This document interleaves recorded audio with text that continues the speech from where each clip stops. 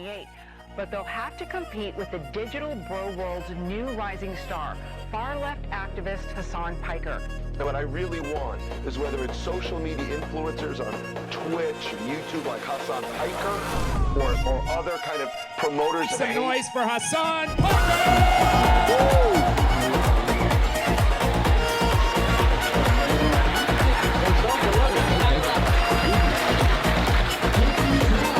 None of us are free until all of us are free.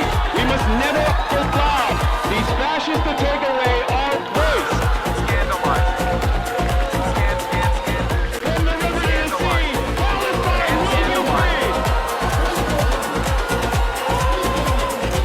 Your voices will not be silent. You must always maintain revolutionary optimism. You must always continue to organize. You must always continue to agitate, because the quicker we can create enough pressure that causes the American state to recalculate its suicide pact with Israel, the quicker we can save as many Palestinian lives possible.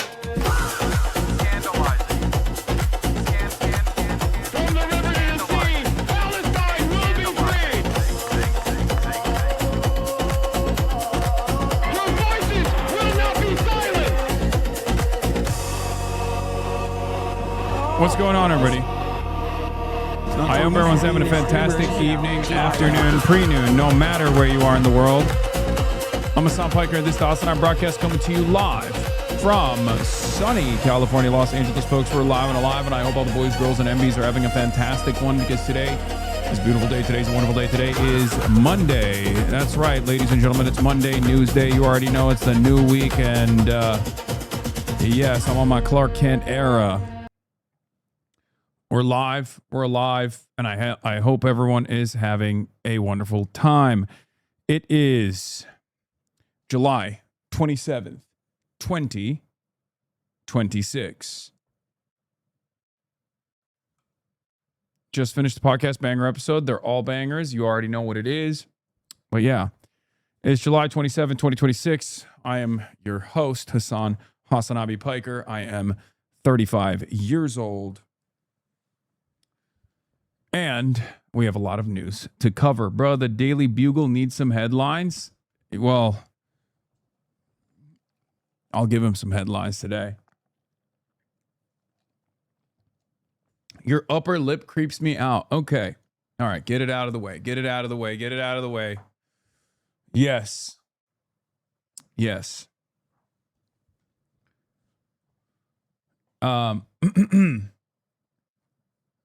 Anyway, where was I? Yeah, this is the part of the broadcast where I tell you about my personal news about what's going on in the world of HasanAbi Piker in between the time period where I press the stop streaming button and press the start streaming button. It's 82 degrees and sunny here in stolen Tongva land, West Hollywood, Los Angeles, California. You already know what's up. We got it all, baby. Bro forgot how to use his upper lip while talking. Okay, that's crazy. That's crazy. Y'all are crazy for that. Anyway.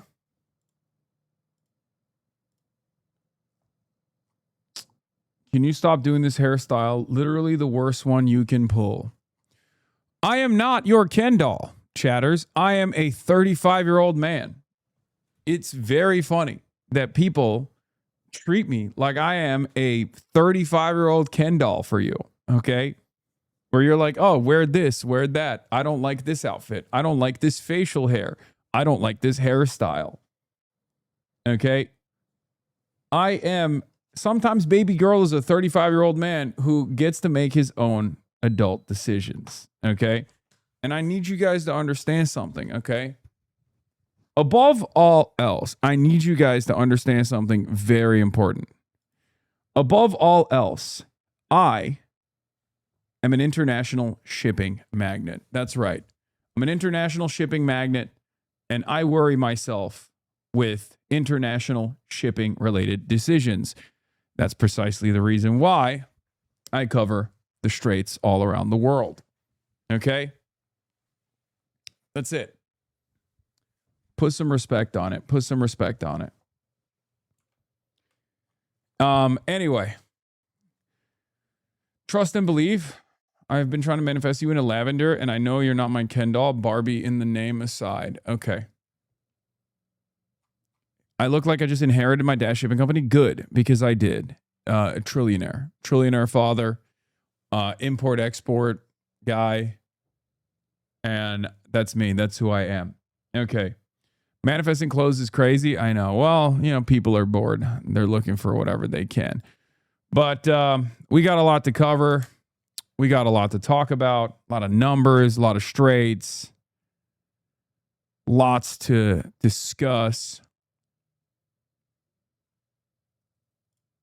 Okay. And we're going to get into all of that. But before I do that, personal news. This is part of the broadcast where I tell you about my personal news. One thing that took place last night, I ended the broadcast as always. Chud-ass loser time. You already know. Didn't do anything because I am a loser. My life is filled to the brim with zero activities. I basically go into a hyperbaric like time chamber situation. As soon as I am done with the stream, I pretty much just lay down in my coffin like a vampire. And mostly wondering if you get tired of shaving. That's why my husband has a beard. Well, Dad, and it grows fast. Yeah. I'm a chud-ass loser. I didn't do anything last night, as always, so it's not shocking at all, I hope. Now that I'm back from my tropical travel destination.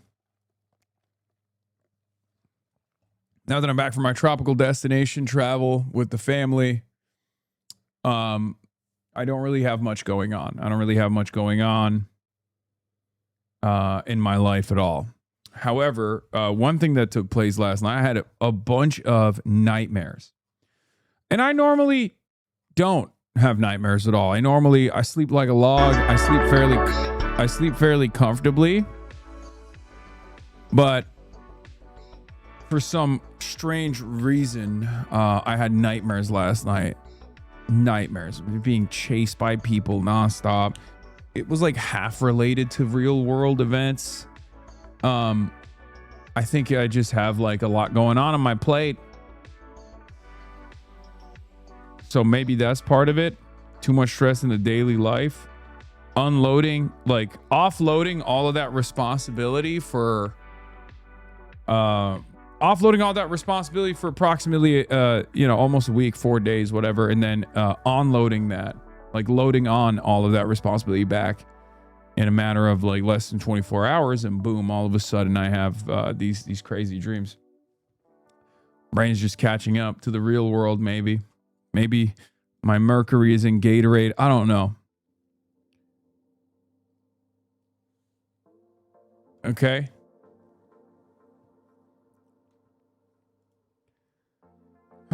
This requires your attention. Okay, what is this? How to teach an Australian to say no. Let's begin. Repeat after me. No. No. That is not correct. No, spelled N-O. No. No. No. That is actually spelled N-A-U-W-R-E-I-G-H. Say no. No. No. No.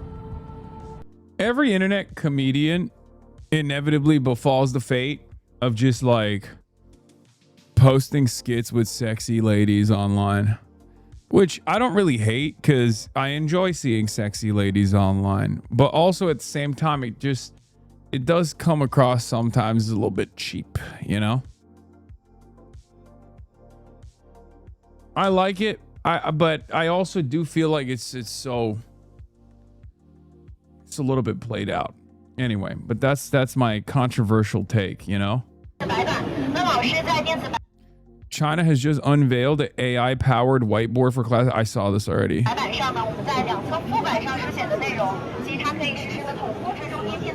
当中保留老师粉笔书写习惯的同时，我们也可以实现板书的数据化采集。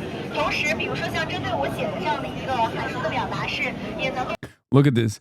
All the China Glazers. This clip is already 3 years old, bro. Okay, my bad, bro. My bad. My bad. I'm not as tapped in as you, Unk. Okay, my bad. I'm not as Chinese as you. Okay, I apologize. Chatter, who sent me this link, you should apologize to that other chatter because this is a 3-year-old clip.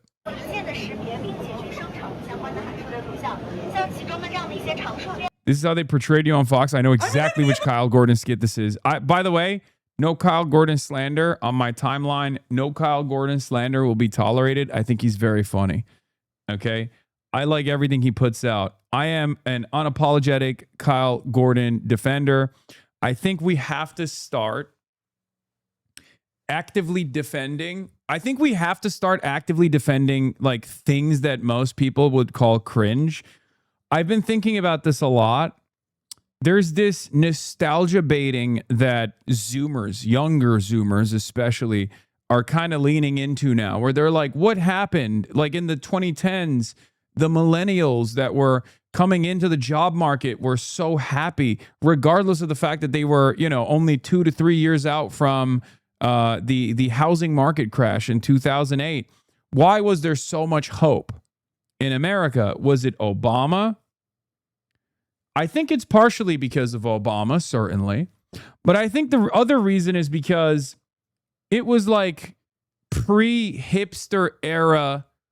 You were allowed to be cringe, you know, Jib Jab and Newgrounds and things like that were, you know, there was a sense of twee and glee, and people were very cringe. People were objectively cringe. A couple things changed.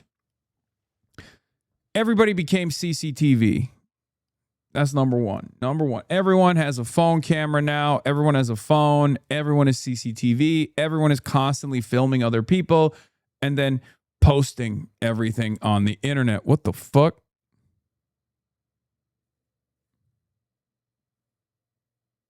That was... What the heliante was that?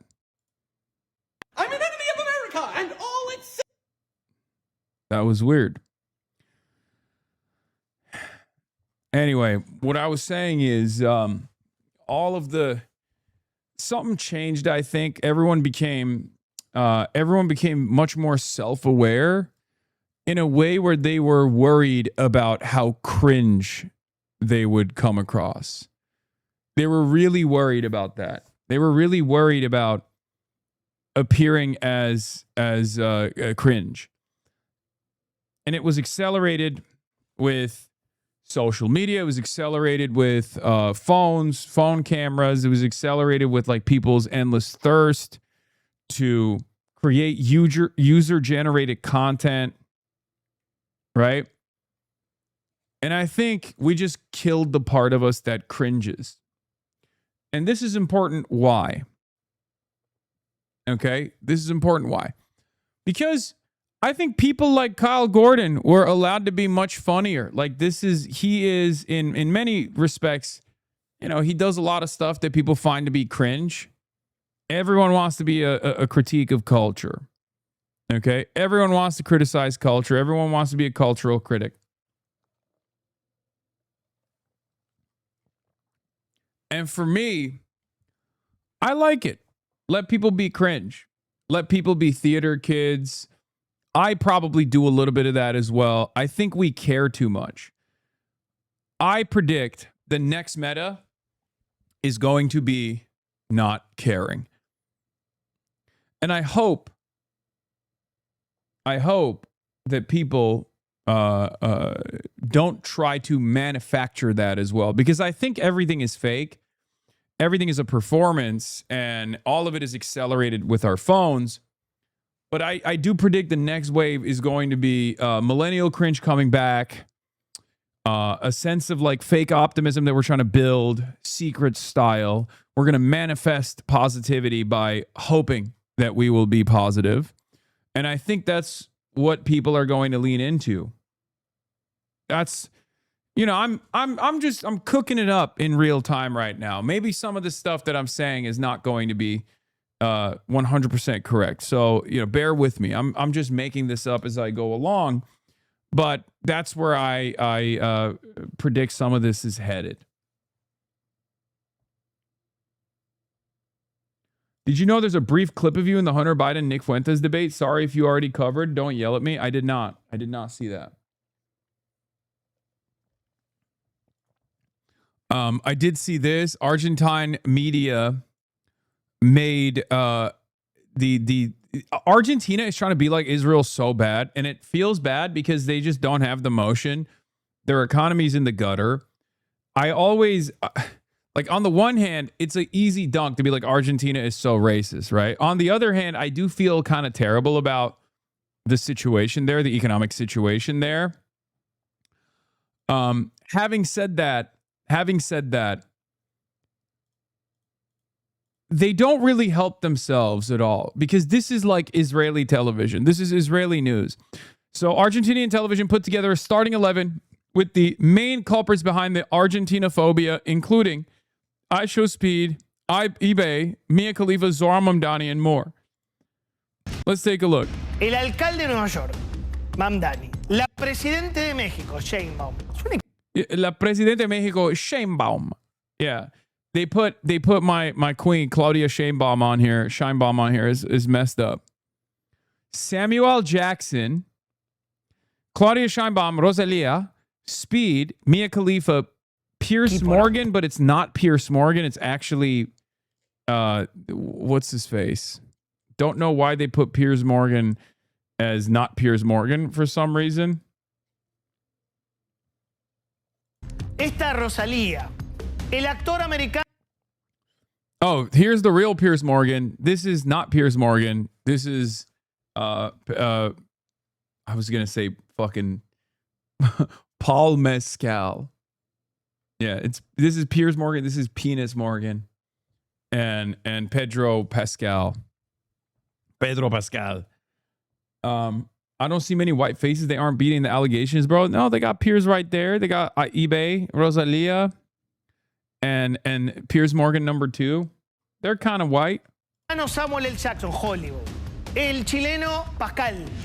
El influencer Speed, que estuvo todo el mundial diciendo esto. Ibai, el español. El entrenador de Egipto, Hasan. La actriz porno, Mia Khalifa. El porno, Mia Khalifa. Porno, Mia Khalifa. Should I know who H. Hasan is? Is that like a soccer guy? Is that like the Egyptian coach or something? Is that who that is? Did I get that right? First try? Look at me, dude. Yeah. What is it? No, it's Hossam Hasan. Hossam Hasan. Yeah. It's not me, guys. It's not me. He's talking about the Egyptian. I am motionless. They don't even know about my Argentina slander, okay? Or in Argentina, which is fine. I don't need another fucking country to be up my ass. In any case, while I feel bad for Argentina all the time, on the other hand, they are not helping themselves out, man. This kind of stuff is so like Channel 14 Israeli television coded. I don't know what else to tell you. Like, this is a damn near identical unit of people that Israel would also present as like, the number one anti-Semites. You know what I mean? Like, I can see the same exact segment playing on Israeli television.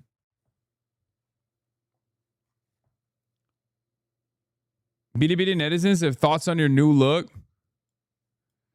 His beard makes him look a lot younger, but I'm still used to seeing him with a beard. Who's this clean-looking young guy with such fair skin? Who shaved his beard, grow it back quickly compared to before?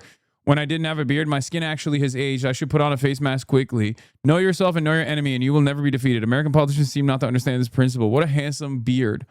Support Hasan. After shaving off the beard, he's not as handsome anymore. No! Chinese netizens don't think I'm handsome. Even with a shaved beard, he is more handsome than any male Hollywood star today. How did the global entertainment industry manage to filter out all the handsome guys?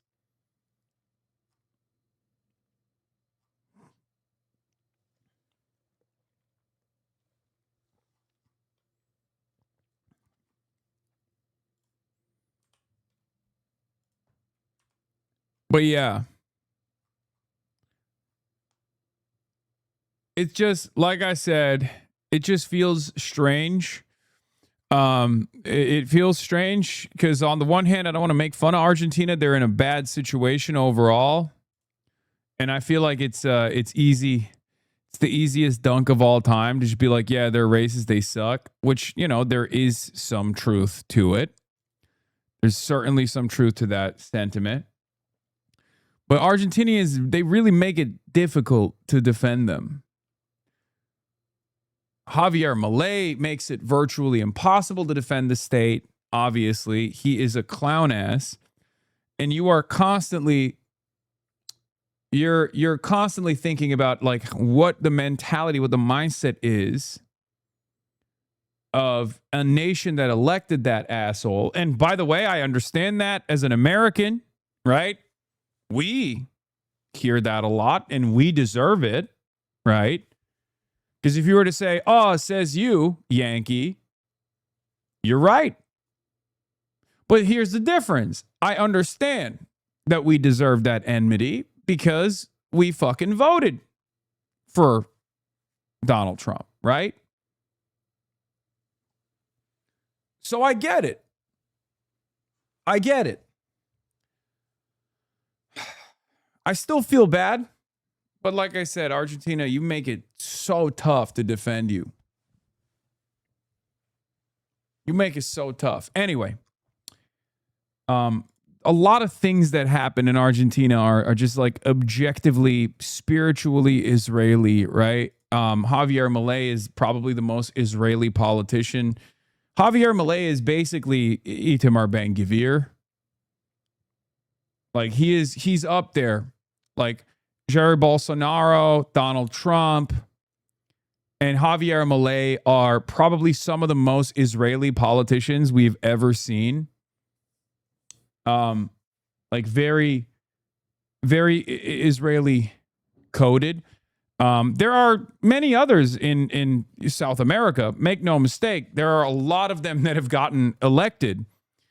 Some with maybe even American involvement. This is a big part of the Donroe Doctrine, is to dominate South America. Bukele, literally Palestinian, but also, once again, very Israeli coded.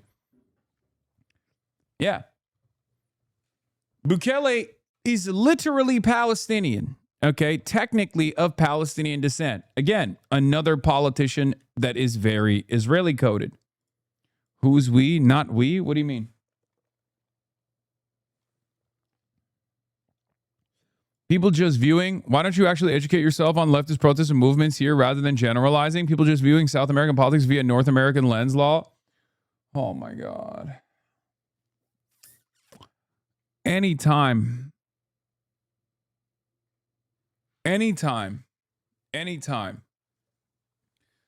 I offer just a shred of the same scrutiny that I apply to America, to anybody else. Okay? People lose their dang minds. I understand that no country is monolithic. It's the same with Europe. Y'all love it when I shit on the Euroids. Y'all love it when I shit on America. But the moment that I turn around and talk about your country, all of a sudden you're like, whoa, whoa, whoa. Fuck you mean? We're fighting the good fight out here. I know, we all are. We're all in this together. We are all united as a part of this international movement. So when I'm making fun of your country, I'm mostly making fun of the reactionary elements in your country. This is something you should understand.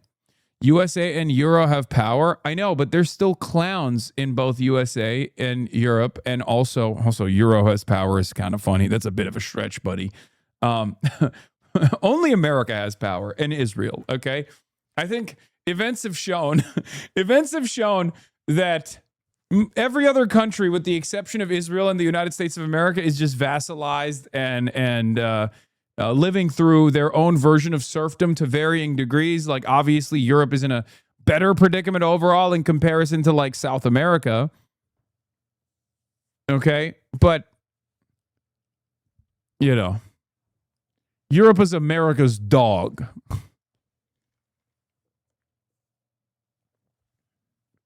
But in any case, when I'm making jokes about your country, I'm not making fun of the entire country. I'm making fun of the reactionary elements in your country in the same exact way. Anyway, but then you have all of these other countries, and then you have China. And you have Turkey. Turkey is the table. China is the great power. Keep saying it, big dog. You'll end up in a camp and we won't.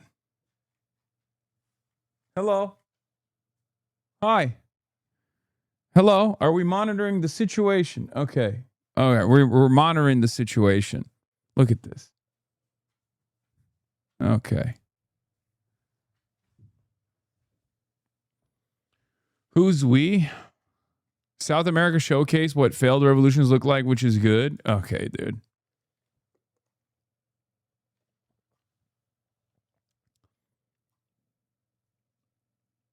Stop pretending to be nice to your dog. Yeah, I'm usually very mean to my dog all the time. Non-stop. That's why it's just a performance for you. I hate her.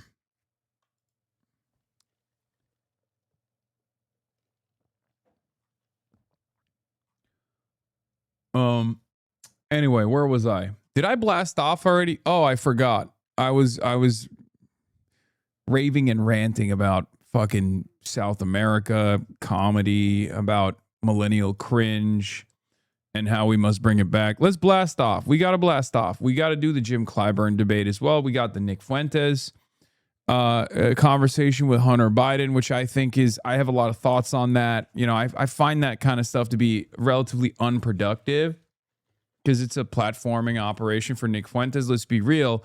He is still, like, he's not at the level. I wouldn't say he's at the level where, what the fuck?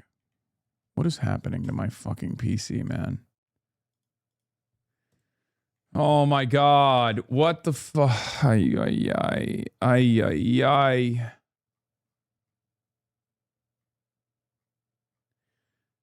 Dude, this is so goddamn annoying. I go away for 5 days and I literally, I let David touch this fucking thing and he just bricked it.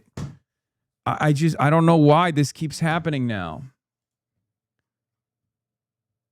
I knew this was going to happen. He said my 4090 actually was leaking coolant, and that's the reason why I had a flicker on the monitor. And he's like, we got to put a new GPU in there. Everything's going to be the same. I was like, I don't know if we should do this. He's like, nah, we're going to do this. It's going to be fine. Now, with the new GPU, not the fucking 4090, it's a 5090, all right? It's supposed to be better. It's not better. Guess what? Now, my fucking Google Chrome keeps bricking out of nowhere, randomly.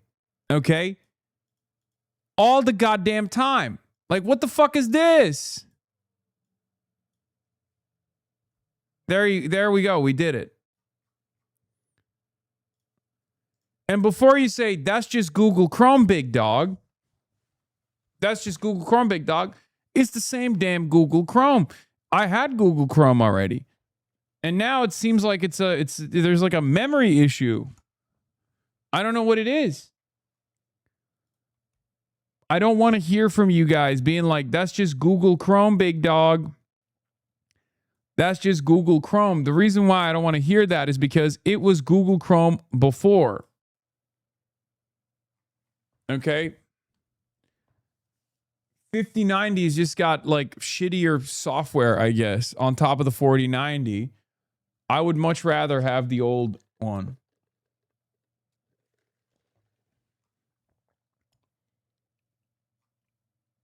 I don't know. Driver update. Maybe it's all that shit. Who knows? Okay. Out of Larkin debate. Yeah, Monday NEWSDAY, ladies and gentlemen. Michigan debate. Get in now. You got a GPU with a liquid cooler? What are you running over there, ChatGPT? Yeah, I don't do any of that. I was listening to the New York Times Daily earlier about ChatGPT and AI.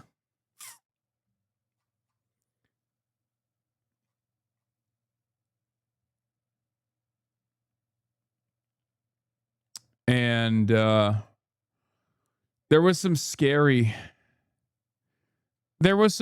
moments in there, but I think there was also there was a lot that they discussed on there that gave me a little bit of confidence about like AI's obviously like AI's initial displacement of the existing labor force, and then like how this will create a J curve of explosive growth. And I don't think that's necessarily wrong. The reason why I say that is because they point to the .com bubble and about how many jobs were lost in the process initially. But as long as if it's a gradual process of growth, then at first there is going to be some job loss, but then it leads to explosive growth in new job opportunities. And I think there is some truth to that.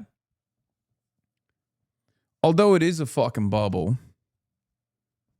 The AI bubble is not comparable. I'm anti-AI across the board. You guys know this. I'm a gold star anti-AI guy. I've literally never really used AI. I've not engaged in any sort of adoption of AI in my day-to-day activities. And sometimes I think,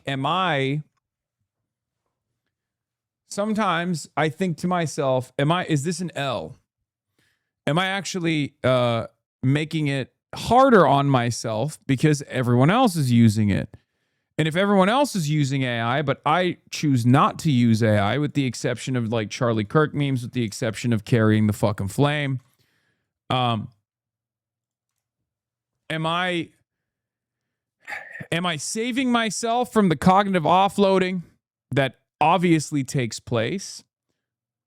Or am I having a harder time identifying with the masses because the masses are using AI? This is a thing that I think about.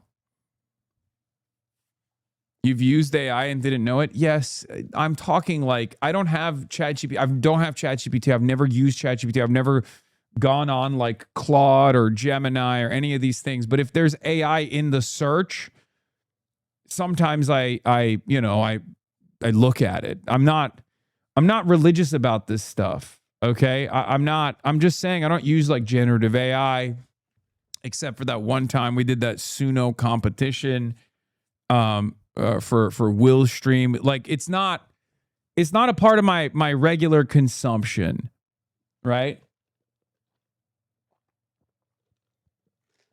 Was the Ottoman decision to ban the printing press good? That's what someone asked.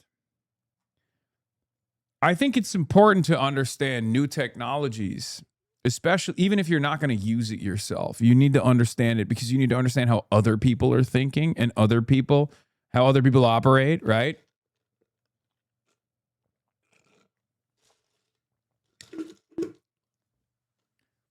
What would you use it for? Unless it's academic research with citation, in your use case, it's minimal. Yeah, no, it's for research and writing speeches, shit like that. But I hate the AI speak. When I hear it, I cringe, and it's so easily identifiable if you don't use AI. And I don't know if it's easily identifiable for people who do use AI, because I think it starts changing the way they speak. And I don't know. So this is what I was thinking of. I was like, I think AI genuinely has changed the way people speak, especially if they use it consistently. So even when they're not getting the AI to write their speech, I still think it changes the way they speak, and maybe even the way they think. The whole like juxtaposing different things in your speech, like it's not this, it's that. I hate that shit. You can make it so it will speak in our style. I don't think so.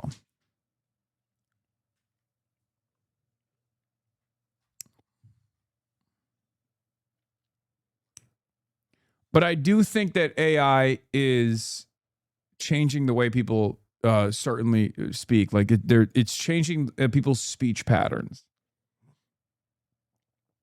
Great opinion. I will take that on board. And you know what? That's growth. Yeah. Yeah, I hate that. I hate that. Any cognitive skill you offload to AI, you will yourself lose over time and end up needing to rely on mimicking AI. And that's what's fun about it. You don't even know you're getting dumber. I know.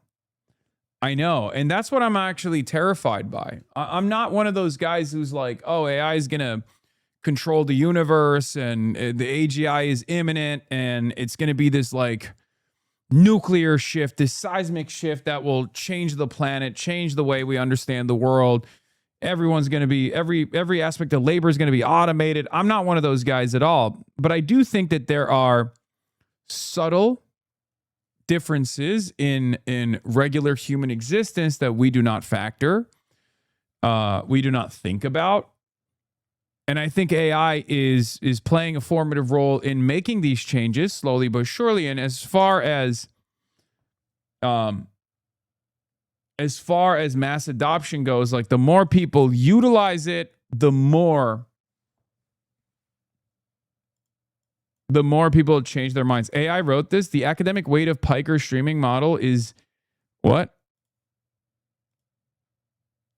The academic weight of Piker streaming model is detailed in the work of media scholar Alexander Rudenschild in his master's thesis, Live and Leftist Twitch Political Live Streaming. Hasan Piker Rudenschild utilized a mixed methods approach, combining autoethnography, the walkthrough method, and computational text analysis to trace the lineage of political live streaming from right-wing talk radio onward. I mean, other people have written master's theses about me, so it's not surprising if that's the case. But in any case, have you seen how the anti-Hasan slop online have muddled the training of LLMs? Who's Hasan Piker? Born in New Jersey to a Palestinian mother and a Turkish father. Piker graduated from Tufts University. None of this is correct. My mother is Turkish American. My father is Turkish. And I did not graduate from Tufts. He began his streaming in 2017. Wrong. 2018. Initially focusing on Super Smash Bros. No. Fortnite. He identifies as Democratic Socialist, frequently covering topics like wealth inequality, housing rights, healthcare, and failures of capitalism. Okay, fair. God, this stuff is so wrong.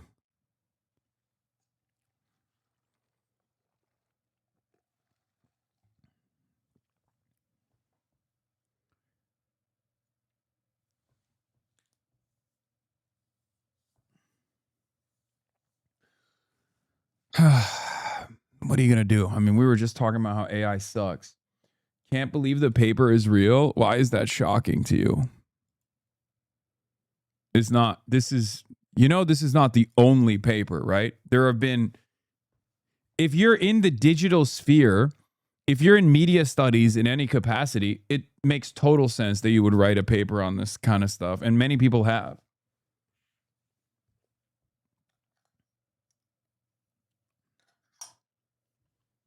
I think you guys forget.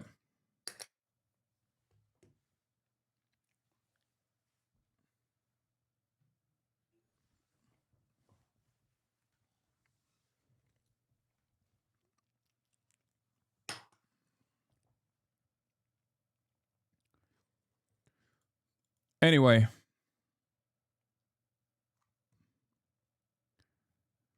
Where was I? All right. AI investment is a circle jerk more than the last time you checked. I mean, that's how I feel about it generally, but that's not what I'm talking about, right? I'm not one of those guys that's like telling you that this is going to change the universe, it's going to change the planet, it's going to shock the world. I mean, it will change the world, but not in the way you think, not in the way you're thinking. It has changed the world, whether it be accelerating climate change, whether it be mass energy demands, whether it be inflation on energy prices. It's already changed the world, but I think it's also changing the way we see the world, the way we interact with the world. And what I'm talking about, of course, is the fact that AI is changing the way we speak, for example. Our speech patterns, changing the way we do research. These are, I think, very real ways in which AI is impacting how we live, our day-to-day existence. You literally just talk like ChatGPT. It will do X, but not in the way you think. Common AI speech pattern, Lamau? No. I don't have any common AI speech patterns, and the reason for why I don't have any common AI speech patterns is because I don't use AI.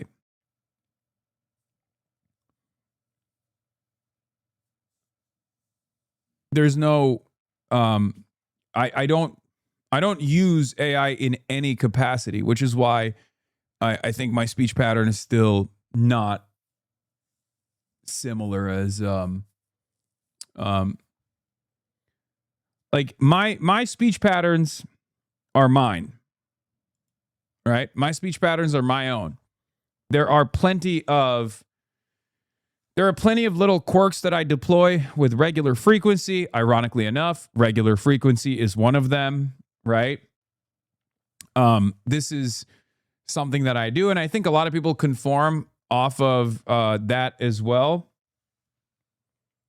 Like a lot of people in this community also do it. Unironically, I say too much. There are plenty of things that I say and repeat, but none of them come from AI speech patterns. I say at the end of the day a lot. There are sentence modifiers that I deploy all the time because I talk all the time. I talk for, 8 hours a day. If you're talking for 8 hours a day professionally, there are going to be a lot of different things that you repeat. It's normal. It happens. You guys are dumping many of those common HasanAbi speech patterns in the chat right now, none of which comes from AI. Jamel Bowie on HasanAbi Fashion. Oh, I watched this already. I watched this on vacation, actually. It was pretty good. It's a pretty interesting video. Hasan literally said he copied off the GOAT Jamel Bowie. Yeah, Jamel Bowie's style is great.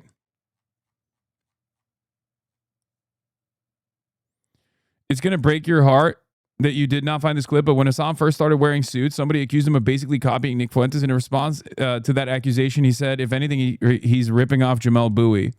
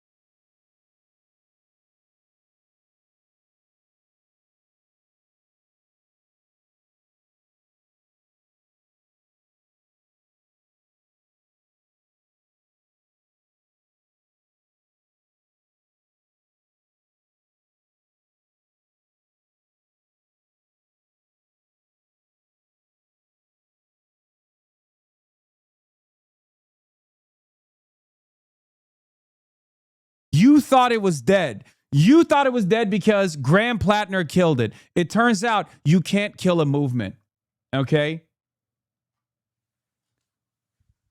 Walk like a chud, think like a woke is still very much in action. This literally happened to me at Meijer yesterday. Chudded up white boy saw my Abdul hat in line and complimented it. That's what I am talking about, dude. Jordan Theory, who are you?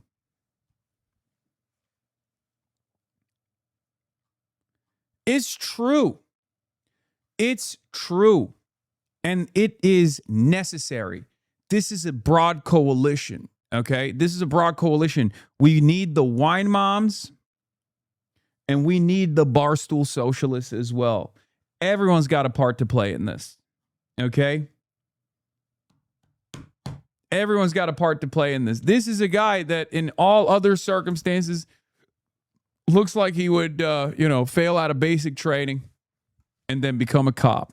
And here he is pushing for socialism. The barstool Bolsheviks.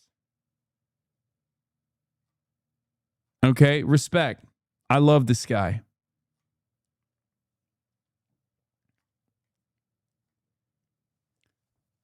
During Metro surge, a giant truck with a chud behind the wheel came screaming up to our protest, and everyone rightly was so ready to bolt.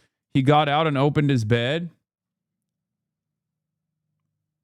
Yeah. Bro looking like a Baltimore Maoist? Okay, that's a very specific archetype. We're Maoists, okay? We critique the contradictions. We're Maoists. We're Baltimore Maoists. We do it so next time your ass is in a concentration camp.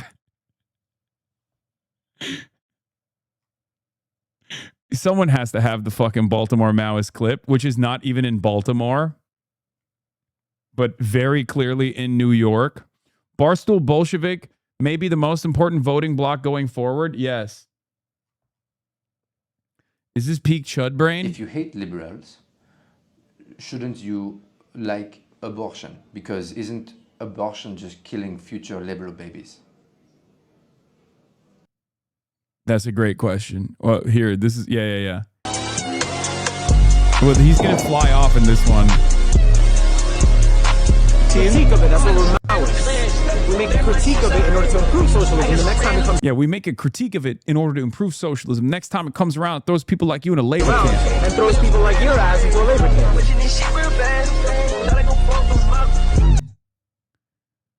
I fucking love Baltimore Maoists. Very clearly in New York, by the way.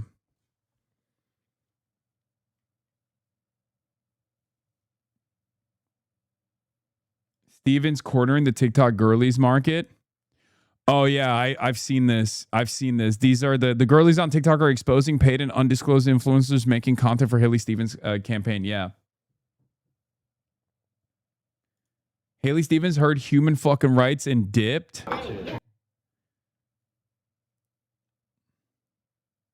Do your best Baltimore accent. There's no shot. I can't do it. For you, let's go. This post was critiqued by real Baltimore Maoists. True. We make a critique of it in order to improve socialism. Okay? We're Maoists from Baltimore.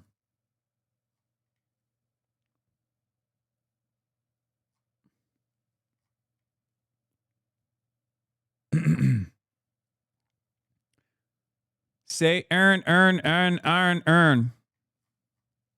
There you go.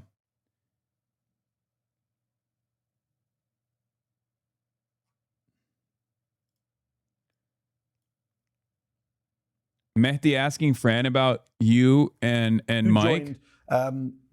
Streamers on their shows. Hasan Piker, we've talked about on this show before, who is regularly attacked. That's so funny. Hasan Piker, we've talked about on this show before. Just say my friend Hasan Piker, Mehdi. I literally was on your other show 5 days ago. Mr. Journalist, I must be impartial, of course. Hasan Piker, who we've talked about on this show before. He's so professional, dude.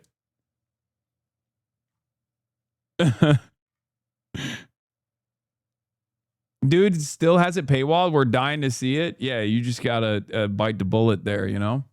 By mainstream media for Democrats going on his show. But you also went on the show of a streamer called Mike from PA, who was caught on tape referring to Jewish ethnicity as invented and demonic. He has since apologized for those remarks, but obviously an outrageous statement. Your campaign responded by condemning anti-Semitism, but also by saying, quote, Fran is willing to go anywhere. If we refuse to show up, those voters will hear only from the right. I'm just wondering, though, as a democratic socialist who's trying to build a coalition and speak to anyone, anywhere, should there be limits on where Democrats are and are not willing to go when it comes to media appearances? Or can Democrats not afford to say no to any? Wisconsin Republicans Online are telling Republicans to vote for Francesca Hong in the Dem primaries. Oh, it's so awesome. They're doing it. Oh, that's so sick. First of all, they tried to do this. They tried to play this off with like Abdul El Sayed as well. And then very quickly we're like, actually, never mind. Don't do that. And let me tell you something, okay? Let me tell you something. It is going to fail. It is going to fail. It is going to blow up in their faces. It's awesome. Let them try to do the fucking Pied Piper. They don't even realize Donald Trump was the Pied Piper. Donald Trump was presented as the best guy to defeat by Hillary Rodham Clinton and her campaign. Okay? I am telling you right now, Francesca Hong will destroy Tiffany. Okay? Tom Tiffany's got nothing. And these people are boomers as well. The very same boomer mindset that you hear from establishment Democrats who are just like, oh, this is going to be a toss-up if it's Francesca Hong. It's going to be a toss-up. We can't let her be elected as the main candidate. It's going to be a real issue. Those people are wrong. Okay? Those people are wrong. It's that simple. Francesca Hong will destroy Tom Tiffany. I've been telling you, I know for a fact. I know it in my heart. I know it in my soul. Let them underestimate us. Let them underestimate us. Let them think that they have an easy path to victory. Okay? It's fine. I've been duking it out with pollsters and having this conversation with as many pollsters as possible who legitimately think that Francesca Hong is a toss-up, whereas Mandela Barnes is not. Okay? It's bullshit. They're wrong. They're underestimating the youth voter turnout, and they're underestimating it in the primary right now. They're miscalculating even in the primary, which in the general will be explosive. In the regular midterm elections against the Republican matchup, it is going to be insane. They are undercounting youth voter turnout. Trust.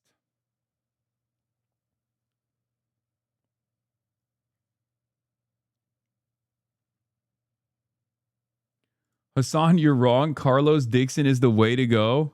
Shut the fuck up, chatter. Shut up, please. Please stop. It was really funny when it was literally Carlos Dixon in the chat being like, bro, you should really look into this Carlos Dixon guy. Not the signs guy. Yeah, Carlos Dixon, whose primary opposition is DSA.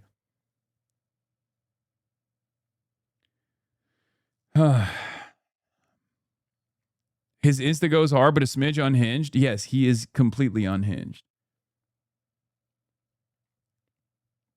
Anyway, let's see what Francesca Hong had to say to Mehdi Hasan. Francesca Hong be like, we're Baltimore Maoists. We critique socialism in order to improve it. That's what she's going to say here, okay? That's what her answer should be, honestly. Her answer should be, we critique socialism to improve it. Yeah. We critique socialism to improve it. We're Baltimore Maoists. I think making the assessment in who you are getting your message to, as opposed to how you may be uplifting another platform, the host, the streamer. These are two different assessments. And if every elected official were to be responsible for endorsing or having to answer to what every other host or streamer of a platform that you are going on has said, I think it would get more and more difficult for folks to even hear other ideas, different visions, contradicting opinions.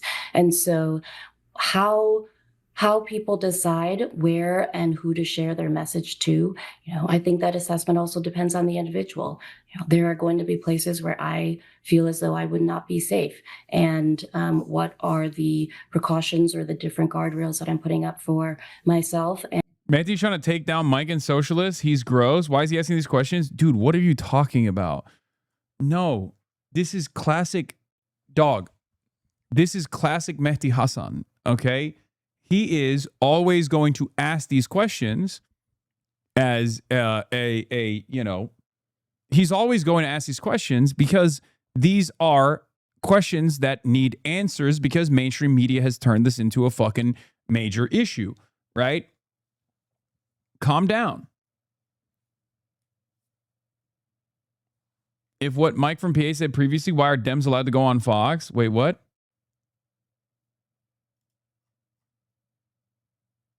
and my staff, my community by going on a stream. I think for both Mike for PA and with Hasan, they have many, many viewers and listeners who are engaged in political issues. And it's important that, one, we get our message out on what we are trying to build here in Wisconsin, which is permanent affiliability and working class people power, but also looking at, are we platforming someone on our platform by going on and sharing this message? And so I think it's an assessment of both the individual who, it's an assessment of how I feel and where I feel safe. It's an assessment of who the message. Only critique as a Baltimore Maoist to this is this is too wordy of a defense. Like, I think like tackling the question is good. I think just saying like, look, we got to go to every space. We got to talk to the masses. And that includes people whose opinions I'm sometimes not going to agree with. And that's perfectly valid. That's it. Just getting to and whether or not the platform is growing or not. Appreciate that. People might wonder, would you have gone on that show, the Mike from PA show, had you known about his comments about Jewish people? Like, would you go again? I was not aware of the comments, and I do know that Mike has apologized for those comments. We need additional context, and I think that depending on where, yeah, I hate the soundbite shit. I hate the soundbite shit. It's like if someone genuinely feels this way, like if someone has legitimate hatred, legitimate Jew hatred in their heart, in their commentary, in their advocacy. You can't, it's not going to be like one thing that you caught, okay? Like, it's not going to like accidentally it slipped out, okay? Like, that's not how this works. We talk for hours and hours and hours a day, right?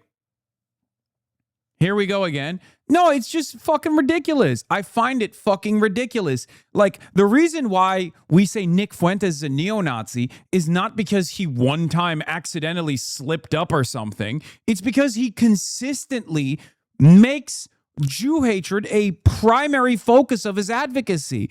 That's not how this works. Okay, the one time someone actually misspeaks, or the one time someone is like, instead of saying Zionism, says like Judaism is a religion or whatever the fuck, right? Like, it is very obviously a ridiculous argument that you're trying to fucking lean into, right? Like, we have to be a little bit more adult about this stuff. It's very frustrating. I know in a clip culture universe that we exist in, where we're just like, oh, well, there you go. That clip looks bad. It's fucking bullshit. And it's not even just Mike. It's just myself. It's every single person. We do this to every single person. I don't like it. I don't like it because it's insincere. I don't like it because that's not how human beings operate. right? It's just bullshit.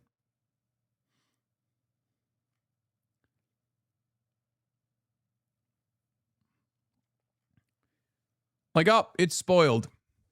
This person is ruined now. They're impure. They're unclean. And the side that is, the thing that is very frustrating about this attitude in general, this is not even a defense of like what Mike has said. He's apologized for it. But the thing that's frustrating to me about this is like, this is a problem for liberals too. Because our opposition broadly, if we are against the Republican Party, if we are anti-fascist, if we are the oppositional forces, whether we disagree with one another ideologically or not, doesn't matter. If we are opposing fascism, Trumpism, MAGA, reactionary thought, we have to recognize that our opposition does not play by these rules. They do not play by these rules at all. They just say, who gives a shit? Suck my dick. Yeah, I said what I said, and move on. And that is an unnecessary weapon, an unnecessary point of leverage that we give our opposition. Okay? It's very frustrating. Republicans don't apologize. They double down. Liberals, on the other hand, create this like false sense of moral purity around choice quotes. They create this false sense of perfection that doesn't exist in the real world. Okay? It does not exist in the real world. And the same thing goes for disagreements. I mean, this is leftist purity as well. Leftist purity politics is toxic. I oppose it. I yell about it all the time. What do I always say? You're not going to agree with every single thing that I say. It's just not going to happen. Think about loved ones that you have in your life. Do you agree with every single thought? Do you agree with every single take? Do you agree with everything that they've said throughout their lives? Of course not. Of course not. That's not how the world works. Okay? So why is it that the expectation of your, favorite political commentator is that you have to agree with every single thing that they've ever said, and that the expectation from them is that, they have to be perfectly pure, like a brand. They have to be perfectly pure like a brand, and they have to be infallible. That's impossible. And if one side is demanding infallibility and the other side is not, the side that's not demanding that will always win in the long run. Okay? It's that simple. So I say, don't lean into oppositional framing, and don't cave or capitulate to silly right-wing takes like this. There was apparently a TikTok where someone read one paragraph of Marx and called him sexist. They out here clipping Das Kapital. Yeah, this kind of stuff is toxic. And it's self-defeating. And it's only self-defeating for the left. Liberals use it towards their left flank. Republicans use it towards liberals and their left flank broadly. It only works in one direction. It only works directionally towards the left. And the only reason why it works is because the audience is more receptive to this kind of thing, no matter how cynical it is. I'll give you one example. I'll give you one great example of this. Abdul El-Sayed versus Haley Stevens. Abdul El-Sayed has been called an Islamic terrorist, an Islamic-style woman hater, an aggressive Arab, over and over and over again. He's not electable. He's Muslim. He's too Muslim. It is classic Islamophobia, the idea that this brown guy is scary and hates women, when he has never demonstrated women hatred in any way, shape, or form. Okay? Yet, the critiques of Abdul only work in one direction. They claim he's a misogynist over and over again. Okay? Abdul has even come out and said, we should not focus on, I've seen online people attacking my opposition. They should stop doing that. He didn't take ownership over it, which is fine, but he still recognized it, right? He did the classic Bernie bro lean in the same way that Bernie had done in the past, where he apologized for the Bernie bros. He was forced to apologize for it. It was a bad decision for Bernie, and it was a bad decision for Abdul as well. Okay?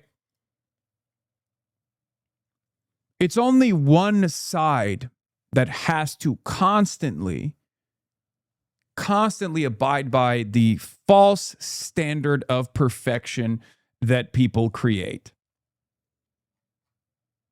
Okay?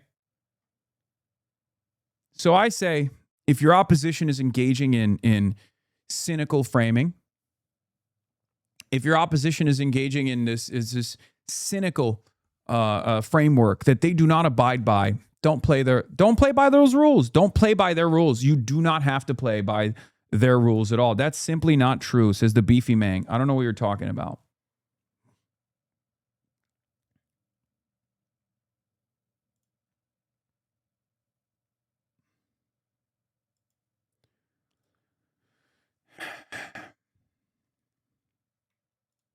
Yeah, the new thing is ogre on a pike.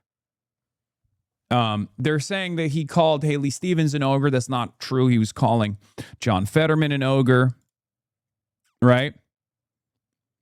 And these guys are cynical monsters, which is why you should never play by those rules. You should never play by the rules because they don't play by the rules that they present. Okay? They're bad faith. It's that simple. So just keep pushing your values, keep promoting your worldview, reach as many people as possible. Use the media wave to your advantage. Use the controversy to your advantage to reach a broader audience. When they yell at you over this stuff, you turn around and you say, hey, look, I'm about this, and that. Okay, I'm about Medicare for all. I'm about stopping the endless militarism. I'm about bringing some of those resources back to Michigan, back to the United States of America, and that's what I'm going to fight for. And that's precisely the reason why there are, millions, tens of millions of dollars being funneled into this campaign. That's it. You have your moral convictions. You have your values. You don't have to apologize for a cynical bastardization of your worldview. Okay?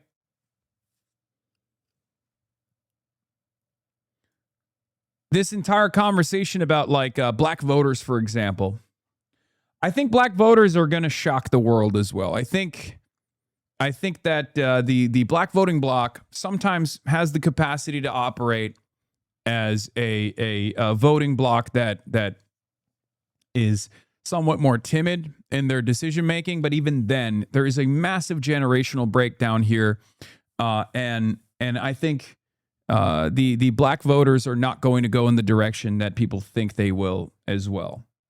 Okay, and we'll talk about that. But black voters in general are far more progressive.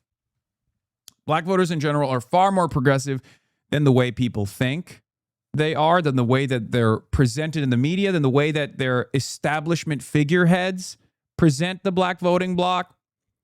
Consistently, the black demographic in this country is the most progressive demographic, okay? There are polls conducted on different races, different ethnicities in this country.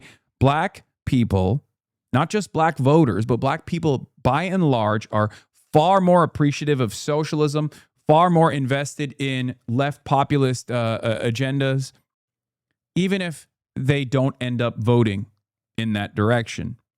Okay? For example, the idea that the black voting bloc is all invested in Haley Stevens and her agenda is completely ridiculous. Not only are black people not a monolith, right? They're not a monolithic force. No one is. But also, black voters in particular are far more anti-ICE than Hispanic voters are, than white voters are. Black people in particular are far more pro-Palestine than white people are, than Hispanic people are. There's poll after poll that is conducted in this fucking country that shows that reality.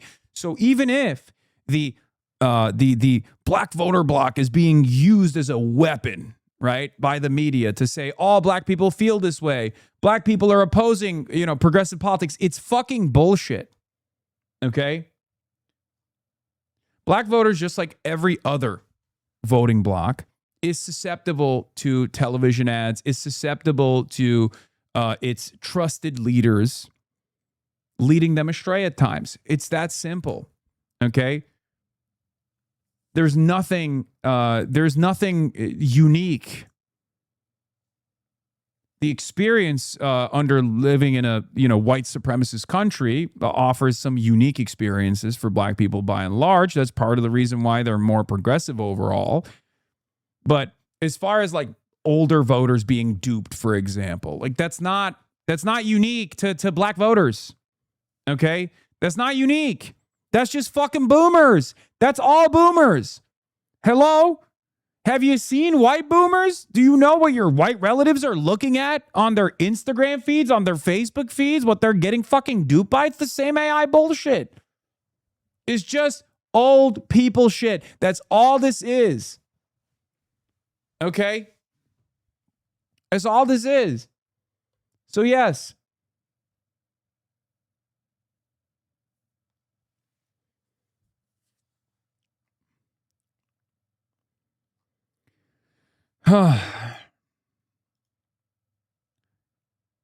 So everyone gets duped to a certain degree. It is what it is. Specifically the olds. Okay? There was a story that came out in Kentucky where boomers genuinely thought Thomas Massey was in a throuple with Ilhan Omar and Alexandria Ocasio-Cortez because there was an AI ad that suggested that. Okay? But Sean Duffy... Yeah, Trump is delivering remarks in Michigan right now. I was with him on the plane. I said, Sean, did you clear that? No, sir, not yet. I want it done now. Oh, it's done. He knows what it is. Hezbollah blew up a bus in my city in Europe in 2012 in Sarajevo, Bulgaria. Now is your chance to convince me that I'm wrong for supporting the war in Iran. Will you take that chance? Yeah. How do you think that happens?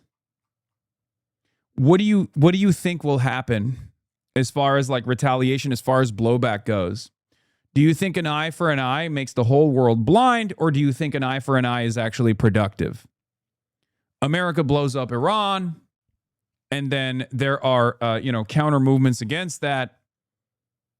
How do you think that took place initially? Also, you're literally Bulgarian. Like, you're not the main character in your life story. I apologize. As a Turkish person, I totally get, wanting to feel like you have any say in this process. But you're fucking Bulgarian. Okay? And as someone who's Turkish, let me tell you, we are not the main characters in any of these fucking stories. Okay? What difference does your input have in American imperialism? I didn't realize that you were Benjamin Netanyahu in the chat. No, where I come from, we say an eye for a tooth for a jaw. Okay. Well, you're not doing that. You're not even taking revenge on Iran right now. You're just sitting on the internet assuming that you're doing something. Okay? None of this is happening for you. You're just simply responding to it and making yourself feel more powerful, which is what powerless people do. Whether they be powerless Americans who believe that American force projection capabilities will actually make them feel powerful. Okay? Same as you? No, exactly. Same as me. I'm explaining to you that this is peasant mindset. Okay? Same as myself. Yes. The difference between you and I, of course, is that I'm an American citizen as well, and I'm doing my very best to at least like scale back on American imperialism to the best of my ability, which is, a very hard, very long and very steep hill to climb. Okay. But the idea that like a Hezbollah attack in your city, in Bulgaria, justifies killing 120 little girls in their school with a Tomahawk missile is insane. Okay. By the way, that was an Israeli bus with tourists. It doesn't matter, chatters. I mean, look, civilians are civilians regardless. My point is something different. My point here, the point that I'm making is that you have the capacity to look at this stuff and not immediately demand vengeance from other random parties. If you have this mindset that, those Israelis on a bus didn't deserve to fucking die, okay? Then you can extend that to the schoolgirls. You can extend that to the Iranian population. Do their bridges deserve to be blown up? You think their bridges deserve to be blown up. I don't. I'm not in favor of more violence.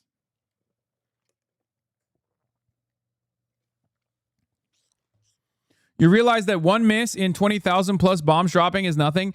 I'm done having this conversation with you because you're a Bulgarian who's defending the Israeli imperial conquest in Iran. And I'm sorry to say this to you, chatter. Like I said, I'm Turkish. I understand wanting to be at the table, wanting to be at the center of this conversation, but you're probably less relevant than a dude that lives in Alabama. Like, you have no say in this whatsoever. Like, the dude that at least pays taxes in Alabama probably has a little bit more of a moral culpability with these actions and probably a little bit more say than you do. You are nothing. You know? It's like when, you see people on Twitter, like Indian people on Twitter coming in to be like, India is a lion too. India supports Israel to the fucking hilt. We're backing Israel to the hilt. It's like, no, you're not. Your takes on this are utterly immaterial. It's completely irrelevant. Like, you're just chirping.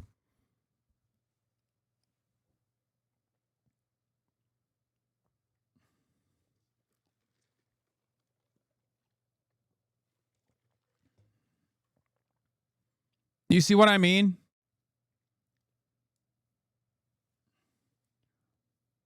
One miss hit is crazy. 100% an Asmold chatter. I can smell the Eurocuck. I know. I don't understand what that mindset is where, you're like, I'm a Bulgarian chatter and I love Donald Trump. I don't think you convinced that chatter, Lamau. I don't have to convince that chatter. He's literally in Bulgaria. His input is utterly immaterial, utterly irrelevant in this conversation. Okay?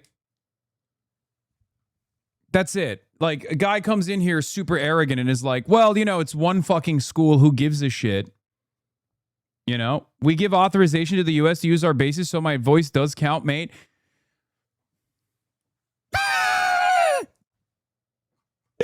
Ow! Yo!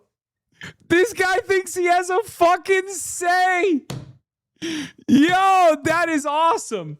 Dog, France doesn't have the fucking balls that you think you have.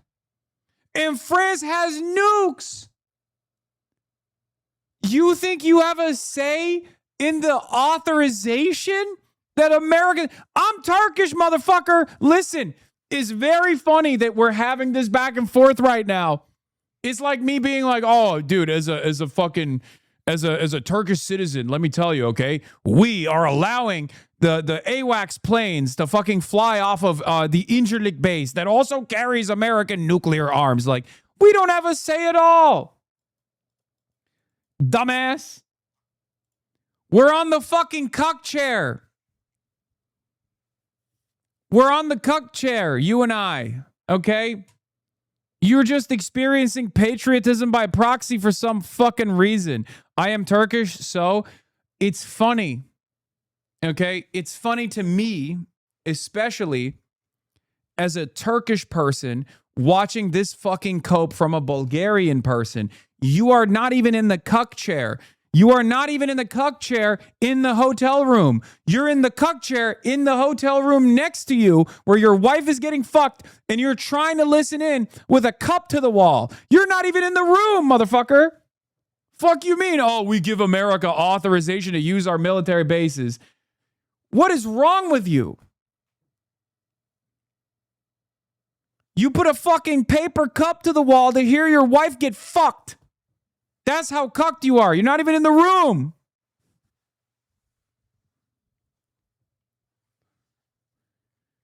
Maybe you're in the hotel lobby calling into the room with the hopes that your wife picks up the phone while getting fucked so you can hear it. Okay?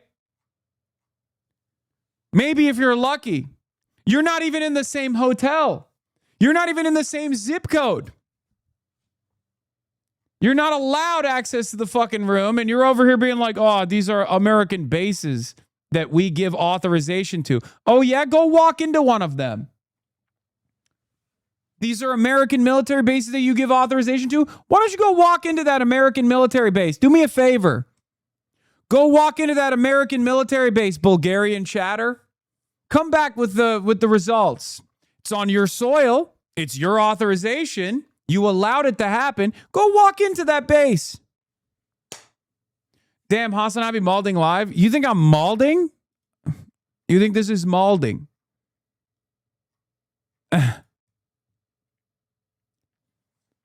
Of course, it's another fucking Asmongold chatter who thinks he's a part of the team. You're not a part of the team, little bro.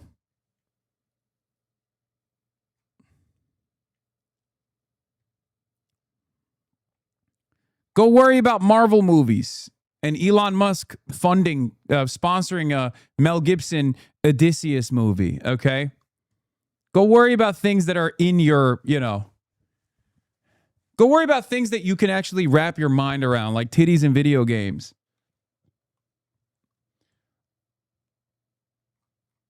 You feel me? What is this? I swear to God, all women have a secret fantasy of getting raped. Oh, God. Gross. Of course he's like this. Anyway, let's finish this off. I got to go pee. The campaign, purely logistics-wise, but I'm always open to a conversation with Mike because he brings in perspectives and insights, and I know that he has regrets about those comments as well. Okay. We're running out of time. Just before we finish, let's say you win in the primary, you win the general. You are Governor Hong, day one, Wisconsin. What is your number one progressive policy goal on day one as governor of Wisconsin? A special session to pass common sense gun safety regulation. So background checks, red flag laws, and safe storage. Neither are all bills that are ready to go, but the Republicans have never even given a public hearing. This is bipartisan legislation, common sense gun safety regulations. Wow.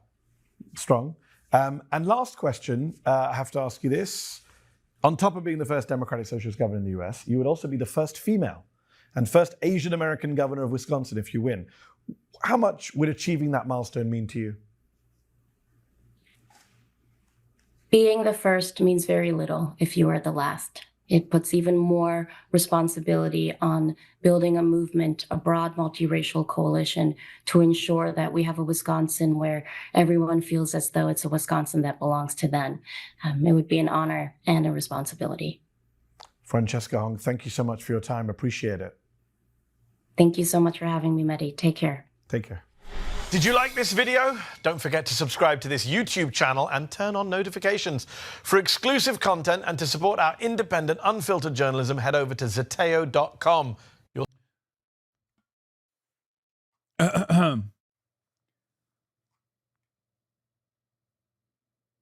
Bro, this guy's a fucking lib lamau. Wait, Mehdi Hasan? Dude, that's so funny. Yes, he is. Fran defended me. Average Mike from PA fan, by the way. Yeah, I mean, look. I think tackling the form is good. That's what Abdul does, and I like the way he does it because there's no guarantee. There's no guarantee that we're not going to be embroiled in other controversies later down the line. You don't want to fucking turn around and unconditionally offer full-blown loyalty and support to a guy like myself, to a guy like Michael from Pennsylvania. Even if we don't deserve the controversy, it still doesn't matter, right? These are fast-paced campaigns in a media environment that revolves around clipping and bad faith smears, okay? So I think tackling the form is the appropriate way to go.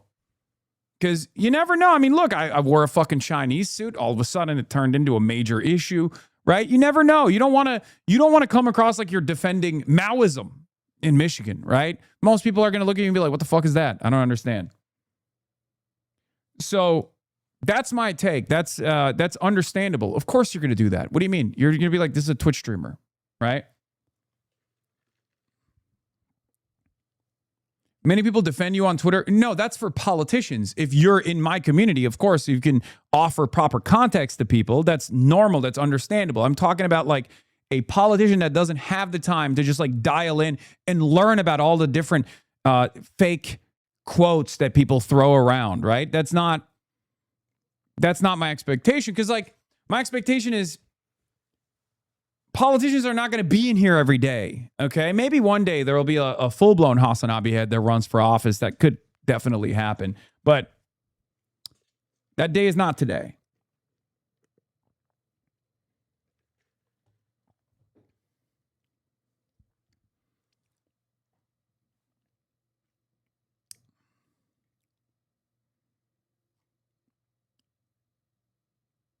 Wait. What did you think about Sarah Homer's abysmal display on Fox News over the weekend? I would love to hear your take on it. I don't know what you're talking about. As an Oibrov derogatory, these Europe people being slaves to American imperialism will never not shock me. Then again, as I said, I'm from the UK. We're not better in any way. Yeah, no. Look, what actually confuses me about this process is like, these are events that are unfolding. You can have a take on them. It's normal, right? Everybody has an opinion on what Americans are doing, what America is doing. What I don't understand is why out of all the opinions you could choose, you're taking the one that is like antithetical to your existence, antagonistic to your existence. Like, why would you choose the one attitude that actually puts you in the cuck seat? It's normal to have an opinion. It's normal to have takes. It's normal to disagree with my opinion. It's normal to disagree with the American position. But what I don't understand is why you would actively, the DSA co-chair on Fox News talking about the positions of being completely unprepared. I don't think that's the case. I think people are being, first of all, that's not Sarah Homer. You're talking about Megan Romer, I believe. And secondly, you got to cool on that, okay?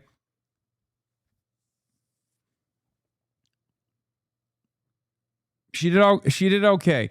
I think a lot of people just expect every person that is in DSA in any capacity to not only speak like Zoran, but also have the same, much more moderated positions of Zoran. That's not how this works. Okay? That's not how this works at all. I don't even think that Megan and Zoran are even in agreement on many of these issues. I think she did perfectly fine. You know, it's just DSA is a big tent organization. There's members on the left, members on the right, members that disagree with one another all the time. It's a big, beautiful, complex process. It's also known as democracy, right?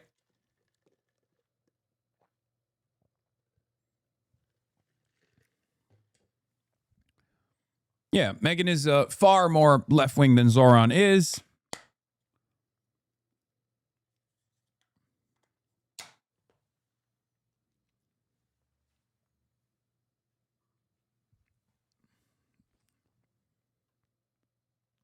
And these are results. You have to admit that Bulgarian chatter would have been the perfect janissary. NATO currently occupies his country, yet he rides and dies for it. Yes. Yes, 100%.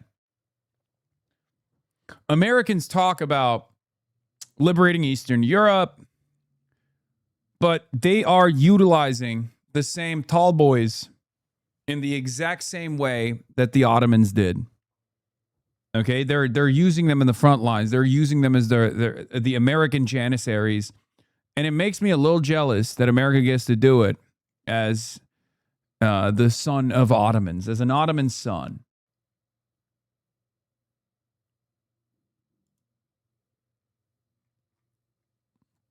The South Carolina seat is lost. What is this? I can't understand how anyone claiming to fight for working people could hold and promote such ludicrous beliefs. These beliefs don't reflect American values, and they certainly don't represent South Carolina. If this is what the DSA stands for, it's completely un-American and unhinged, says Dr. Annie Andrews. This is the woman who's running against Lindsey Graham. So I think this kind of stuff is very stupid. It just makes you look weak. That's it. So, was running against Lindsey Graham. Now running against possibly Lindsey Graham's sister. I apologize. Lindsey Graham is dead. So here's the thing. This kind of stuff makes everybody look weak.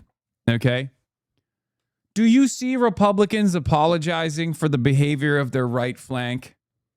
Has Lindsey Graham done that? He's dead now. His sister. Will Lindsey Graham's sister do that? Do you think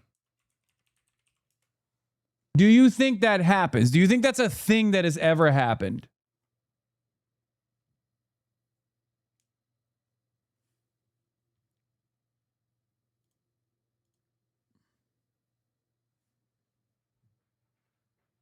No, it's not.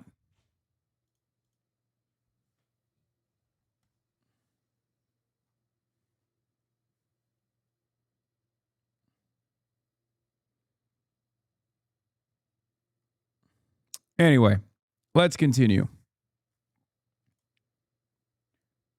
So, Jared Moskowitz dropping out of the debate. Let's take a look. Which just dropped out of tonight's debate hosted by the Broward and Miami-Dade Democratic Black Caucuses. I will be there regardless, debating an empty lectern where Jared Moskowitz refuses to stand, because unlike him, I will show up for each and every South Florida constituency of voters that I'm seeking to represent in the United States Congress. And this is one of the clear contrasts in our race. This is why the South Florida Sun-Sentinel refused to endorse Jared Moskowitz for the first time in any one of his previous campaigns for office, stating that his unwillingness to engage me publicly shows an unwillingness to defend his own record, a lack of respect for voters, and that his lack of public town halls or constituent engagement falls far short of what the people of South Florida deserve.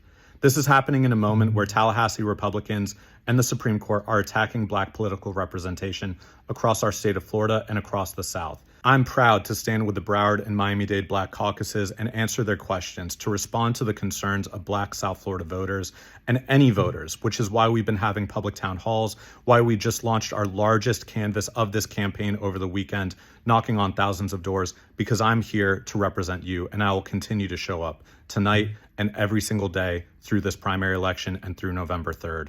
This is the representation that South Floridians deserve, and we will continue to fight for it. Now to the Middle East, where President Trump has stepped back from threats of a major escalation in the fighting with Iran after nearly 2 weeks of bombing. This comes amid reports that stockpiles of crucial U.S. weapons are running low. Charlie D'Agata is in Jordan. Charlie, good morning. Good morning to you, Adriana. On Friday night, there was every indication that the U.S. was preparing for a major attack, maybe even a return to full combat. Then President Trump met with military advisors. Plan appears to be put on hold, apparently over concerns whether the military has enough firepower to withstand the consequences. After 2 straight weeks of nightly and escalating bombing campaigns by the U.S. military and Iran's unrelenting retaliation, both sides came to an abrupt halt. UN Ambassador Mike Waltz explained why to Face the Nation's Margaret Brennan. It's giving diplomacy some space. It's giving diplomacy a little bit of time. Of course, the president tried diplomacy last year. He's tried it this year. He is a president of peace. He is giving diplomacy a chance. We'll see over the next coming days. Sources in Iran and Oman tell CBS News there is progress to reopen the Strait of Hormuz. But the U.S. military has continued to pour more hardware into the region, including the addition of the B-1 bombers, capable of carrying the fleet's biggest bombs and lots of them. The U.S. blockade is also still firmly in place. Central Command releasing video showing U.S. forces boarding one vessel and disabling another.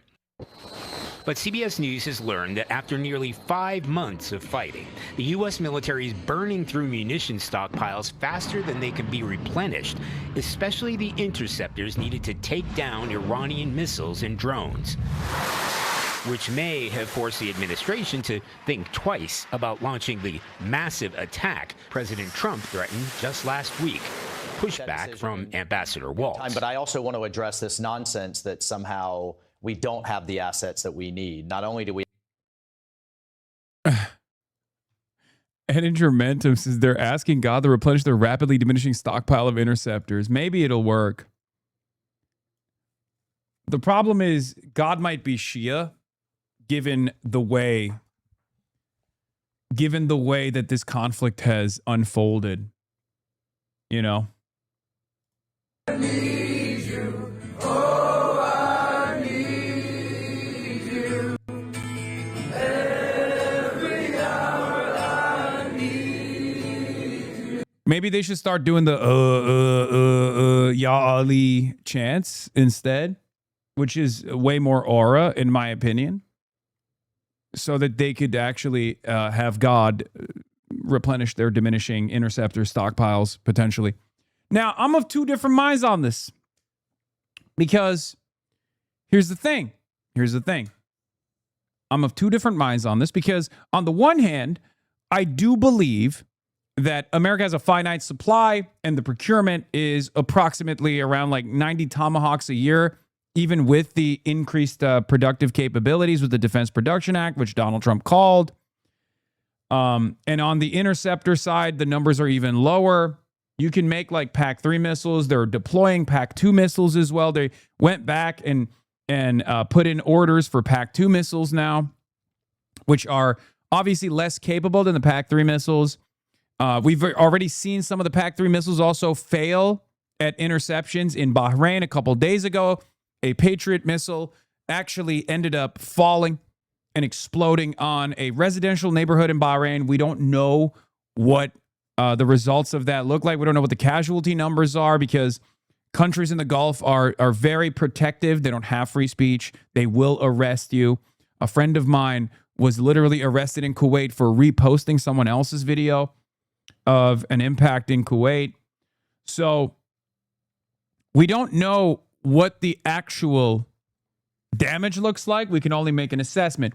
However, what we can do is take a look at the American American demands from Raytheon, Lockheed Martin, and all these other defense contractors, and it's clear that they are relying on PAC-2s because PAC-3s they've stopped the shipment of, they've deferred. So here's the thing.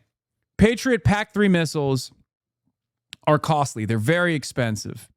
Okay. PAC-2 obviously has less capabilities. They've improved the capabilities of the PAC-2 missiles. They've upgraded them. However, these are very costly missiles. These are the interceptor missiles that they're using, right?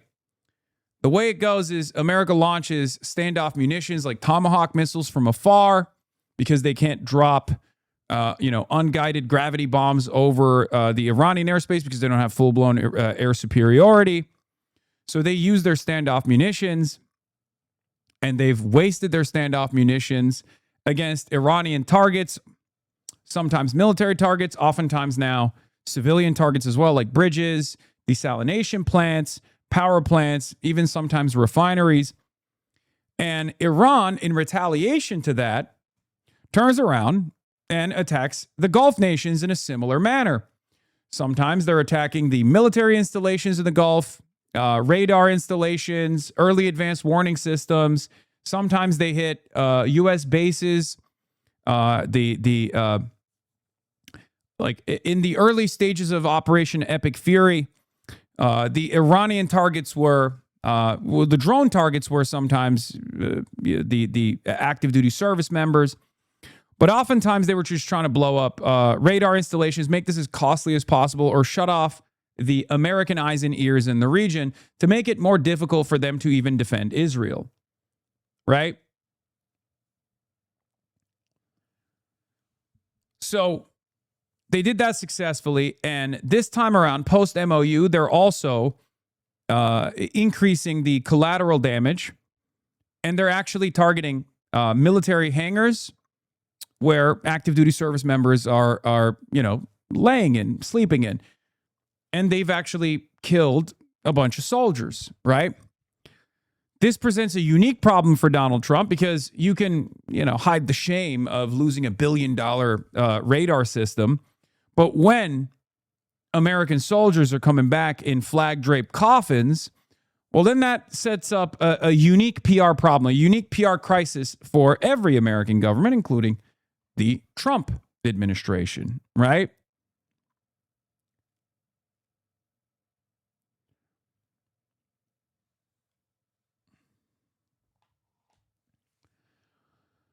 So while America is running out of interceptor missiles, they are now relying on older missiles, which have less success in interception.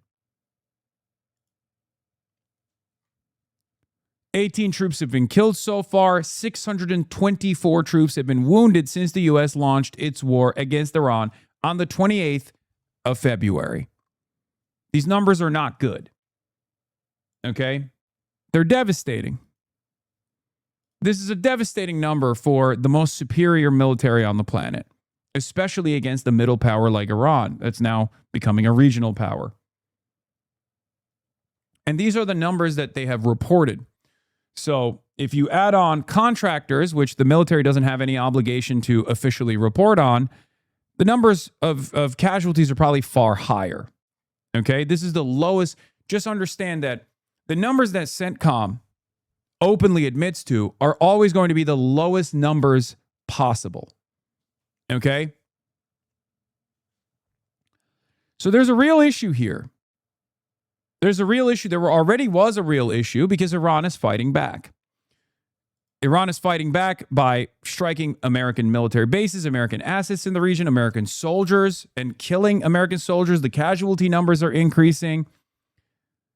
This is a real problem. And we know it's a real problem because it was destined to be a real problem before we launched this military operation. If you recall, I covered it at the time. The generals and the intelligence community made their assessments. They told Donald Trump that, one, killing the leadership in Iran was not going to implement a regime change, that there was no aerial bombardment campaign that would be successful in implementing a regime change. And two, if we were to engage in this battle at the behest of Israel, we would destroy our standoff munition stockpiles that we have developed for and that we've procured for our peer and near peer adversaries, Russia and China. And then on top of that, we would run out of interceptors that we use to defend Israel and interceptors that we use to defend our allies in the region. And not only just our allies in the region, but also interceptors that we use to defend our assets in the region. Okay? And that's where we're at now. This is not a new issue. This is something that I talked about at the beginning of Operation Epstein Fury, if you recall, because when Trump clearly didn't listen to his own generals, General Dan Cain, also known as Raising Cain, very clearly went to the media and leaked to the media that these would be imminent problems if we actually launch this military quagmire. Okay? It's very clear. It was Trump's own general that warned about this problem. Sina Tusi from CI Policy says the munitions issue isn't new. It was already evident during last summer's war, particularly with THAAD and Arrow interceptors being depleted. These leaks to Axios and other outlets, just as Trump backs off again, feel more like a convenient explanation than the real reason. This round of fighting was arguably even less effective than the last. U.S. air superiority appeared more constrained. Iran was moving launchers more freely, and launching missiles even in broad daylight. It doesn't seem many of its launchers were even hit this time. And it continued operations even in Shirik, right next to the Strait of Hormuz, despite repeated U.S. strikes. The fundamental problem remains the same. Trump still has no viable military path to achieve his incoherent objectives. So what were the objectives? The three top objectives have always been what Israel wants America to do. Number one was obviously regime change and creating a failed state in Iran. You only achieve that by fomenting instability on the ground, beefing up sectarian conflict. Iran's a very diverse country, destroying the Basij military outposts, destroying the police precincts all around the country, and hoping that the people rise up. First, you foment instability through economic warfare, through the sanctions, which America has been doing for decades at this point. People get pissed off. People get frustrated. They start protesting against the government. First, it was the Bazaris that protested against the government, which is the base of support for the IRGC, for the Islamic Republic. And then that protest explodes into a youth movement, into, it takes on a ethnic shape as well in the Kurdish areas, okay? In the areas near Balochistan. But it didn't actually work in that way. It didn't work in the way that the Americans and the Israelis predicted. The IRGC was unbelievably forceful in their retaliation. They were incredibly ruthless in their retaliation. Bazaris are the base of support. I mean, part of it, yeah. It's not, what do you mean? Small business owners? Would you not say that they are somewhat inside of the Shia base?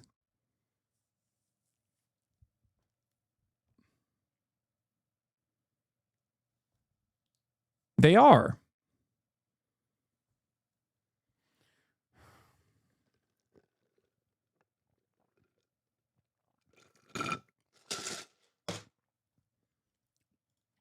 In any case, here's the thing. It failed. Partially it failed because the Iranian response was incredibly violent and incredibly forceful, and they were able to destroy this protest movement. Part of the reason why they were able to destroy it was because they were able to point to the Americans and the Israelis openly stating that they were heavily involved in these protests. Trump came out months after the fact and even said we were trying to arm the Kurds so we could start a revolution in the country, all this stuff. And I do believe that part of it was obviously organic, part of it was real instability in the country, and part of it was born out of the economic instability, the economic volatility. And part of it was the forceful response that they wanted to create, the Americans and the Israelis wanted to create and bring about, so that people would be even more frustrated. People would be even more frustrated with the violence that they experience when your, family members die as they're out in the streets protesting. You're more likely to take up arms against the government. But what failed in the aftermath was the decapitation strike. Okay?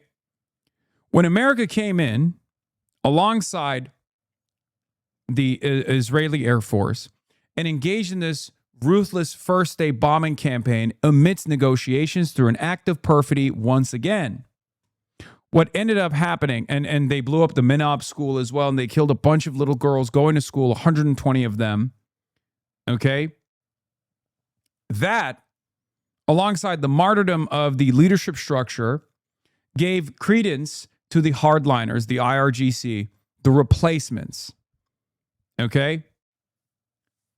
They started getting to work with their mosaic structure, the decentralized defense structure that they had implemented as a contingency plan for what was the inevitable assassination of the entirety of the leadership of the IRGC and also the Islamic Republic, including Ayatollah Ali Khamenei. Iranians, of course, even those who were iffy or were critical over the administration, recognized very quickly that the Americans and the Israelis were not there to help them. Okay? They were not there to liberate them, as it was presented by way of Saudi-backed media, by way of BBC Persia, by way of Western media that had certainly played a formative role in establishing a base of resistance against the Islamic Republic. But they realized very quickly that America had no investment in this. One of the key factors was the Manab school bombing. The other one was hitting the refineries in Tehran. When the black cloud was delivering ash rain upon the entire Iranian population in these like major areas with a lot of population density, a lot of the people, a lot of the young professionals, a lot of the college students very quickly realized that this was only bringing about biological and ecological disaster. It was not liberation at all. You blow up Iranian cultural sites, you poison the water, you blow up the refineries, and all of a sudden the people that would have made up the base of resistance that you need, because you can never do regime change without some kind of popular mobilization on the ground. Even in Libya, you had popular mobilization on the ground, right? You lost, the Americans and the Israelis lost their popular base that they could have utilized against the Islamic Republic. This was another major failure. And ever since then, this consistent tit-for-tat escalation ladder that America and Iran has been engaging in has been a disaster, because Iran turned around and closed the Strait of Hormuz with relative ease. You cannot out-organize topography and geography. Okay, Iran is mountainous. It's like a fortress. And a lot of the munitions facilities, a lot of the missile silos are deep underground. A lot of the production is deep underground. A lot of the missile launchers are also inside of cave systems. So all you can do is basically shut off the entrance points into these caves, but they have bulldozers waiting on the other side of those cave systems that will quickly dig themselves out. So America was not even capable of attriting the Iranian strikes. The Iranian temporary launchers, which are oftentimes just civilian trucks like K trucks, pickup trucks, and for their larger medium range ballistics, they have these bigger trucks that they, again, move out of the mountainside, move out of their tunnel systems when they want to strike. They wait it out to see if a Reaper drone will laser it. And if they don't, they get back in the truck and they pull it back into those caverns. Okay?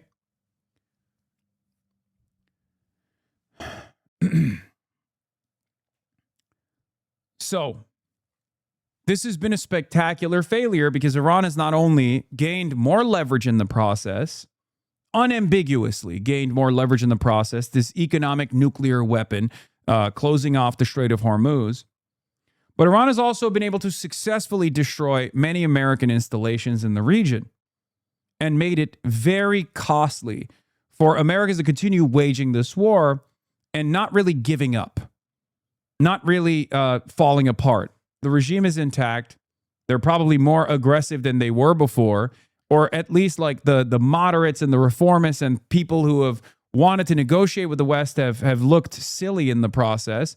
Because even in the negotiations process, the only way that they've been able to achieve some sort of negotiation, the Iranians, I mean, they've only been able to achieve because of the military, because of the IRGC's successive strikes. And for all intents and purposes, they've been working in tandem with one another. There isn't a lot of chaos. America tries to make it seem like there's a lot of chaos. America tries to make it seem like there's a lot of discontent amongst the reformists and the hardliners, but there isn't. They're working in unison with one another. For all intents and purposes, from our side, they're working with direct correspondence. Okay? Because for Iran, they understand that this is an existential threat. For America and Israel, it's just an enemy that must be vanquished. Right? So that Israel can continue its Greater Israel project unimpeded without a major sovereign power in the region that has the striking capability. So this goes back to the goals, right? So the number one goal was regime change and perhaps turning Iran into a failed state, not dissimilar to Libya. The second goal for the American and the Israeli side were to destroy the missile launching capabilities. Okay? The Iranian strike capabilities, the Iranian missile silos, the Iranian industrial base that exists in deep underground facilities. They wanted to destroy it all. And that was also unsuccessful, as evidenced by the fact that Iran's striking capabilities have not been attrited at all, have not deteriorated at all. And as a matter of fact, they've only improved their capabilities in the process because they successfully destroyed American defenses. So that was the second problem.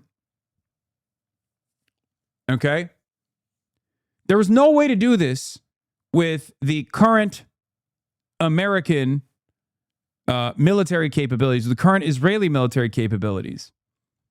Part of that is because the Iranian side has unique defenses, anti-air defense systems, and they've been able to successfully make it very costly to fly over the Iranian airspace to find strike sites that they can bomb and bomb successfully. The third point has always been the most bullshit point. And it's the one that you hear the most. The Iranian nuclear program.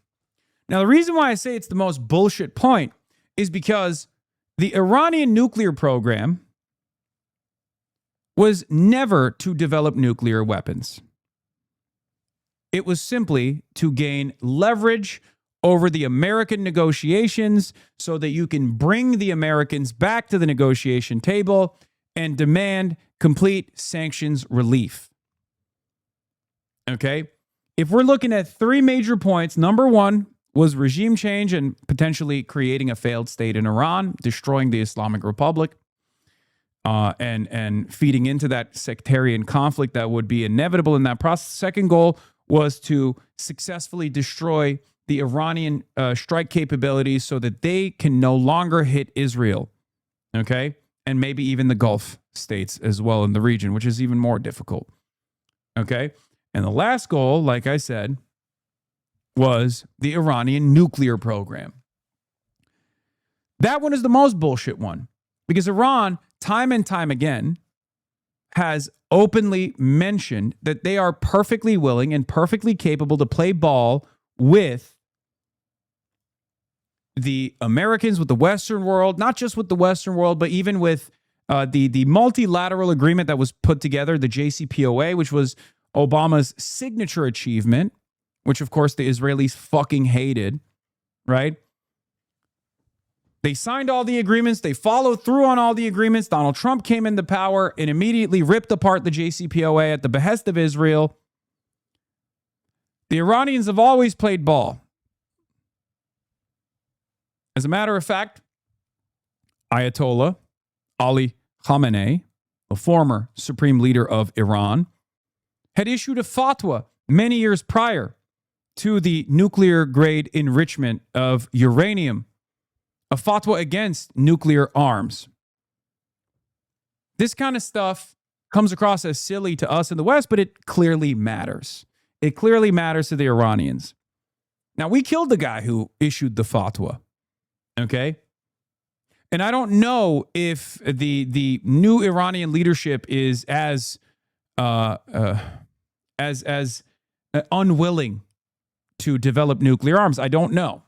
But what I will say is this. Regardless of whether or not the Iranian leadership now wants to develop nuclear weapons or not, is also irrelevant. What is a fatwa? A fatwa is like an edict. For those of you who don't know, it's when someone it's like when the Pope issues a statement. It becomes religious law. Okay, a decree. So it's a significant declaration. It's important. It's a religious ruling for all of the followers of the faith. So,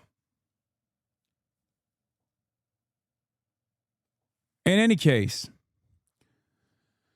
so we established that the third option, the nuclear, or the third goal for the Israeli side and the American side was also always bullshit. The reason why it was bullshit is because there's no military solution to the enrichment of uranium inside of Iran.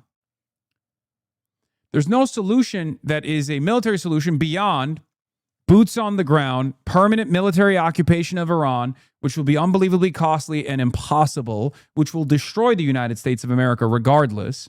Okay, that's a whole different story that I'm not even going to get into. Iran is a nation with 93 million people in it.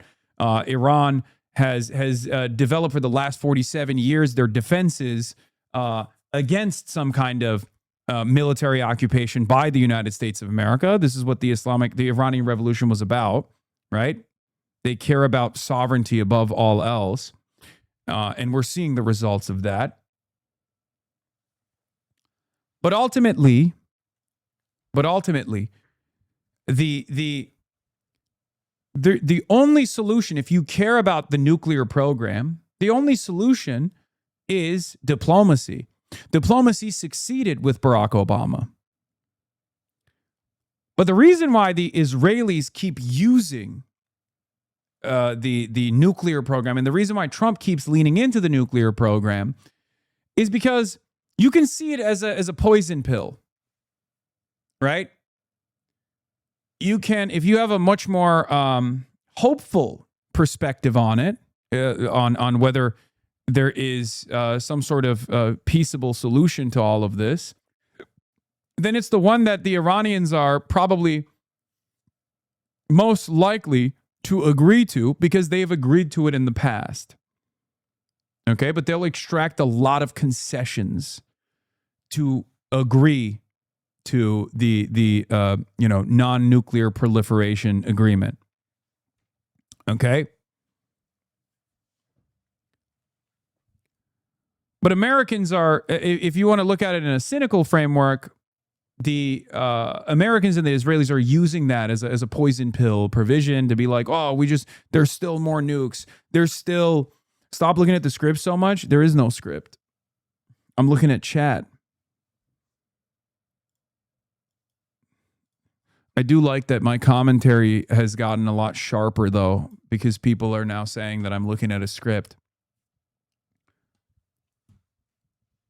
That means the commentary is solid. But as I was saying, I forgot what I was saying. God damn it. Oh. If the Americans are actually invested in denuclearizing Iran, or at least making sure that Iran keeps up with only civilian-grade enriched uranium, okay? You know, you need enriched uranium for certain things, radiology, whatnot, right? But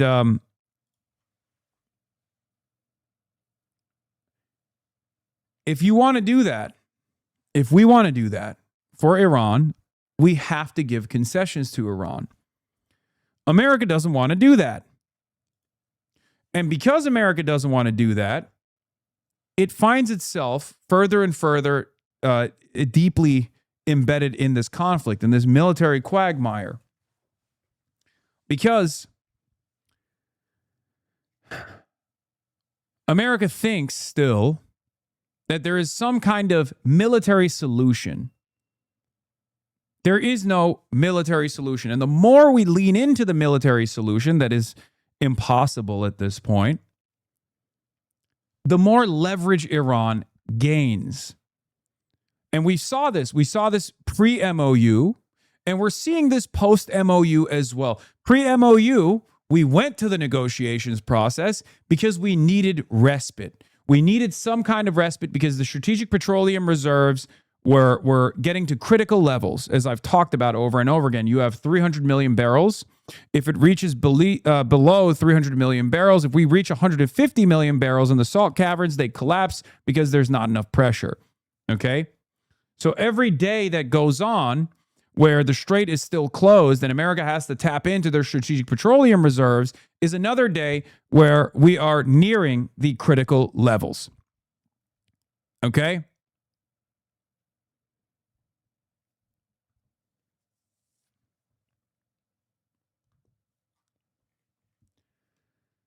So the only thing the United States of America can do at this point is basically tuck tail and run. And then turn around and say, we are sorry, Iran, you are controlling the Strait of Hormuz. We will come together and abide by some kind of international standard. Maybe it'll resemble the Bosphorus deal that Turkey has, right? Because for those of you who don't know, Turkey controls the Bosphorus. It's the entry point into the Black Sea. And ships, like military ships, warships, have a limited time that they are allowed inside of the Black Sea, and they always have to be carried around by a Turkish ship. Like, there's a lot of limitations, and also there's a payment that you give the Turkish government in order to go through the Bosphorus into the Black Sea or out of the Black Sea.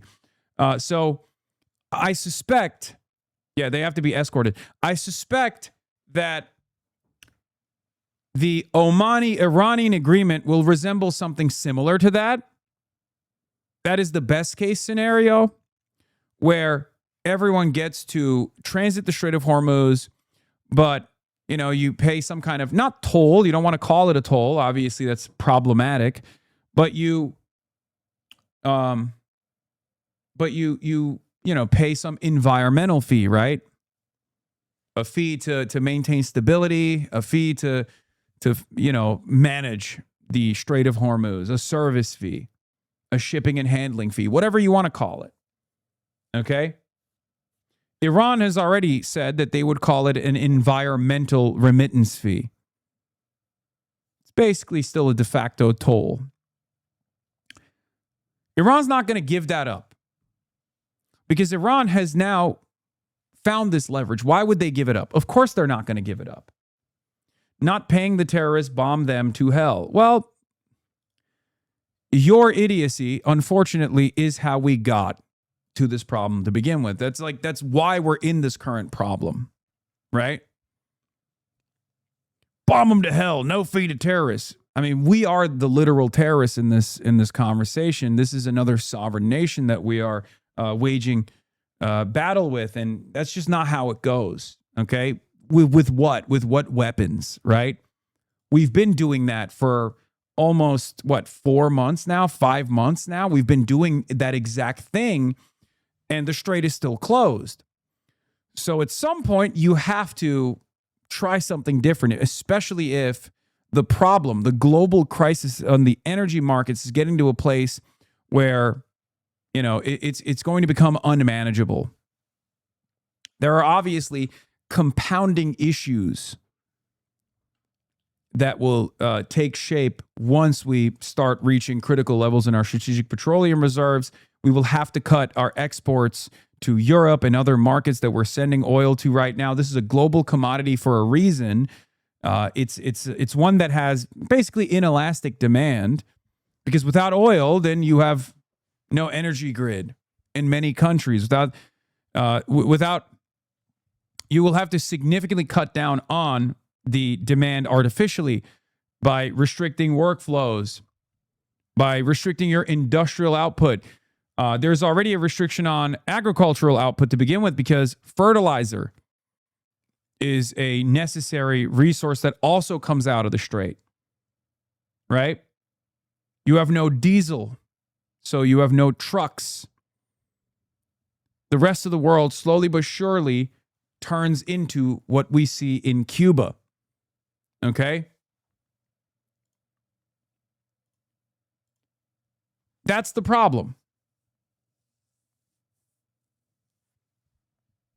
That's the issue. The idea that we just, don't pay the terrorists and keep bombing is exactly the same idiotic mentality that has gotten us into this problem.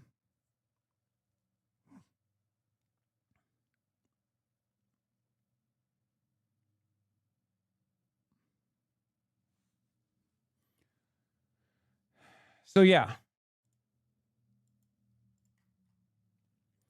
Joe Kent, former director of the National Counterterrorism Center, says, if non-proliferation was our goal, we foolishly sabotaged ourselves and our efforts to reach it. By killing the Ayatollah and attacking Iran, we showed that their strategy, not developing a nuclear weapon and retaining the ability to enrich uranium, was not enough to deter U.S. aggression. Now swap Iran for North Korea.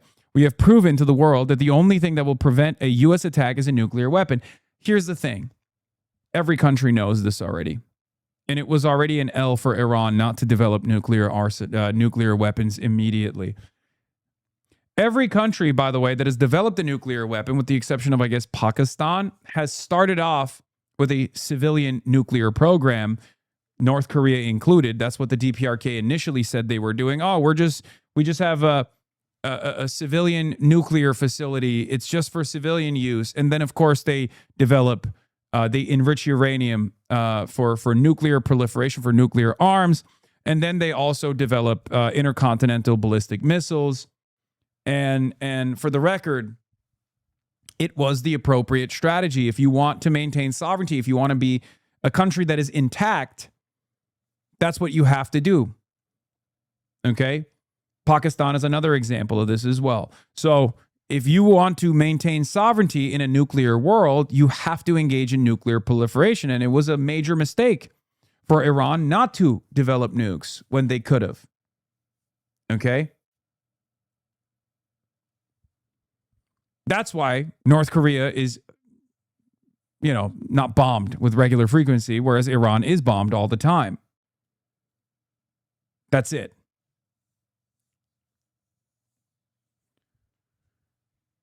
So North Korea, DPRK, they went up the steps. First, their deterrence was their artillery program directed at Seoul, right? That was a significant enough deterrent to not go back and wage war with the DPRK. Then it was their nuclear proliferation. Then it was their intercontinental ballistic missiles program, their delivery systems that they have for their nukes.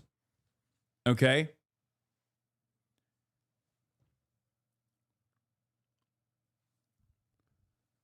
And now they remain unbombed.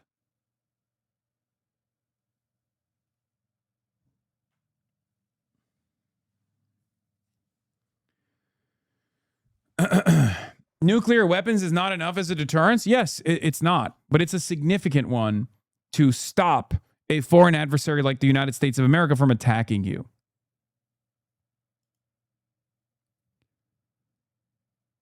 Ahwaz is 1,000 kilometers away from the Strait. The only reason the U.S. is hitting Ahwaz is that its ATACMS artillery in Kuwait can reach it from there. Yeah. This also creates a sufficient response, or a necessary response by the Iranian side that is now entertaining boots on the ground military occupation of Kuwait, for the record, as a counterstrike.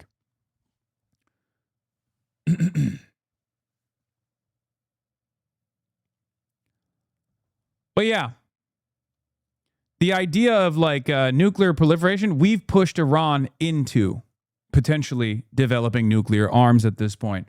I don't know if they will follow through on it, but as Mersheimer has said time and time again, the region would be far more stable if Iran had nuclear weapons from the jump.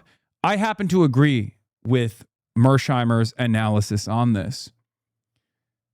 And Iran with nuclear weapons is a formidable opponent that you can't simply blow up. Israel can't blow it up. America can't blow it up. There's a reason why two nuclear-armed nations have not gone to war with one another, have not engaged in direct conflict with one another. At that point, it's just proxies. All you can do is deploy proxies.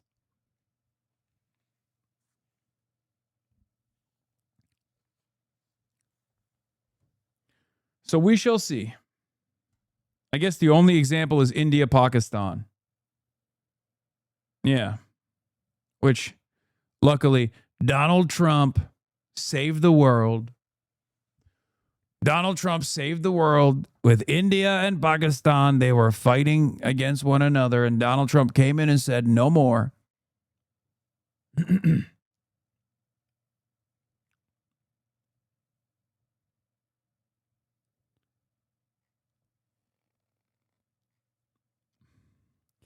The war has moderated Iran. By far, the most religious extremist opinion that Khamenei held was that developing nuclear weapons was a sin, regardless of the material impacts of this decision. Yeah, Iran's new leader is more open to pursuing a nuclear weapon, U.S. intelligence says. Yeah, no shit. I know that the New York Times and U.S. intelligence report is a classic misinfo combo, but I feel like this was pretty obvious to any regular observer. This is an inescapable fear that has stricken the U.S. and Israeli leadership and will continue to push Iran towards making it.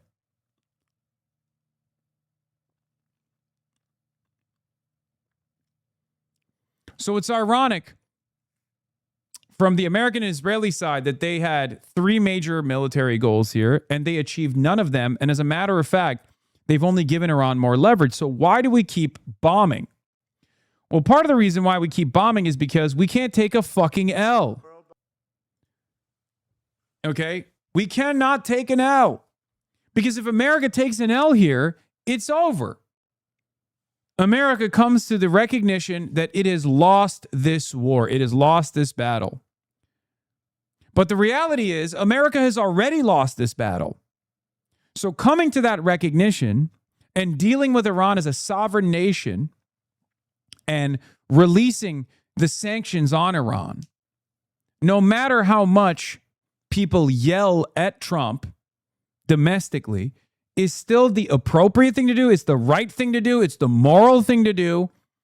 And it's also the best strategic option. If you wage war with a sovereign nation and they gain leverage, they maintain or develop and then maintain their primacy over the Strait of Hormuz. This incredibly important strait for not only commerce, but for the entire globe's energy markets. Then you have to eat that L. Because every single day that goes on where America continues this tit-for-tat bombing campaigns, where America blows up an Iranian installation and then Iran turns around and retaliates by blowing up Gulf targets. Now the Ansar Allah movement has joined the battle as well. They're shutting down the Bab el-Mandeb Strait. They're blowing up the Yanbu port that Saudi Arabia needs to utilize. They've blown up an Aramco facility, a Saudi Aramco facility that is engaging in oil refinery, in oil refinement.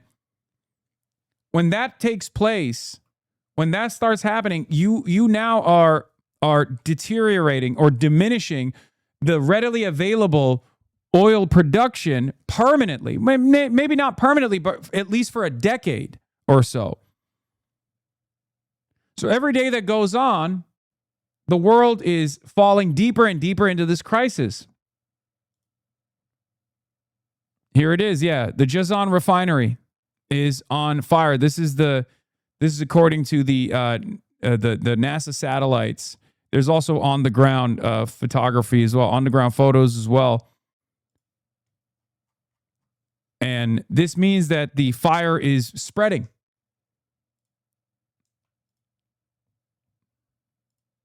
About 40 hours ago, this is what the fire looked like.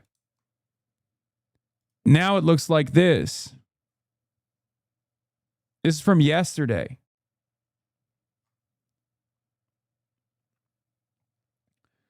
There's also another component here where the Ukrainians have decided to go Houthi mode and say, fuck it, make it a world war. That's like a famous Houthi slogan for those of you who don't know.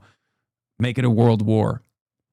Zelensky, the third worldist, has decided to throw his hat in the ring for some fucking strange reason. Ukraine shot an Iranian commercial ship and killed a bunch of Iranian sailors. Why is Ukraine doing this? Well, part of the reason why Ukraine is doing this is because it's in Zelensky's calculation and Ukraine's best interest, I guess, from Zelensky's calculation, to operate as an American proxy in the region and try to get America to join the battle. Okay?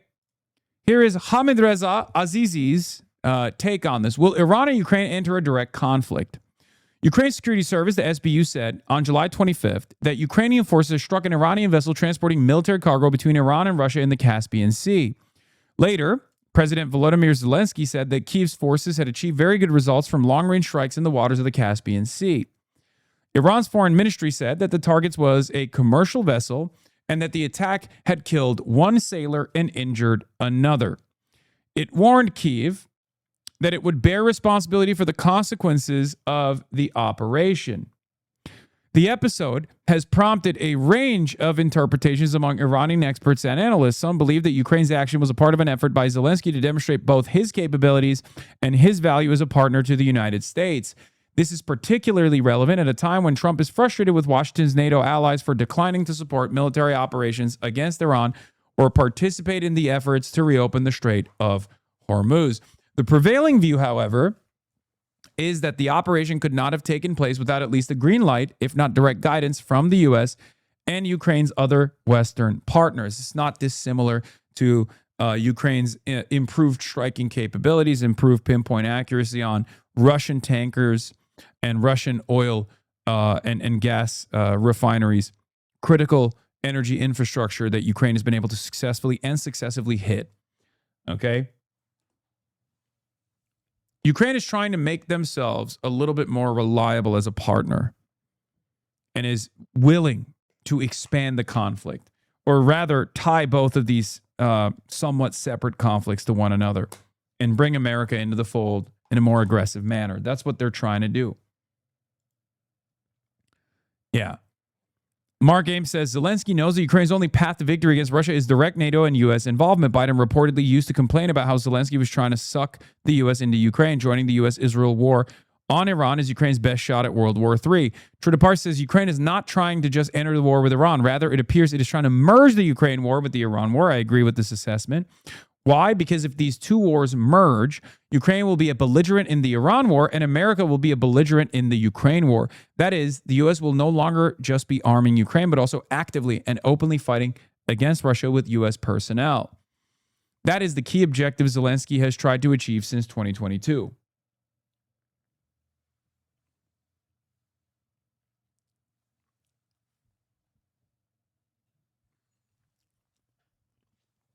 The only thing holding this back is, of course, nuclear conflict.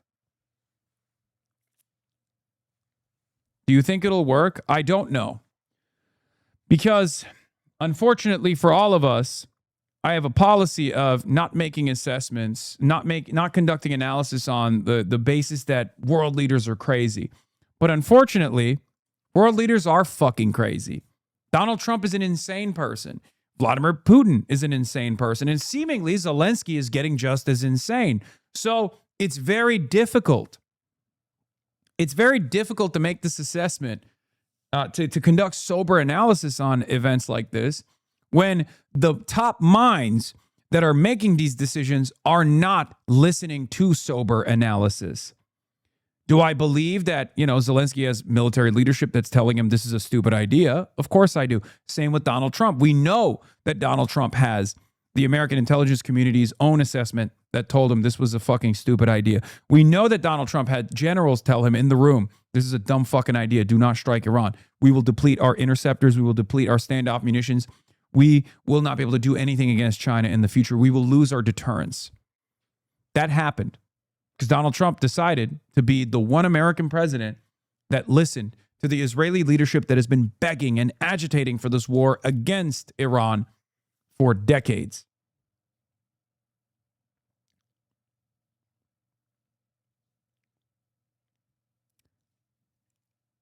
So that's where we're at. It's tough to make a prediction because, unfortunately, American leadership and Russian leadership and even now, Ukrainian leadership are behaving in this increasingly belligerent and increasingly insane manner. Now, notice how I don't say Iran is doing that, because Iran is still very restrained. Even in spite of the tit-for-tat back and forth strikes, Iran has been the most rational actor in this conflict. That's why they're a little bit easier to predict.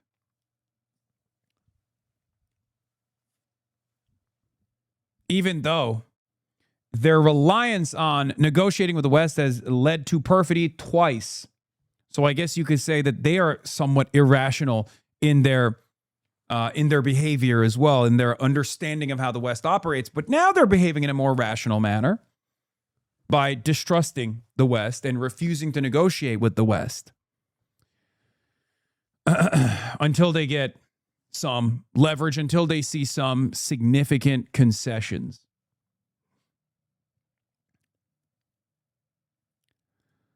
Anyway, on this basis, one group argues that the attack effectively reflects a NATO decision to participate more extensively in military operations against Iran rather than acting directly. However, NATO members have assigned the task to Ukraine, which has its own incentive to act against Iran because of Tehran's military partnership with Russia.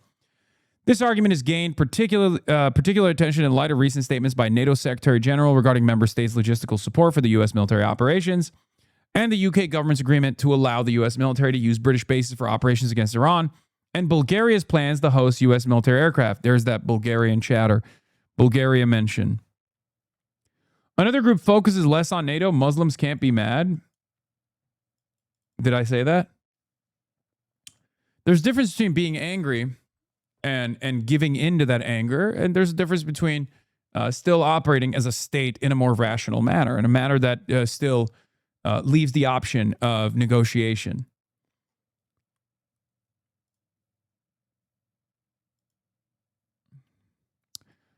Anyway,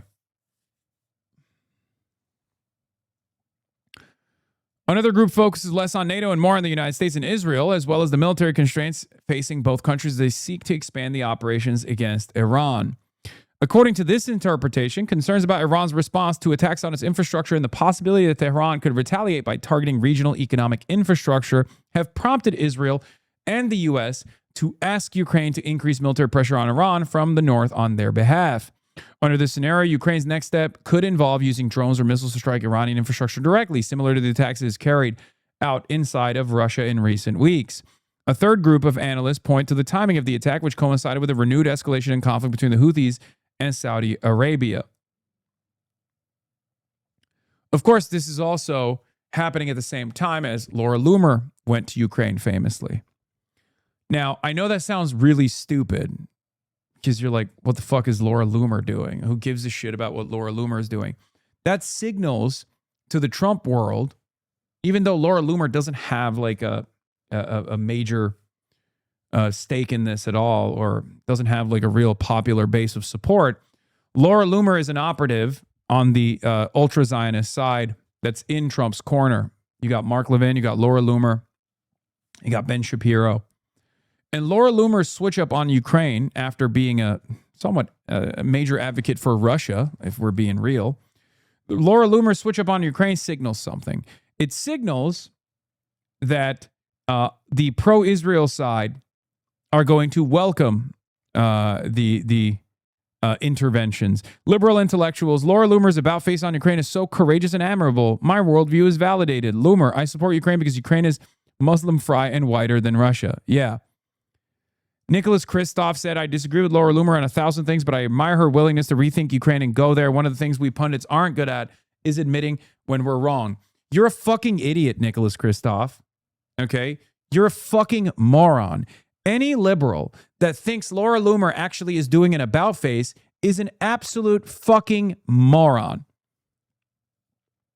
She's doing this because she feels like this will create a tie-in between Ukraine and Iran. Okay? Laura Loomer doesn't do anything because of a genuine belief, with the exception of maybe, I guess, like defending Israel to the hilt. You are stupid for behaving in this gullible manner, but I don't think these guys are gullible. I don't think these guys are gullible. I think these guys are behaving as though this is a genuine change of attitude. Okay? Laura Loomer is a psycho. This, to me, shows that the FDD Mark Levin, Laura Loomer, Ben Shapiro contingency in the Republican media ecosystem have gotten their notes that in order for America to get more involved in Iran in ways that they want, you have to tie it back to Ukraine. That's it.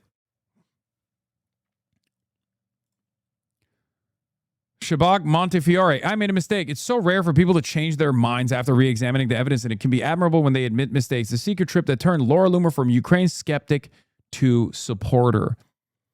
And she's been getting unbelievably positive media coverage from PBS, Associated Press. Loomer had spent years minimizing Russia's invasion of Ukraine and amplifying Russian propaganda to her nearly 2 million followers. This week, she had a change of heart. Peter Harrell, the way that Laura Loomer has come around on Ukraine is a powerful reminder of the importance of being open to engaging with people you might profoundly disagree with today.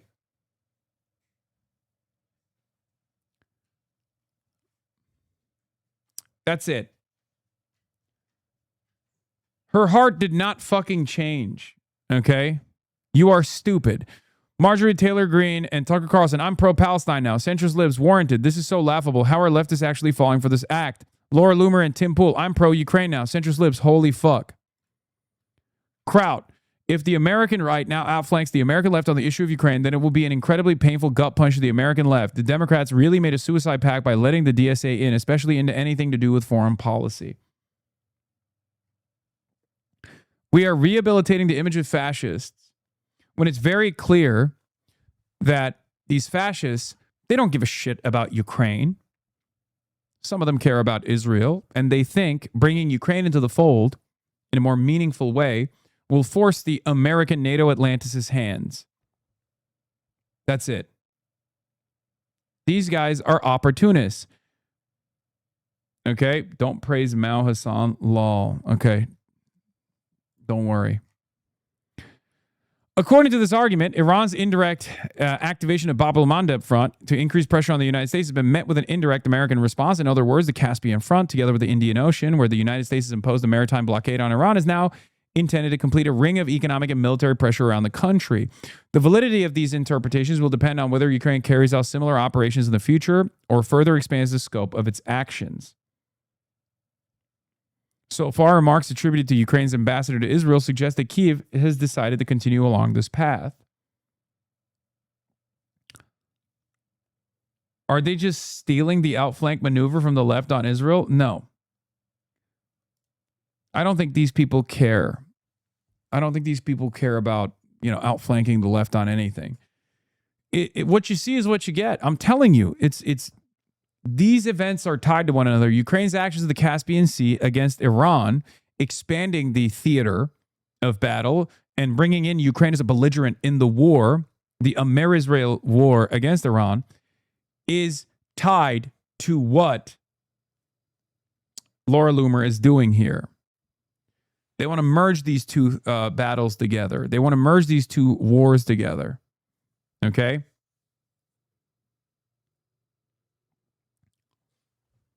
That's it.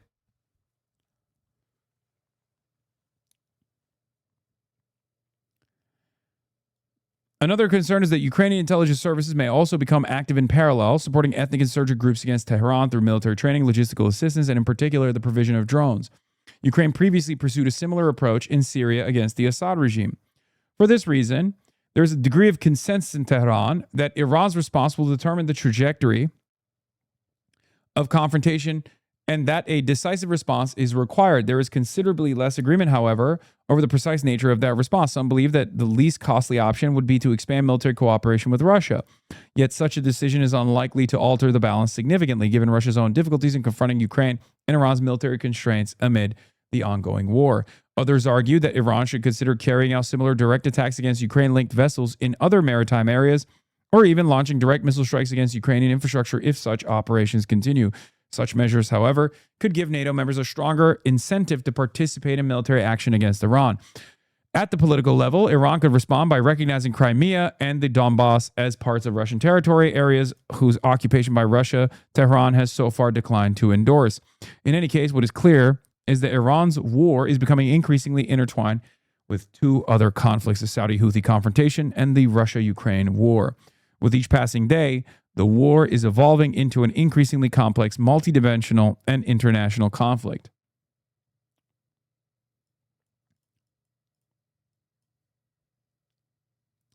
Do you think Iran should respond?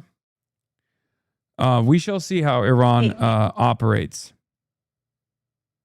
Here's CNN's coverage of Ukraine's attacks on Iranian diplomatic ships. efforts appear to ramp up between the US and Iran. Tehran is now embroiled in another She got a message. She got a text message. conflict. In a stunning development, Iran claims Ukraine attacked one of its vessels in the Caspian Sea over the weekend. Now, Ukraine's president says drones targeted several ships which were transporting military cargo from Iran to Russia. That's the story out of Ukraine. Iran says at least 1 person was killed and 3 injured and is now threatening Ukraine.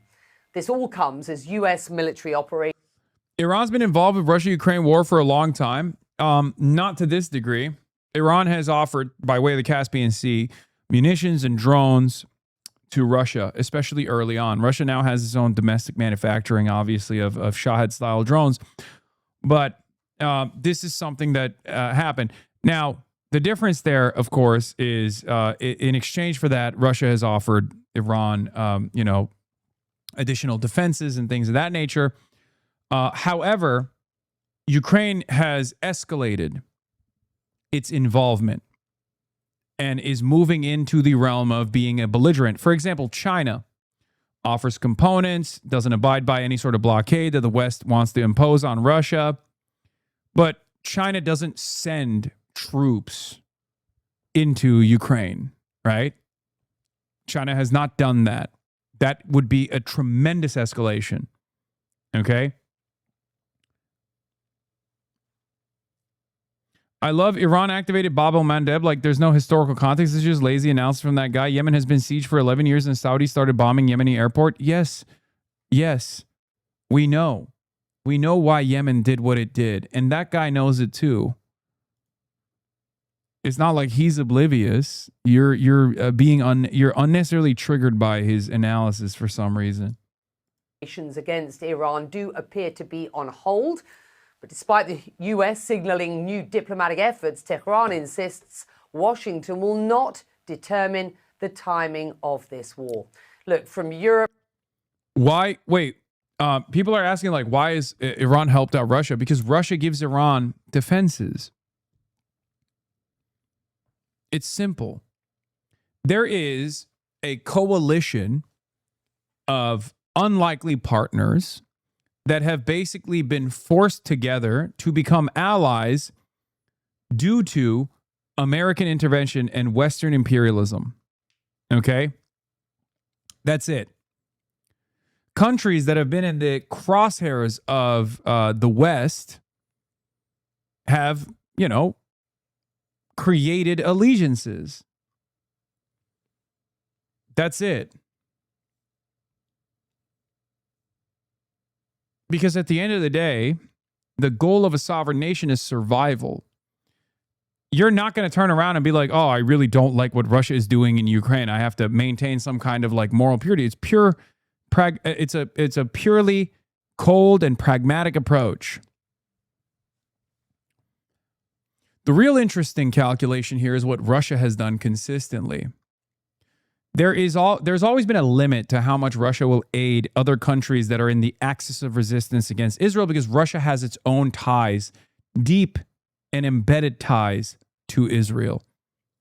That's what's more interesting than the obvious choice for Iran, just like there's an obvious choice for China, just like there's an obvious choice for the Democratic People's Republic of Korea. These are countries that have always been cast aside as foreign adversaries.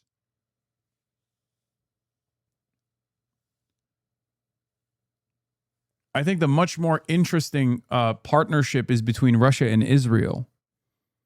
Even though Russia as a regional actor that has its own investment in and its own goals in the Middle East has always been a funder and facilitator of some of the defenses in Syria under Assad, and certainly with its defenses that it's given to Iran. To the Gulf, we aren't following all sides of this evolving story for you. Today we've got Claire Sebastian in London. Eleni Jokos is in Dubai. Let's start, if we can, Claire, with Iran's Foreign Minister Abbas Araghchi warning that this incident in the Caspian Sea cannot go unanswered. What is going on there, and why would Kyiv risk getting mixed up in another conflict?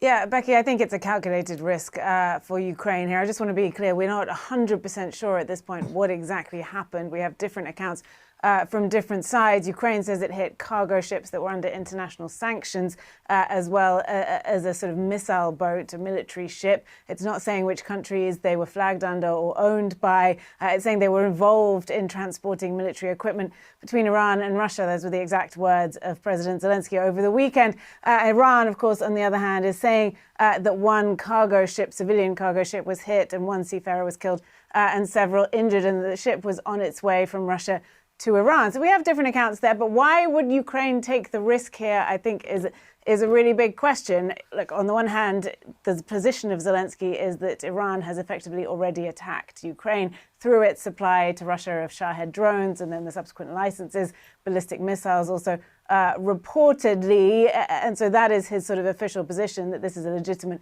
target. But I think the timing here is really interesting because, of course, Zelensky is now going into this big diplomatic week. He's in the UK today. He's heading, we think, to Washington tomorrow to meet with President Trump. And these strikes do allow him to sort of re-argue the prowess of Ukraine's deep strikes to help with this flipping of the narrative around the sort of patron-client relationship that we used to have with Ukraine when it visited its Western allies, towards the sort of mutuality of these relationships. And of course, it helps bring Ukraine up the priority list, especially in the eyes of President Trump, if he sees that Ukraine is... I mean, look, Zelensky is smart enough to recognize that in order to gain favor with Trump, you got to play ball. And if the way to a man's heart is through his stomach, the way to Donald Trump's heart comes from Big Yahoo. It's not an accident that every Latin American leader that has been elected, far-right fascists, have immediately pledged fealty to the nation state of Israel. Okay? The fuck do you care about maintaining decent relations with Israel if you're in South America? Okay? Same goes for Zell Disney. He gets it. He understands that in order to play the role of a loyal servant, the first goal that he had was to send some of his drone specialists and like counter drone specialists to the Gulf region. That was unfortunately too smart for the dumbass Americans, specifically Donald Trump, to respond positively to, and they also got fucking lasered by Iran regardless. But that was unironically the smart thing to do, right? He's like, we have a lot of experience with countering drone warfare. We have a lot of, this is our specialty. We can basically teach the Gulf region like how to beef up their defenses. And Donald Trump didn't really give a shit about that because he's a fucking idiot. Okay? Oh, what is going on? Okay, all right. Not doing the Zell Disney accent you changed? I know. Anyway. So, what is this? What is this conversation that, hey guys, stop passing notes in class, okay? Stop passing notes to one another in class. Class is in session. So Zelensky came in and was like, we have a lot of experience with Russian drone warfare. We have a lot of experience with like drone defenses. We can use that experience. We can teach the Gulf nations how to defend themselves against the Shahed drones. That was too smart for the Americans to comprehend, for Trump to give a shit about. Then Zelensky started striking with obviously NATO intelligence and the American go-ahead, clearly, Russian critical oil and gas infrastructure. And this gave Ukraine a lot of leverage. Donald Trump likes winners at the end of the day. So this made Donald Trump feel like Zelensky was a winner. And he's just leaning into that now by trying to become more active in Israel's ambitions against Iran. It's that simple. He is trying to get as much leverage as possible off of becoming a belligerent in the Iran conflict. And it doesn't necessarily matter what that does to the global theater of battle. It ties the Russian and Ukrainian war, the Russian invasion of Ukraine, with America and Israel's war against Iran. It will be devastating if America was forced into direct engagement with Russia. I mean, you're now talking about two nuclear-armed nations.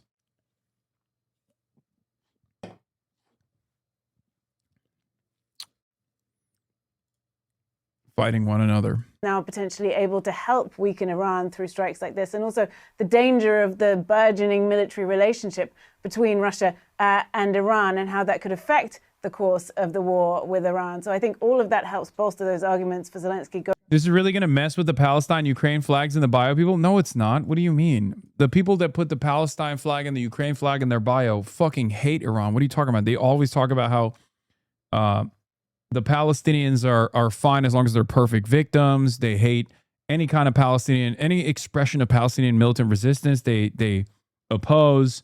They don't realize that like they're backing Azov battalion to the hilt in Ukraine, but they can't comprehend how, there would be people who are Muslim who might have more radical or more fundamentalist perspectives that happen to engage in a similar act of survival. So they're usually just NATO Atlanticists that have, some semblance of conscience about Palestinian civilians getting fucking ruthlessly murdered by the Israeli government. But ultimately, they're still pro-NATO. And those are the same guys that say I'm a fucking terrorist. You know what I mean? Going in to a critical diplomatic week, and of course, especially a critical meeting in the White House. And what do we understand happened in the Caspian Sea, and how concerned should we be at this point about this conflict, that between the US and Iran, expanding into a new front?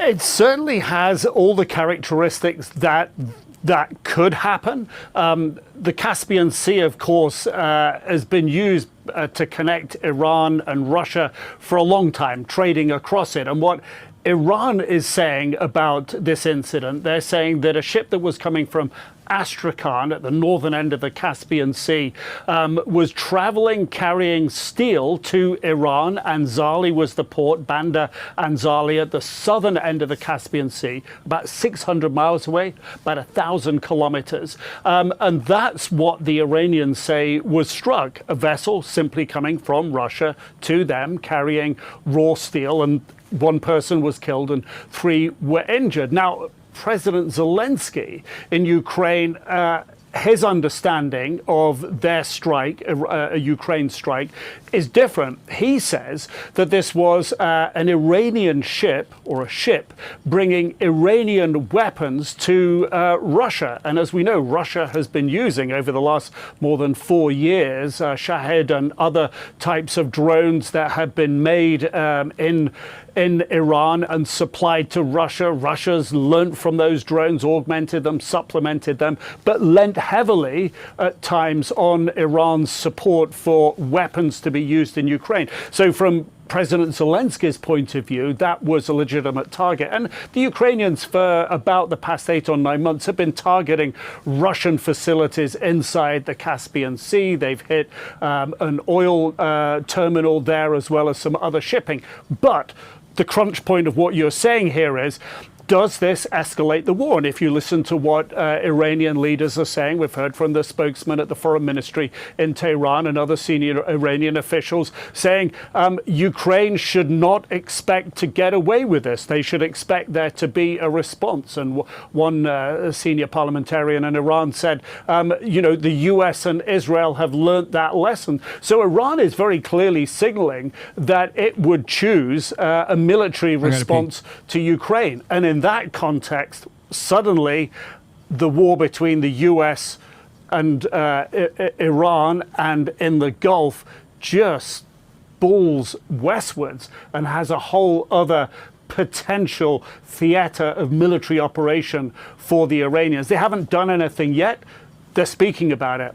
In the past, when they've spoken about it, they do follow through.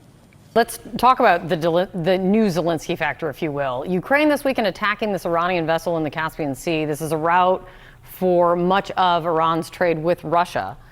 Iran responding with warnings. The new one coming overnight from an Iranian regional governor is Ukraine, too, may soon come to understand that Iran does not let actions go unanswered. What does this do?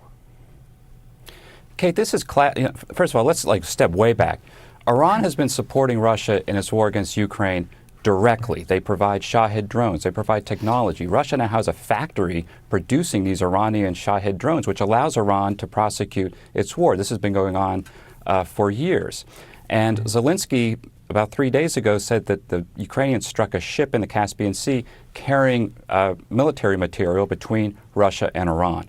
Iran is now claiming that this is basically an act of war, and Iran is now threatening to attack Ukraine. So this is how these two storylines are coming together. But the cooperation between Russia and Iran has been going on for some time. But this will be a topic in the Oval Office when Zelensky meets with President Trump. Totally different dynamic than that infamous meeting about 18 months ago. Now Ukraine argues. Stop mucking. Stop mucking. Stop UCMing. Has the upper hand. There's a sanctions bill pending still in the Senate, and Zelensky's coming with some cards. And Zelensky and Ukraine's military political elites have been lobbying for years to be the next Israel for U.S. empire. There are huge benefits for Ukraine's elites if this comes to pass. Serving as Trump's proxy bombing Iran is their golden opportunity to prove their Israeli worth. I just don't think it's ever going to happen, though. There's no Ukrainian lobby. There's no country that will ever be like Israel. Okay? And any country that thinks they will be like Israel will be relegated to the Gulf nation status. Okay? That's it. Countries that think they can be like Israel will fall by the wayside. They will experience the same fate that the Gulf nations are experiencing currently.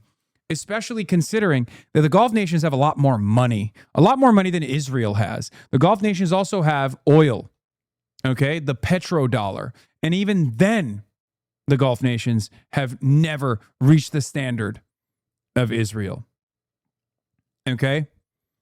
The United Arab Emirates is seeing that firsthand. That's it. Where when people say why, or when people ask the question why, it's very simple. Israel is a handover colonial outpost from the British, a much longer bandwidth of servitude than any other country can develop.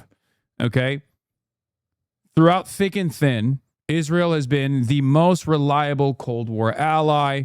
Israel has done so much more than all these other countries.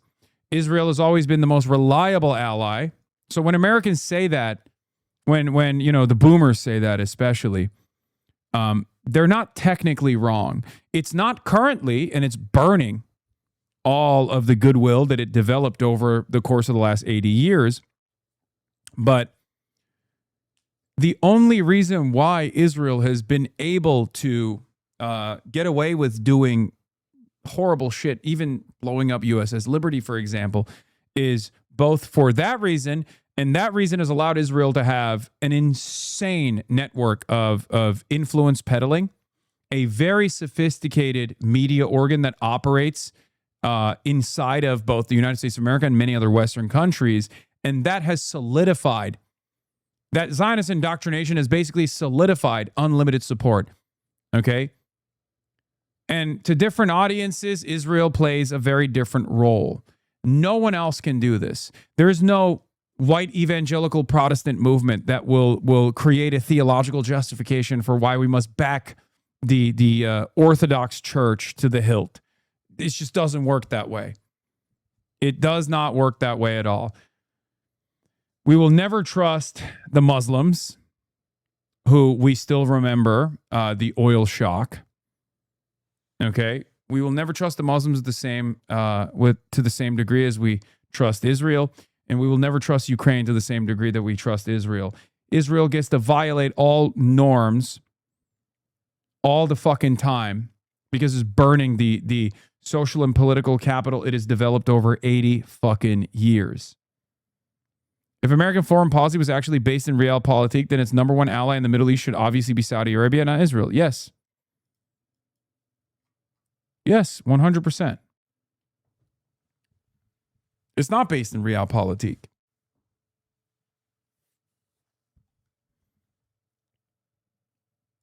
The Gulf, they literally destroyed Kuwait's energy and water plants and airports, etc. Yeah. Oh, Qatar has been hit the hardest? No, it hasn't.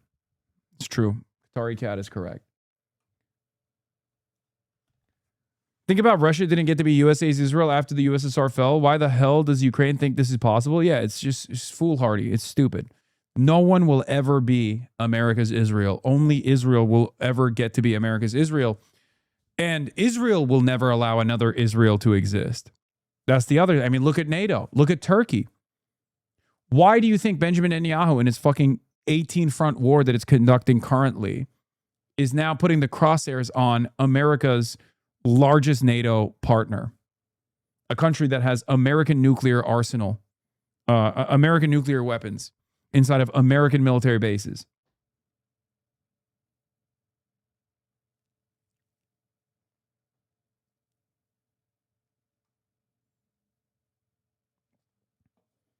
Taiwan will never come near the level of importance of Israel. There's no proxy that the United States of America cares about to the same degree as Israel. There's no comparison. There's no Taiwan lobby that comes close to the Israel lobby. Same with Ukraine.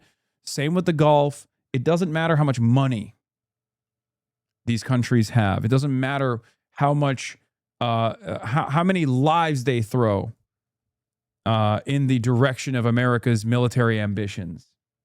It's never going to happen. He's saying he's going to lay out for the president his information on what Russia is doing to actually support Iran in its conflict against us. So this is how these two strands come together.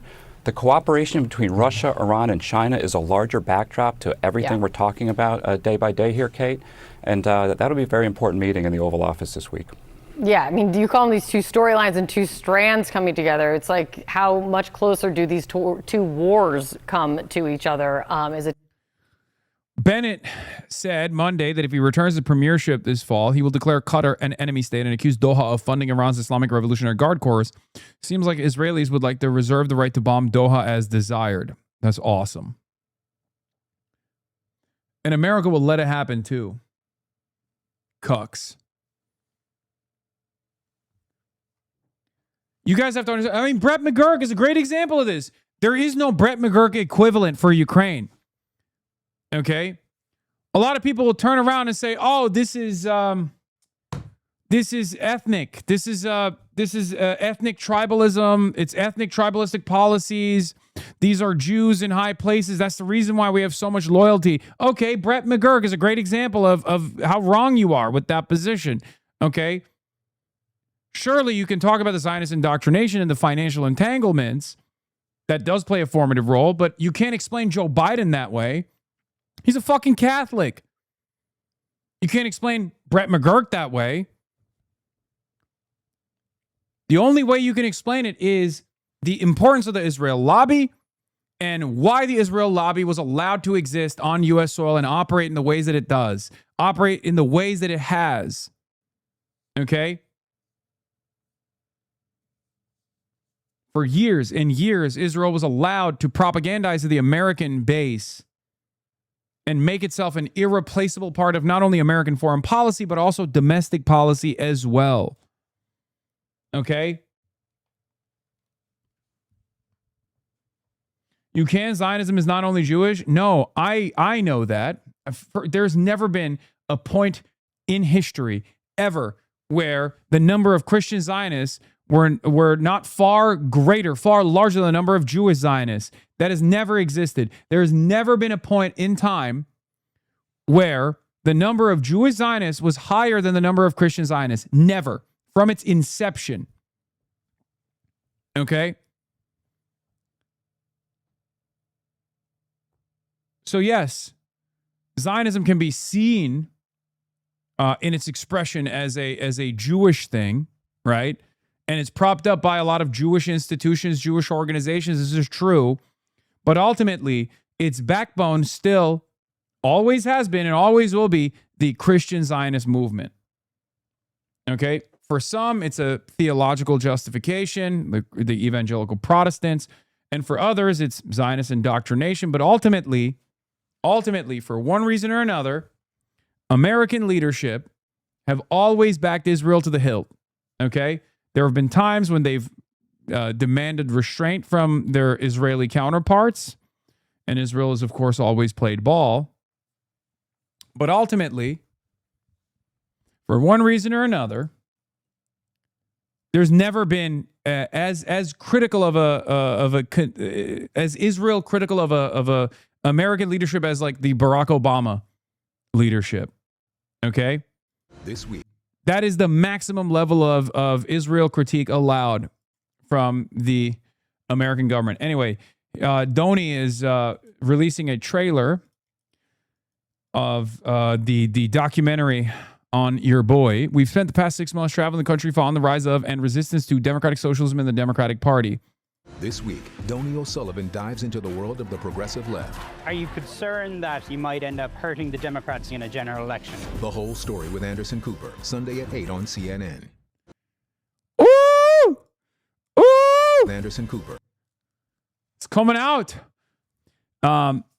Yes, there's going to be a lot of, look, I don't know the details of how this got released, but I'm shocked that it's fucking released at all. Obviously, Donnie has gotten unprecedented access, deep access from the start because he's followed my journey along for the past couple of years, not just the last 6 months. The last 6 months is just the tip of the iceberg, right? But, this is Donnie's piece de resistance, his last. Are you concerned about the edit?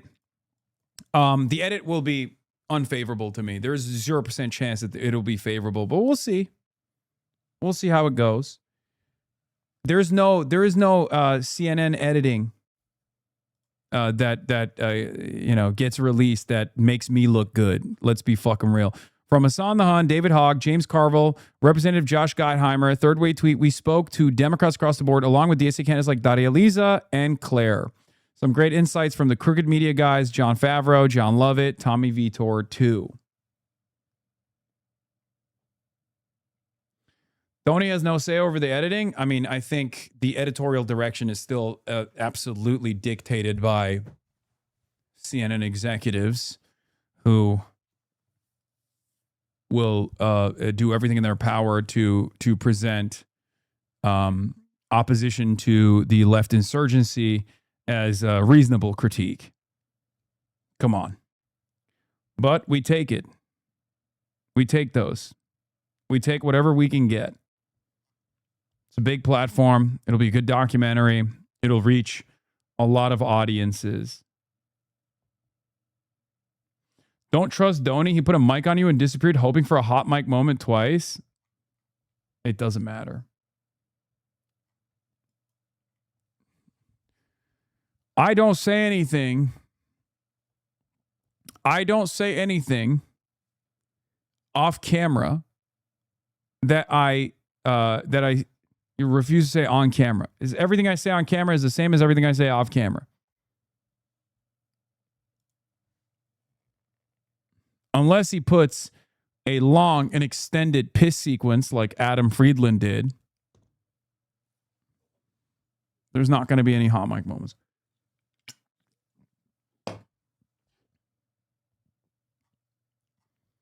My hot mic moments are on stream in front of all of you.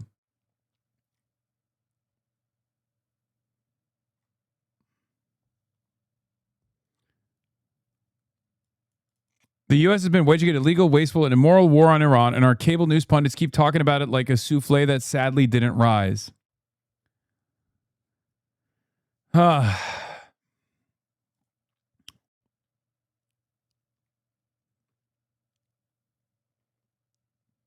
Anyway, I forgot to mention the other side of this story about munition stocks. There's the other side of this story. Why is the media covering it so forcefully? Something doesn't add up. Because the American media plays ball with the national security goals.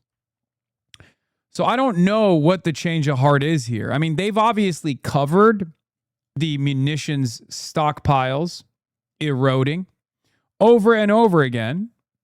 But why are they getting higher profile naysayers now? That I don't know. That confuses me a little bit. Do I, on the one hand, believe that the American interceptor munitions are diminished? Absolutely.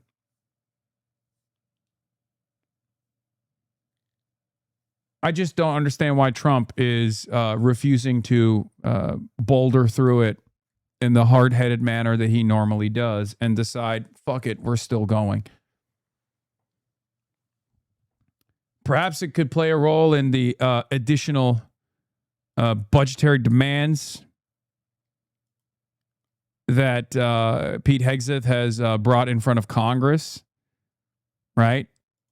That could be part of the reason. I don't know. But it does strike me as odd.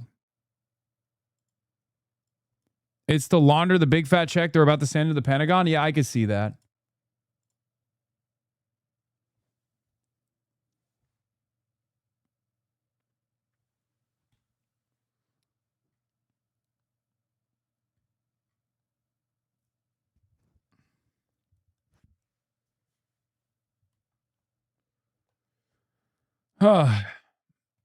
Aaron Blake, senior political reporter at CNN, formerly of the Washington Post, says, the Trump administration is saying a lot of confusing things about our munitions stockpile. The truth could be pivotal, not just for the Iran war, but what comes afterward. So now the story is about the story on the munitions stockpile, it seems.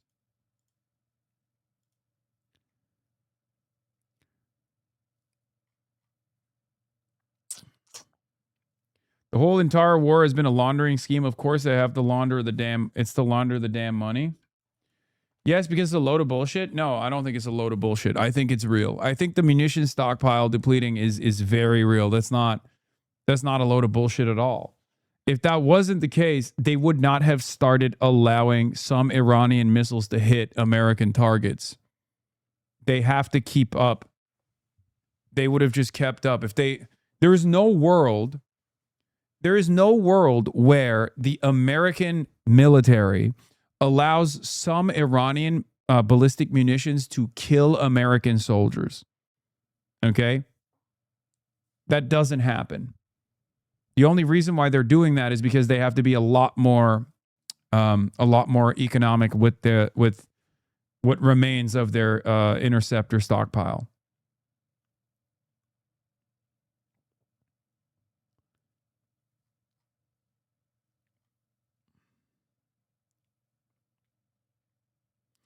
$1 trillion budget isn't to build missiles, it's to build McMansions for Lockheed execs in Dulles. I mean, true. You're not wrong. But ultimately, ultimately what we're talking about is battle lines. Doesn't fucking matter. You understand? If we're talking about this conflict, it doesn't matter. The defense contractor bloat doesn't matter. It's an issue, but it's inconsequential because it won't change. Like a hope and a dream or additional procurement demands are not going to materialize ballistic munitions and materialize PAC-3s and PAC-2s. Many of the PAC-3s, which we deferred transfer to countries like Switzerland and numerous other American security contract nations so that we could express ship it to the Gulf region, that's not going to make up for it.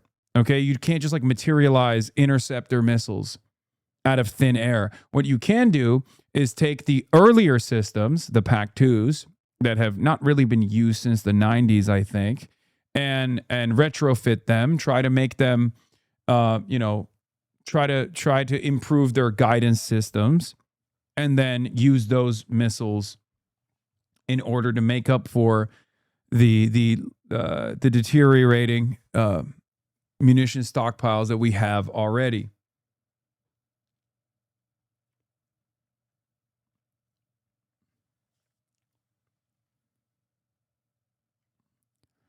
For the average American, of course, this means no social safety nets. What remains of the already diminishing social safety nets will go away. Obviously, we got to spend our money on endless war. And we got to do everything in our power to stop people from advancing an alternative strategy, one that says we have to be more restrained around the globe. We have to stop our ceaseless bloodshed, our war machine, and focus on ourselves, build our roads, build our potholes, build our infrastructure, and give people fucking health care. People who say stuff like that, we got to make sure that they are never allowed anywhere near power. Fox News is saying Americans should just eat it. That sort of. Here's Mike Thiessen, who has been fucking losing his goddamn mind over this. He's another major warmonger. Here's what his message was on Fox News. The good news out But there. if we can't handle $4 oil for a period of months in order to disarm Iran of a nuclear weapon, we're not a superpower anymore.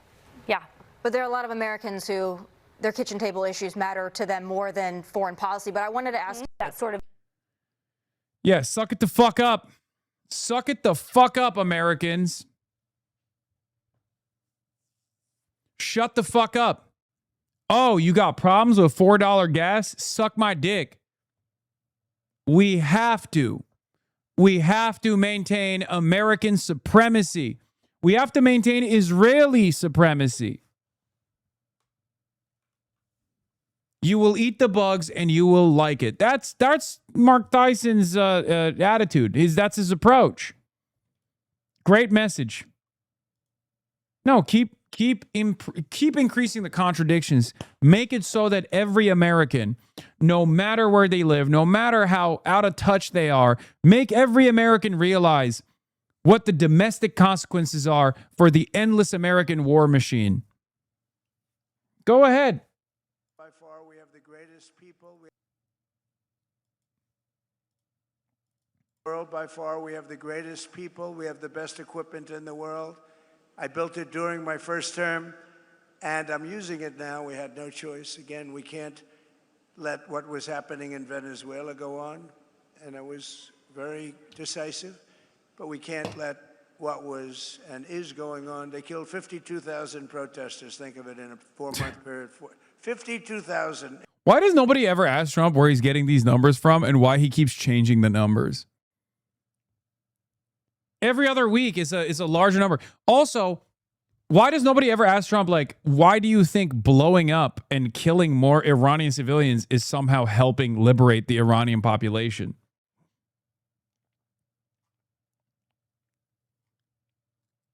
Iran has developed a nuclear weapon that only kills Iranian civilians. They deployed it. They killed 90 million Iranians in one day. Not a single building was blown up, but 93 million Iranians died overnight. There's only 1 million Iranians that remain on Iranian soil. In Iran. But we've already paid for the Venezuela operation, as I said, and likewise, we're winning big time with the Islamic Republic of Iran, and we're ensuring that they never have a nuclear weapon. When somebody comes up and says, why are we doing this? Just say, because we cannot let them have a nuclear. That's not funny. My mother died to an Iranian nuke. I apologize. R.I.P. to your mom. Weapon. It's very simple. That's all you have to say. There's nothing else. Yeah, actually, he said it was 80,000, then 40,000. Now it's 52,000. Yeah, he's just like, slicing it off, finding the middle number. You have to say. If you understood the power of the nuclear weapons, you'd understand exactly what I was saying. World, by far, we have the greatest people. We have the best. Yeah, this is a brilliant message, by the way. Yeah, Mark Tyson says there's an op to stop Trump from returning to major combat with dangerous leaks. Disgraceful that people are trying to box him in and extremely harmful to national security. Ben Shapiro said something similar. Americanitz says telling the truth about munition stocks to prevent compromising national defense for years to come for no tangible benefit, treasonous. Lying about the achievability of war aims to suck the country into an unwinnable conflict for the benefit of Israel, regrettably necessary.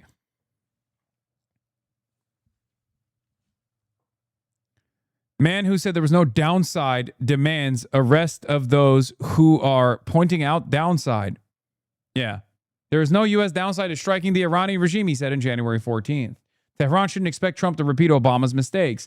Now, everyone that brings up the downsides must be jailed. It's treason. There's also obviously the other side of the story, Ben Shapiro. I covered it as well. Ben Shapiro, when you're leaking falsely, according to President Trump, to CNN and New York Times and Barack Ravid that we're short on interceptors, you're helping Iran. Trump must track down and fire the leakers in this administration who continue to undermine his pursuit of America's interests. So here's what doesn't make sense about this. I mean, nothing makes sense about this other than Ben Shapiro's Israel first, right? Ben Shapiro's Israel first. But the reason why this doesn't make sense is because if it is a lie and the American interceptors are, our interceptor stockpiles are perfectly intact, okay? If that's the case, then why are you crying about it? This is obviously a gambit from America. This is obviously America lying to the Iranian side to be like, oh no, please, we don't have any interceptors remaining. Boom, all of a sudden they're going to do a trick attack or something, okay? But if it's true and you're leaking this information, then yeah, you're doing it for a clear purpose, which is to try to pressure Trump by way of the public into not furthering this conflict and continuing to give Iran even more leverage. Why does Ben want America to fight undefended? Sounds pretty anti-American to me. Benjamin Shapipi. He does not care. He just wants, he doesn't give a shit about what happens to the Gulf. He doesn't give a shit about what happens with Iranian retaliation. He just wants America to continue pummeling Iran. That's it. He's seen red. He's got bloodlust. Damn it, Hasan. He's just leaning into the bit. You fucking suck at improv, bro. Come on. Oh, that's what it is. Even if you're just looking at better negotiated off-ramp here, leaking that America doesn't have the military arsenal to keep up the fight destroys all negotiating position. Fire the leakers today. Anyone who opposes that obvious position gives away the game. Yeah. He then tries to package this as like, oh, you're, ruining the negotiations. To which I responded with, here's the initial leaker of interceptor shortages before Operation Epstein Fury began. Everyone but the American public is aware this is happening. Ben is mad because it makes it harder to convince the U.S. to fight Israel's war against Iran.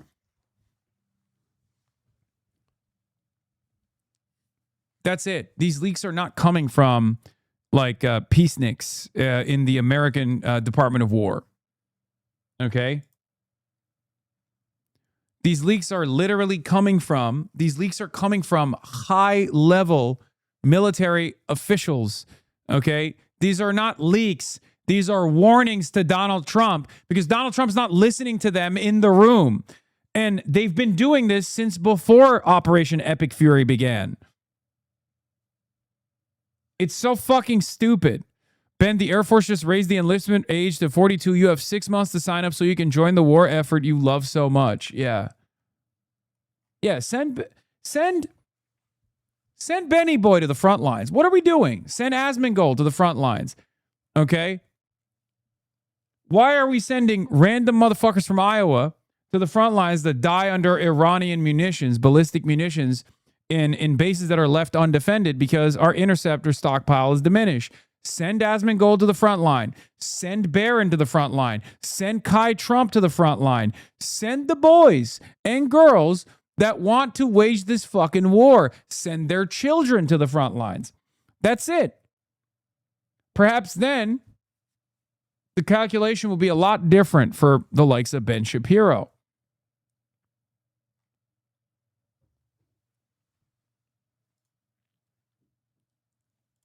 People are telling me, why don't we give peace one more chance? So I guess they're back to talks. And now here's... This is awesome.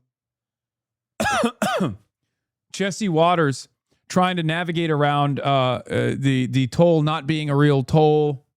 I love this. What the talks are about. A toll is not a toll. A toll can be a service fee. Like the Strait of Malacca. They want to make that the Strait of Hormuz. So Indonesia, Malaysia, Singapore, they do like an environmental service fee for a few boats. It's not like a blanket toll, but at least it would make... How dare you talk about the Strait of Malacca? How dare you, Jesse? You are now my official op. You and M. Pegasus, you and More Pegaslop are my two major ops now. You never talk about the Strait of Malacca. The Strait of Malacca must always remain open. You have gone too far, sir. How dare you? We must let commerce flow through the Singaporean ports. Singapore, more like Singa-rich. Make the Iranians save face. Now, while we talk, we're still bringing back a lot of firepower, and some special operators are now in theater, so that'll be interesting. We had Kellogg on the other day, and he said, you know what happens, Jesse, when you play sports? You let a team hang around a little too long, and then something happens. Ball bounces differently, maybe someone gets hurt. The next thing you know, you're like, whoa. That's why he thinks you got to finish people off, and you got to finish them off quickly. Luckily, we got polling that says Republicans are trusted more on Iran than Democrats, and oil's now come from $100 to $87 a barrel, which is great. But you should be sucking the Chinese Party of Communism, the Communist Party of China, every damn day of the week, by the way. Every day of the week, you should be praying to the altar of Xi Jinping for normalizing prices, for genuinely cutting their demand by almost half, bailing out the U.S. once again. Okay? You should have an altar to Xi Jinping that you pray to every morning, that you kiss his feet every fucking morning. Why do they bail the U.S. out? Because U.S. is the hegemon. And China must let commerce flow. It is the most pro import-export nation on the planet. Well, specifically, export nation on the planet. If China allows the oil prices, the price of an oil barrel to go up, for Brent crude to go up, for without cutting its demand, well, not even its demand necessarily, but cutting its imports of oil, then all of the other trade partners that it has in its own backyard, in the Asian markets, are going to collapse. This would lead to a collapse of Chinese trade, which, has to continue. What is this? New York City Councilwoman mention? What? I don't care about this. She's a psycho. Who cares?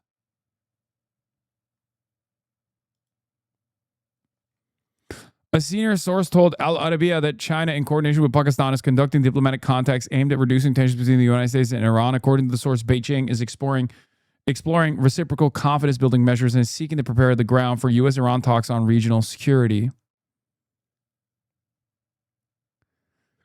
China also wants Gulf states and other regional powers involved in supporting a framework for long-term stability. If confirmed, this suggests an increasingly coordinated China-Pakistan diplomatic track with Islamabad acting as a regional facilitator and Beijing providing the broader political umbrella. Why did Pakistan become the table? Because Turkey fucked up. Okay? Turkey fucked up. Let's be real. Turkey is too much of a dog of the West. And while Erdogan has been, fairly reliable in terms of leaning into Russia while simultaneously being a reliable NATO ally, a NATO partner, Erdogan has never had the same investment in playing both sides when it comes to China and the United States. This is the reason why Pakistan Zindabad, Pakistan is the table. Okay, Islamabad is now the table, and Istanbul is no longer the table. Turkey is no longer even the chair. Pakistan, on the other hand, is basically China's little Israel in some respects, and therefore can now play the role of the table. From Islamabad to Islamagud. That's it.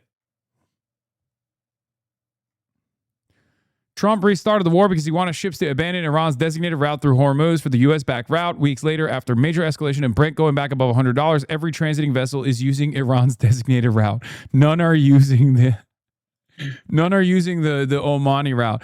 Almost all vessels crossing the Strait of Hormuz over the past 3 days have used the route designated by Iran, with none recorded using the southern route near Oman's coast, promoted by the U.S. according to shipping intelligence group Maersk's.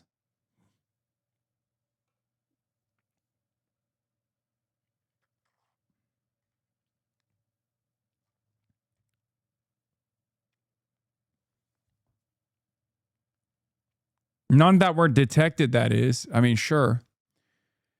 I think there's approximately like 4 or 5 ships that turn off their transponders and are able to pass through. But the risk is far too high for them. And that's not enough to make up for the that's not enough to make up for the demand. What is this? She wiped the floor with his raggedy ass on the radio last week. Now he's scared. Oh my God, a second pullout from the debate. Update, our team received a call this morning from Wesley Bell's team regretfully canceling his attendance this evening. Oh my God.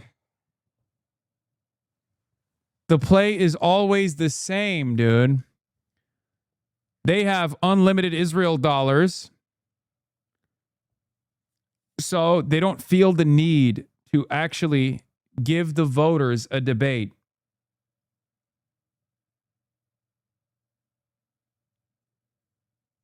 AIPAC candidates pulling out of any kind of contest. This video got 3 million views talking about how China saved the world. I know. Max Fisher did. China quietly saved the world last month. It got 3.4 million views, which is crazy because I covered it too. And my videos get 100,000 views max. Okay.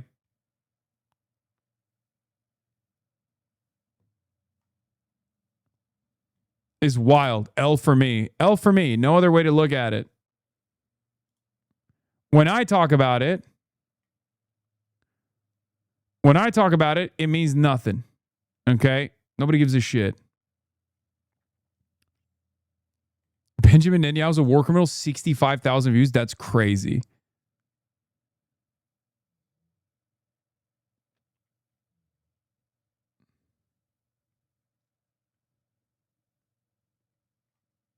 Yeah, because you don't have a cork board is true.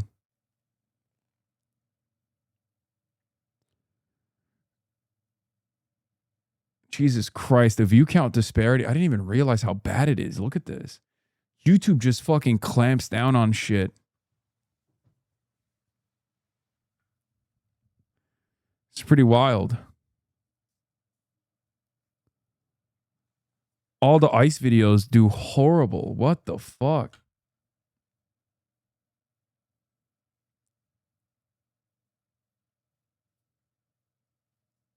YouTube algo is geared towards drama. I know. The worst is the interviews. Candidate interviews do so poorly. It sucks. YouTube is trash, bro. Yeah, I mean, I don't really care. I'll still do it, obviously, no matter what happens. But David Pakman's brother runs trust and safety over at Google. You're cooked. Wait, really? He used to work at the ADL.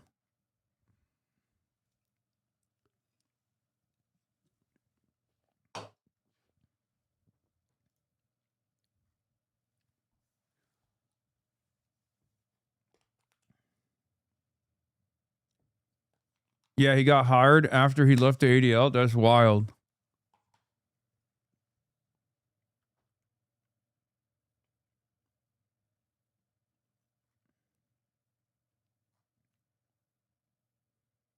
Yeah, YouTube suppressed the Zoran BB video. It's very clear. This one did unbelievable numbers on TikTok. It did unbelievable numbers on Instagram.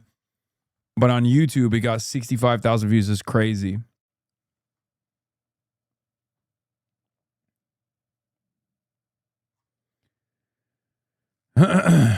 You should use the whiteboard more. True.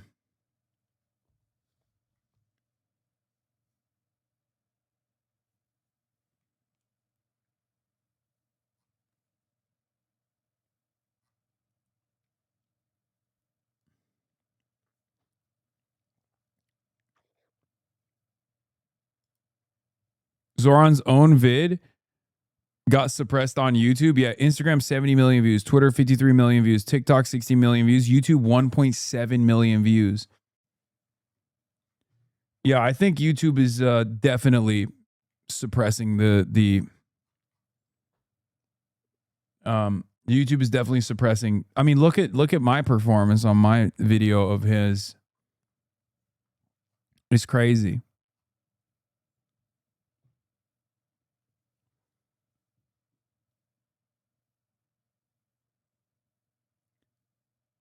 Do you think streaming every single day hinders your YouTube growth? Yes. You were short on it, got 400K views. Yeah, we do a lot of shorts. Our shorts do pretty well. I am a conservative, 600K views. Zohar Mamdani on Netanyahu. TikToker styles my wardrobe. I'm liberal except for Palestine. Like, I mean, the shorts do very well. The shorts do very, very well. Let's Speak titles on YouTube when? What's Leet Speak titles? And why not stream less if you care about growth? Because I care about managing a community on this live stream, on this live broadcast. And that's how we do it. This is the most impact that I see. This is the most impact that I have. It's like reach is important, but what's also important is impact. Because you can get, if I were to do video essays, you know, once a week or something, yeah, I would probably accrue. Piker challenges Hannity to book him for appearance. Streamer Hasan Piker has challenged Fox News host Sean Hannity to have him on for a debate. It's true. Facts. Here, post this clip too, Sean. Why won't Sean Hannity have me on to discuss this? He said he was supposed to, and instead, he chose not to have me on and talk about me instead, Piker said during a recent stream. It's very interesting. What are you afraid of, Sean? We can discourse back and forth on this issue. Whatever issue you want to talk about. The left-wing media personnel's challenge came days after Sean Hannity attacked Piker during an episode of his show, criticized me for praising former chair of the Chinese Communist Party, Mao Zedong. This is what radical democratic socialists want to bring to America, Hannity warned his audience. They don't love this country, the Fox News host continued. Referring to Piker as one of the Democrats' core leaders, Piker's a former pundit with the left-wing media outlet The Young Turks, who has grown a significant following among liberals with streams during which he discusses party politics and hot-button political issues. He's an outspoken critic of Israel, President Trump, and much of the agenda of the political right. Hell yeah. Hopefully this will apply some pressure. Didn't he invite you first? Yeah, he did. He did. The Cato Institute wrote a piece about you. Libertarians use Hasan Piker's praise of Mao Zedong to educate the youth about socialism. Yeah, it's sad because, you know, the Cato Institute are reliable allies when it comes to the barrage of anti-migrant, reactionary white nativists, anti-immigrant talking points. Sad to see the homies. Anyway, as far as the approvals goes, by the way, support for the Iran war is waning among Trump's MAGA base. Here are the share of Trump voters who self-identify as MAGA and whether they think the U.S. should or should not continue its involvement in Iran. Piker loves the CCP. Oh, yeah, Vox did it too. I know. Why the right is freaking out about third worldism. Conservatives are ginning up a familiar panic about subversive leftists, but also getting at something real. Yeah. I love when fucking libtards over at Vox will be like, you know, as a liberal media outlet that routinely rails against Donald Trump, we have to also admit that the fascist apparatus of the state that is actively targeting the dissident left, the radical left, is kind of correct. It's awesome. It's fucking awesome. By the way, this attitude that demands that American militarism cease, that America restrain itself on the global stage a little bit, is a perfectly valid, perfectly reasonable demand. I'm not alone in this demand. As a matter of fact, it's a very popular demand. It's one that Trump tapped into when he lied about being an isolationist, when he lied about being the peace president. Okay? The anti-third worldist right is mostly Fuentes, by the way, not even standard MAGA shit. Yeah, it's unbelievably racist, for the record. The whole, like, third worldism is a real problem is incredibly racist. Most people's attitude, most liberals' attitude on this is maybe we should stop fucking killing people in developing nations, in the periphery. Okay? That's it. Third worldism as a camp is not a real block of power in the world currently. It doesn't exist because there's Cold War is over. There is no USSR bloc. There is maybe one hegemonic America and its allies, the Western nations. But there is no real, non-aligned movement. There's no real third world. It doesn't exist. We use it colloquially. So there isn't really a lot of appetite, even amongst liberals, for this kind of commentary. But to then openly align yourself with Secretary of State Marco Rubio's ridiculous attempts at silencing political dissent in the country by tying it back to foreign adversaries that they are inventing is, one, leaning into incredible amounts of white supremacist thought. And it's also setting up your own downfall, Zach Beauchamp. They are not going to make a distinction between liberal NATO Atlanticists who still criticize Donald Trump and anti-NATO radical third worlders like myself. You're a fucking moron. Under no circumstances should you give credibility to this State Department unless you're choosing which side you're going to be on, unless you're saying, I'm going to be a fascist. In a new report on Cuba, what is this? Have you commented on the fact that Islam killed gay people in Berlin yet? Why hasn't Mamdani said anything? Why hasn't Syed said anything, says Cy Crab. I haven't covered it yet because I just got back. But if you think this is Islam, and that every Muslim American has to make a statement about a attack that took place on a gay pride, you're a fucking unbelievable racist. Okay? The fuck are you talking about? I think they owe it to us. To what? To you? I owe you nothing. Nobody owes you anything. Is Zoran the fucking mayor of Berlin, or is he the mayor of New York? Because whenever there's an attack on anyone in New York, he, of course, comes out and delivers a statement. The fuck are you talking about? The idea that every Muslim politician is responsible for what you have decided is a Islamic-style attack is fucking ridiculous. Is this what we do? Do I demand every Jewish person speak out? Do I demand every Jewish person immediately come out and condemn Israel's attacks on a daily basis? No. People would immediately call that anti-Semitic.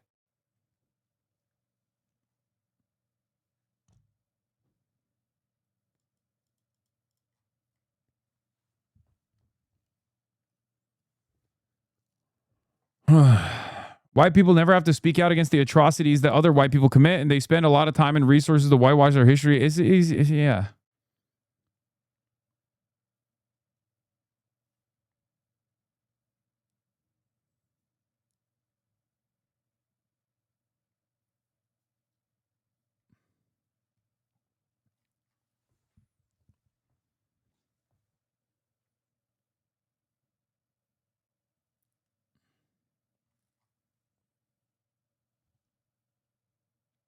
Anyway, let's continue. In a report on Cuba, the State Department has argued that Havana has become the beating heart of the new and distinct kind of Marxism, which the State Department calls third worldism. Cuba is spreading this doctrine, per Secretary of State Marco Rubio, with the explicit intent of fomenting revolution in America.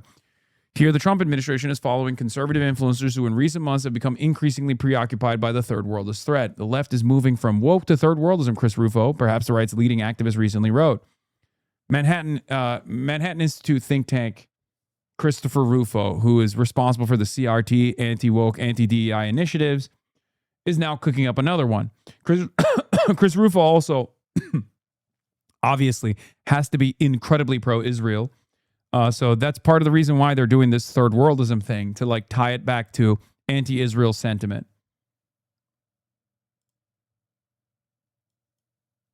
What is this? Today's cover. Families of 9/11 victims want to ban Mamdani from sacred 25th anniversary ceremony at Ground Zero. Unwelcomed guests. Yeah, this is insanely fucking racist. Okay? Insanely racist. Anyway, let's continue. Zach is one of those Israel isn't committing a genocide guys, and he posted this recently, which is ironic given this article. Yeah. Trump has few good qualities, but his routine ability to humiliate people who act like he's a reasonable and normal political figure is surely one of them.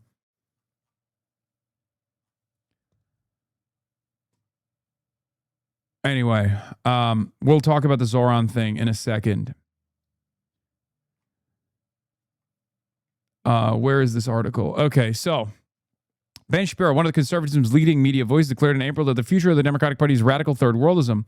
Rayhan Salam, the president of the influential Manhattan Institute, a former woke turned anti-woke for money, has warned that third worldism left unchecked won't remain on the radical fringe, citing New York Mayor Zoran Mamdani as the chief example of a third worldist in power. Every one of these every one of these Manhattan Institute guys are just mercenaries. That's it. All of this may be news to Mamdani and other Democrats who virtually never use the term to describe their own views. So what are Rubio, Rufo, and Shapiro talking about? And is there any truth in the various claims about rising third worldist influence? The answer is more complicated than it might seem. Conservatives are using third worldist a lot like terms such as woke and critical race theory before it, as an ill-defined concept that serves as a clearinghouse for various right-wing grievances and can be used as a slur to discredit and demonize the left. Yet at the same time, they've actually put their fingers on something real. Oh! Among a very specific and visible subsection of the socialist left, a set of views that can be reasonably termed third worldists are rising in prominence. For a progressive outside this camp, deciding what comes next will require engaging with a right-wing critique directly and not dismissing it as a smear. Also, we have to hand it to them. We have to hand it to them. Once again, these fucking idiots think that there is a factional battle that you can fight within the left flank, in the left opposition to Donald Trump, by leaning in to the ridiculous propaganda from the fascist Trump administration. You will also be at the camps alongside me, okay? You need to understand that, and you need to understand that now. You fucking idiot. You dumb fuck. You dumb fuck baboon. You are also going to be thrown in the same fucking camps that we get thrown into. You're so stupid, unless you become a loyal servant of the fascist Republican Party.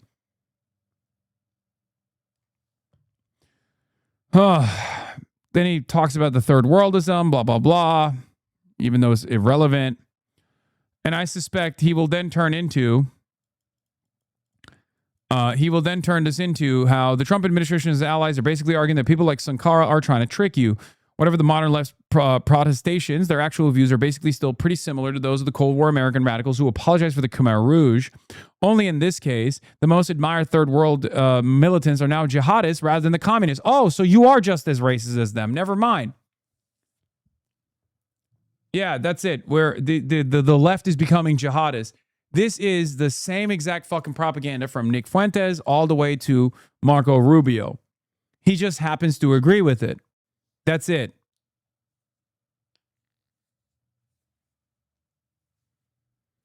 That's it. He happens to agree with it because he's pro-Israel, for the record. This is Vox, by the way.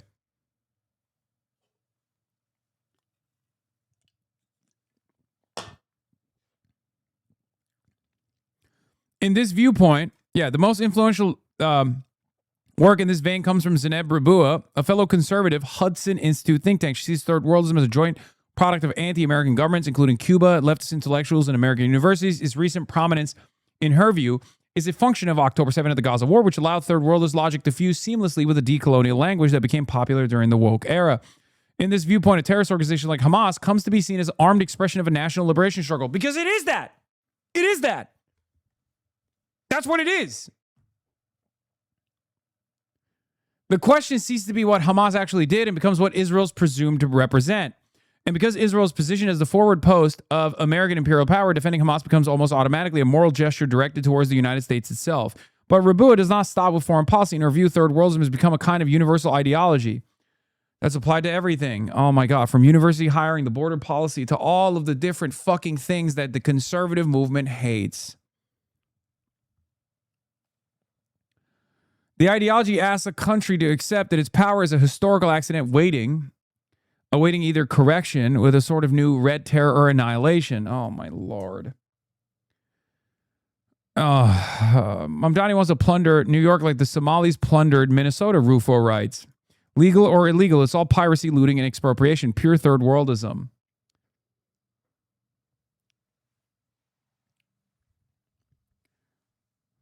By the time we get to Zoran Mamdani's a pirate, it's clear that the analytic train has gone off the rails. Oh, so there's a reasonable critique here. There's a reasonable critique. Mamdani doesn't fit the bill.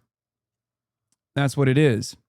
But there is a reasonable critique. I'm sure it's going to get to me eventually, this article. Oh my God, he wrote so much. Ay, ay, ay. The most obvious example is Hasan Piker. There it is. The streamer and provocateur who has become a lightning rod in debates over the Democratic Party's direction. Piker has repeatedly expressed admiration for the Chinese Communist Party despite his vicious authoritarian tendencies and said he would vote for Hamas 1,000 times over Israel. My colleague Eric Levitz described his worldview as campus, an old leftist term for someone who aligns themselves with any government that opposes the American-led bloc, and one that I think is a bit more precise than third worldist. But Piker's fascination with anti-American militancy and terrorists. He once gave a fawning interview to a Houthi fighter on stream. Not true. He wasn't a Houthi fighter. Suggests that third world is at least a reasonable descriptor.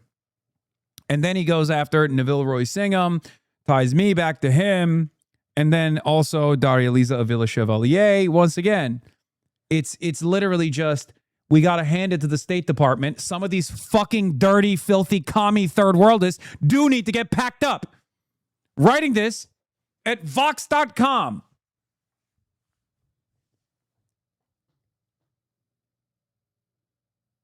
That's it. That's the whole fucking article. Okay? The entire article is, we got to hand it to the Trump administration, which I'm very critical of, except on this issue. Some of these fucking filthy, Muslim, dirty Islamo-communists need to go to fucking prison. That's what this article is. Okay?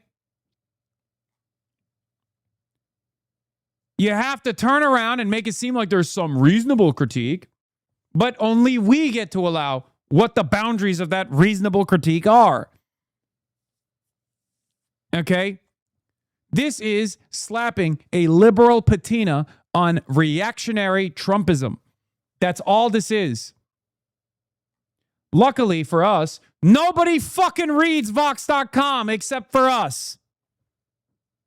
Dumbass. Fucking idiots, dude. We got to hand it to the Hudson Institute. We got to hand it to the Manhattan Institute. These unbelievably reactionary think tanks, because at the end of the day, they're also pro-Israel, and so are we. Okay? And these guys are really fucking up the bag for us to maintain our appeal in polite society as people who are pro-Israel but too ashamed to openly fucking pop off about how Israel has every right to do whatever it's done.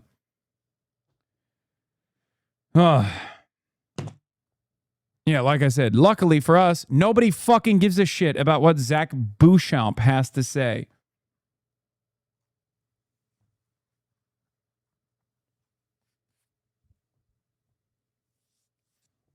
Dumbass. Anyway, another version of this like sinister anti-war argumentation has been coming after Abdul al-Sayed, which we're going to get to after we're done fucking situation We have monitoring. what we need in theater. There's more moving into theater.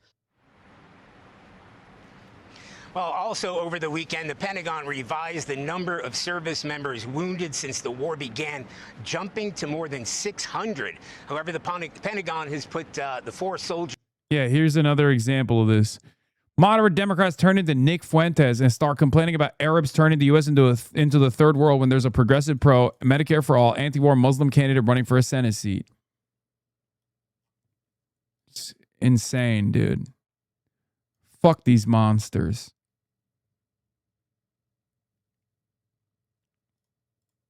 Killed recently into a new category, overseas operations. The idea being they're not casualties of the war against Iran, Operation Epic Fury, on the grounds that they were killed after. Yeah, just a reminder that Claire won by 20, Dadia Liza won by 4, and Maylot won by 15. It's going to feel real good in 1 week. Yeah.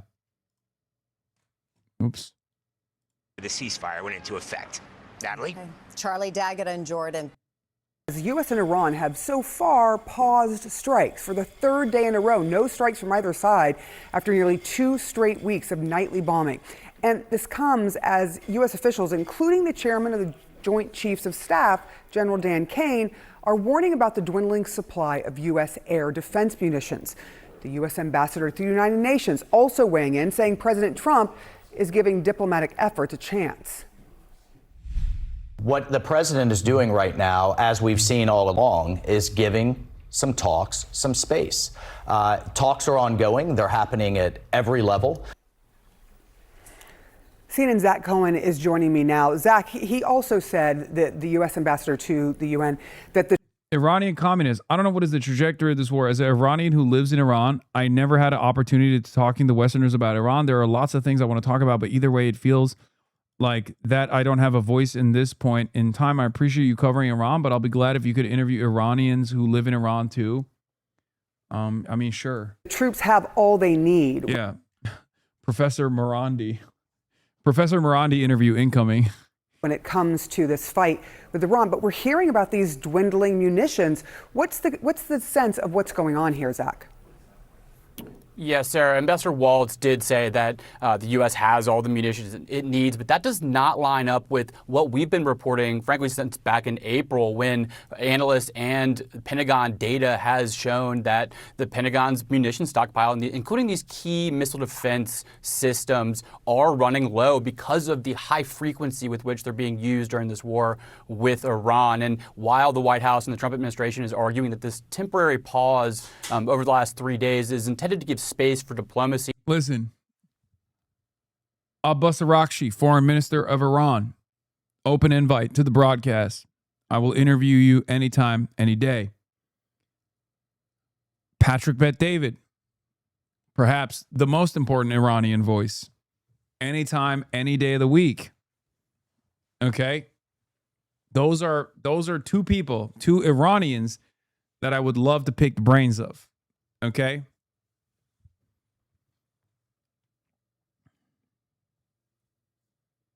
Both sides. Get a decent understanding of both sides. Abbas don't know you, little bro. I know. Abbas Araghchi will mog you so hard. I mean, the media stopped allowing him to do interviews. He's no longer on mainstream outlets.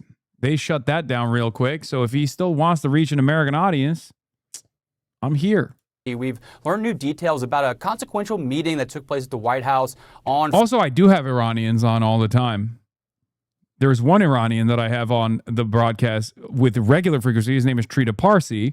Friday when discussions were being had about potentially escalating the conflict with Iran. All of He's the just not president's top living in advisors Iran. were in the room, we're told. And there were some hard truths laid out for the president by both Vice President J.D. Vance and Chairman of the Joint Chiefs Dan Kane, both of them warning about potential concerns related to the options for escalating this conflict. And Kane, in particular, pointed to these warnings about the U.S.'s diminishing stockpile of key munitions, saying that if the U.S. continues to use them at the clip that they've been using them so far in this conflict, they may not have enough for the next war, especially if it's against an adversary like China or Russia. Now, this is just one of the concerns, we're told, that was raised during this meeting on Friday that ultimately preceded the ongoing temporary pause. The other concerns that were raised included potentially massive amounts of civilian casualties inside Iran if the U.S. were to follow through with Trump's threat to strike civilian infrastructure, things like power plants and bridges, things of that nature. We're also told that concerns about retaliation against Gulf energy infrastructure and a broader regional escalation were also mentioned. So ultimately, those concerns all taken into account seem to have led to this current pause, but there's still so many questions about whether or not diplomacy can ultimately get back on track and bring an end to this war. This reporting that CNN has, I was just speaking about with Betsy, about the concerns raised by Vice President Vance and General Kane, concerns specifically about munition stockpiles. Ambassador Walt, in part, was blaming that on aid that the U.S. has given to Ukraine.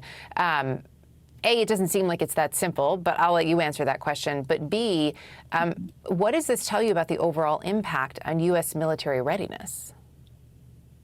Well, there's certainly an impact, Erica, on U.S. military readiness, no doubt about it. But let's put things into perspective. When you look at the expenditure of Patriot missile munitions in Ukraine, you're talking in the hundreds of Patriot missiles that like PAC-3 type missiles that the Ukrainians have used. Compare that to as many as 1,430 Patriot missiles that were sent off in the war against Iran. So the U.S. itself has used. Why is Iran giving us the out again? They should just keep lobbing missiles if we're so low, Lamau. I mean, Iran also has not an infinite amount of missiles. Iran also has a finite amount of missiles. If America is not striking Iran, then why the fuck would Iran strike back currently? Why would they agitate?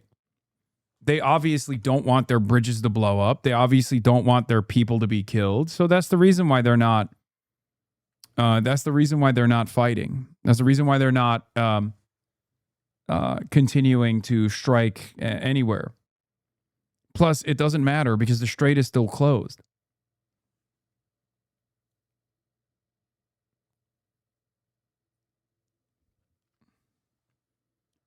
And as long as the strait remains closed, Iran has the leverage. Iran is still winning. Every day that goes by where the strait remains closed is a day where America's hand is forced to negotiate with Iran. A considerable number of munitions in this Iran conflict, Operation Epic Fury, and both pre and subsequent operations.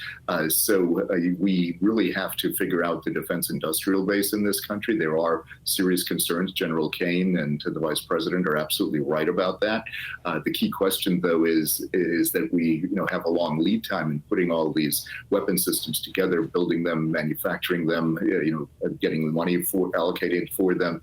And then, of course, finally getting them into the field. So those are the kinds of things that have to be fixed. The Pentagon is making strides in that direction, but the key thing here is also this.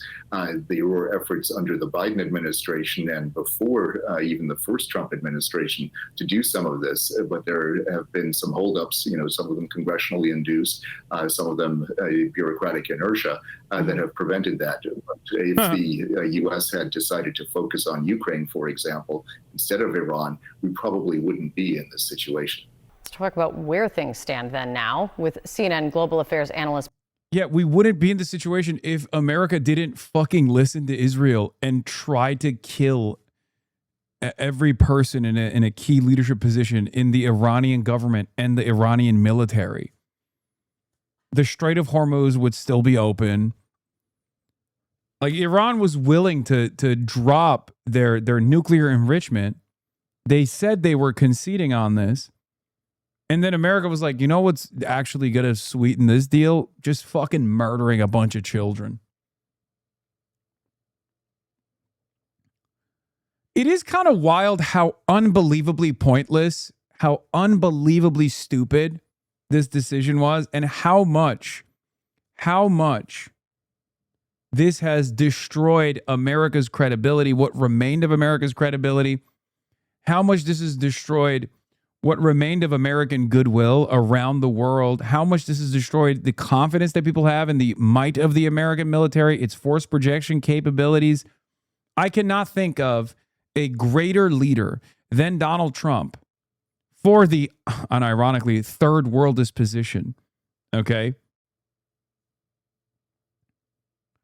Of course, we on the left, anti-imperialists, will practice revolutionary defeatism to a certain degree. Okay?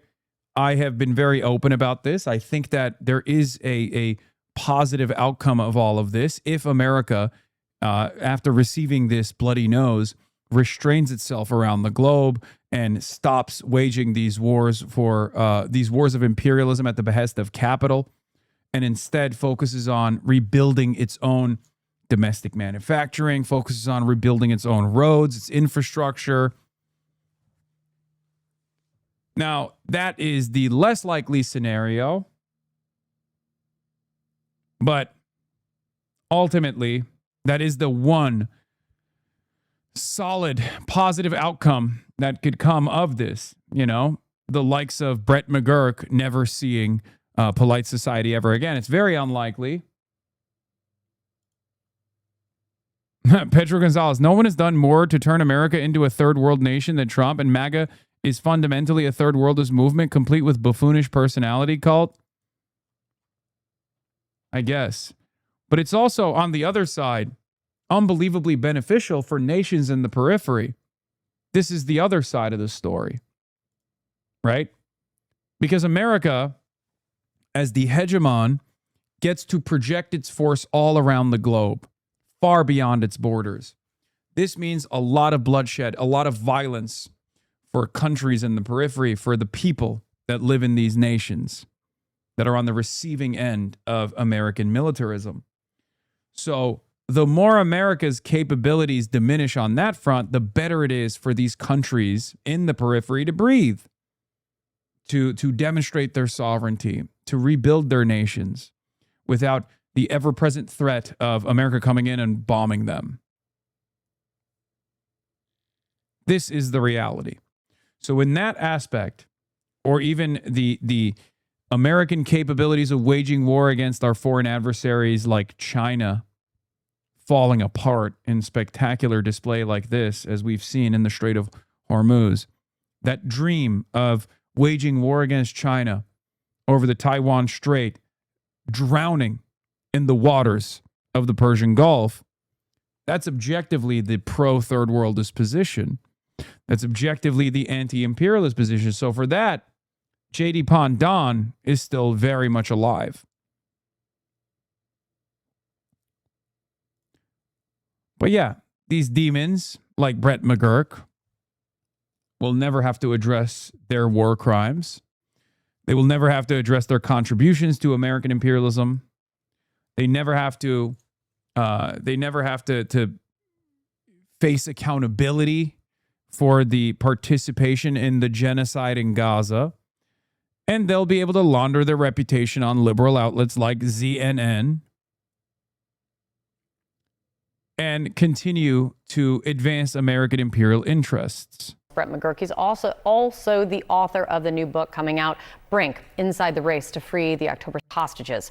It's good to see you. Thanks for being here. So let's talk about, they're in a pause moment. That seems to be, I think, the only clear thing when it comes to the status of this war, because 2 weeks of U.S. bombing runs on Iran have seemed to fail to break the deadlock over the Strait of Hormuz still. And now you have reporting that there's this concern that was raised this week about further depleting munition stockpiles if the president escalates this further. How do they navigate a path forward now, Brett? What do you see here? Kate, it's tough. You know, we're 5 months tomorrow. We'll be at the 5-month mark of when this conflict started. And I had a saying when I used to work in the White House for various presidents, from General Eisenhower when he was president.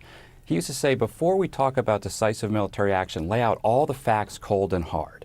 And it appears from the reporting from CNN and elsewhere that this meeting late last week did that and said, here are all the factors as we consider next steps. That's good. That's exactly the type of information a president should be getting. It's probably the type of meeting that should have been had before this started. But where are we now? I would call this, Kate, a tactical pause. I think we had 13 nights of strikes. There are back channels open through Oman and other to try to get the Strait back to where it was before those strikes started 2 weeks ago. And that, I'm told, they're making some progress. So a tactical pause, let's see where we are, see if diplomacy can get somewhere.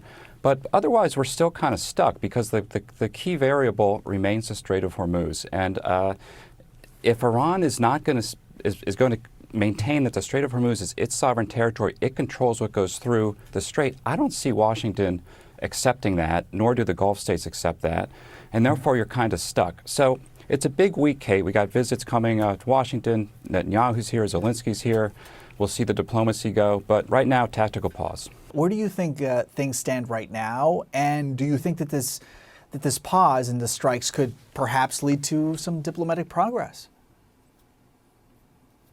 The pause in the strikes, of course, is welcome, particularly for people, civilians who are caught in this war. It is an indication that the U.S. administration wants to give talks a chance to succeed. And they have said that holding back is giving the diplomats that chance. However, the Iranian side has clearly activated the Houthi militants in Yemen. When the war started in February, the Houthis largely have stayed out of it. This goes back to the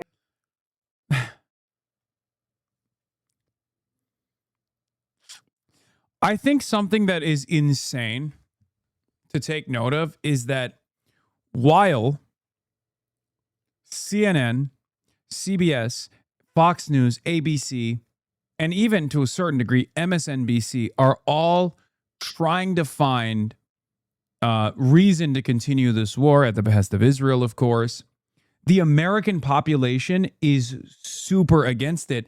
And the numbers of supporters of this war, even amongst Trump's very own base, have diminished.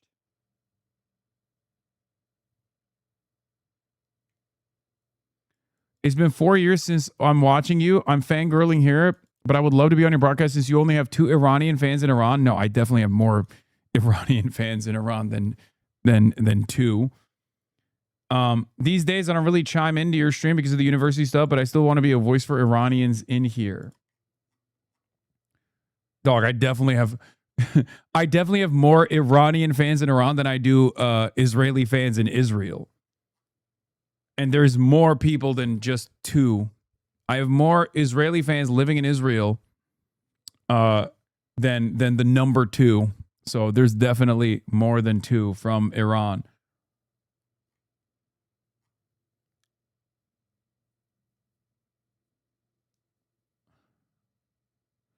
Yeah, I was on Iranian news, man. The Iranian news was covering me.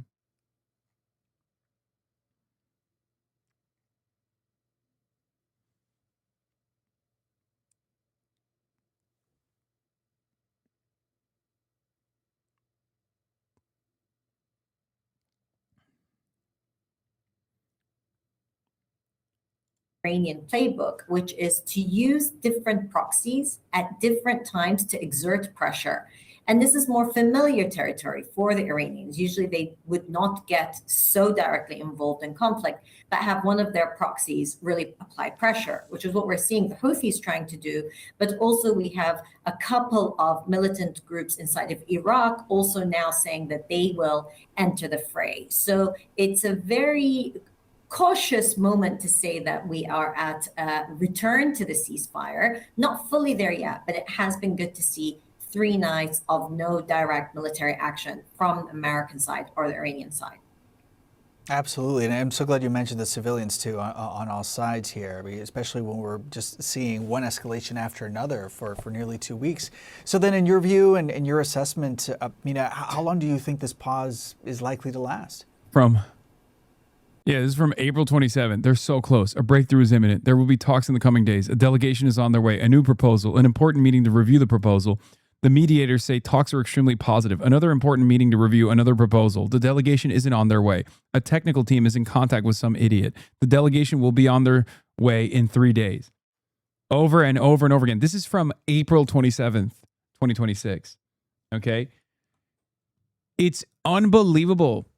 The media never gets tired of doing this rerun. It's awesome. They never get tired. It's like talks are so positive. It's going to happen any moment now. Then the pro-Israel side comes out and freaks the fuck out. And they're like, how dare you do this? How dare you do this? Okay. How fucking dare you? How dare you, Mr. Trump? You should nuke Iran right now. You should nuke Tehran. You should nuke Tehran. You should nuke Tehran. I live in Shiraz. I know 5 guys that know you, but they are just normies. No, you don't. I checked. Yes, I do. I don't believe you. I was on Iranian national news. Okay. I might be a little too, not Muslim enough for some that would normally be watchers, steady watchers in Iran. Nah, I checked. 93 million people. 93 million people. And you said you checked in Shiraz, the entirety of Shiraz.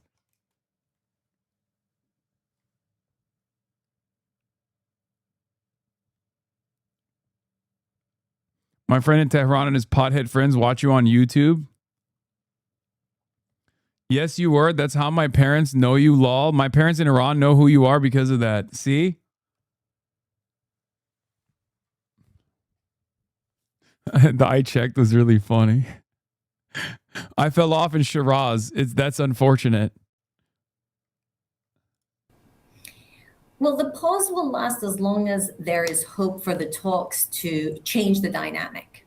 The concern is that the pause only then allows one side or the other to drag it out. There is very little trust from the Gulf here, from the wider Arab world, and the U.S. when it comes to... See, Iranian chatters with their parents that live in Iran say, my dad is a fan of you in Iran. See? The seriousness of the Iranian side to actually bring about a diplomatic resolution. So with very little trust, we don't know how long this can last before, again, this last flare-up started because Iran targeted vessels in the Strait of Hormuz. So as long as there can be an agreement not to escalate, let's not forget, we're still in the 60-day window that ends on the 17th of August that was set by the Memorandum of Understanding to get to a longer-term deal. We're nowhere near getting to that longer-term agreement and deal. And so how long it lasts will depend on how serious all sides are, and particularly whether Iranians will stick to what they signed up to in the Memorandum of Understanding, which is to allow the freedom of navigation in the Strait of Hormuz.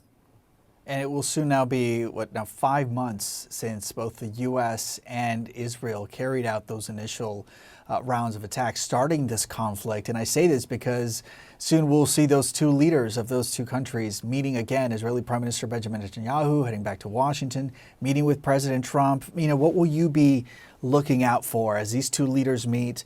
And I'm sure what happens in that meeting will largely determine what the next chapter in this conflict may be.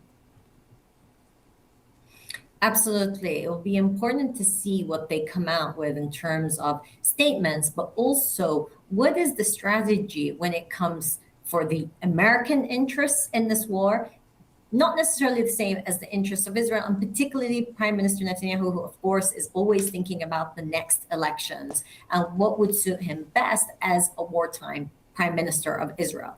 So it'll be important to see not only how they deal with Iran, but also Lebanon has been incredibly important. President Trump just received the president of Lebanon, Joseph Aoun, in the White House, and the Lebanese desperately want to see Israel withdraw from Lebanese territories, but also to have peace come back to Lebanon. So I think the Lebanon element will be important, but of course, the bigger agenda item is Iran. Palestine, unfortunately, will likely not really be top of the agenda in these meetings, but it is important to the wider dynamic in this region. When it comes to Iran, Prime Minister Netanyahu has been very hawkish, whereas we've seen that President Trump is keen to get to a diplomatic resolution. We've seen them have disagreements before. It would be interesting to see how they come out of these meetings and whether, again, American interest to bring about a diplomatic resolution will match what Prime Minister Netanyahu will be advocating for during those meetings. Good afternoon, sir. Hello, everybody. Do you have a question, Jennifer? Yes. On the Iran war, have you been frustrated with Secretary Hegseth because of the advice he gave you early on in the war and how it's turned out? I think he's done a great job. We've pretty much destroyed their military. They want to meet, and we're meeting. We'll see what happens. There's a chance we could make a deal. Without what we did, they wouldn't even be talking to us. They requested a meeting through their surrogates and directly. And we're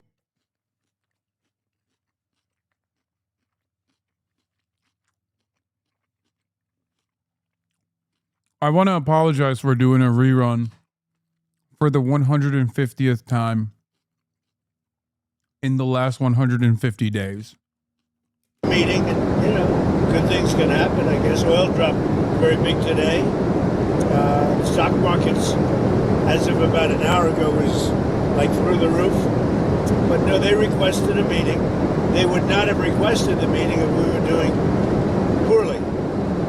The only reason they want to meet is because we've been hitting them very hard. Yeah. How much patience do you have left with Iran, sir?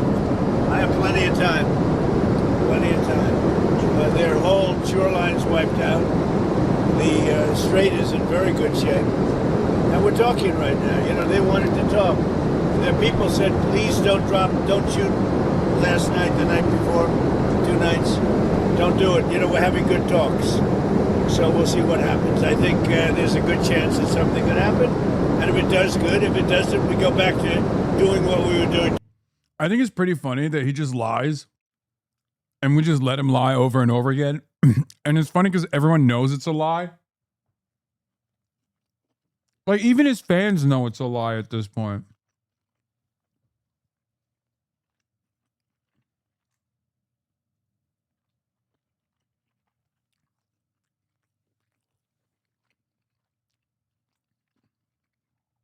What a strange song and dance we play on a daily basis.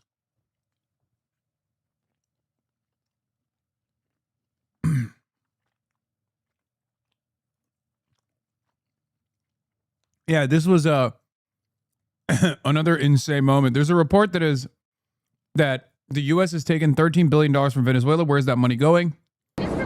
Trump goes, I think even more than that. But where is that money going? We've paid for that war many times over. But where is that money going? Running the country.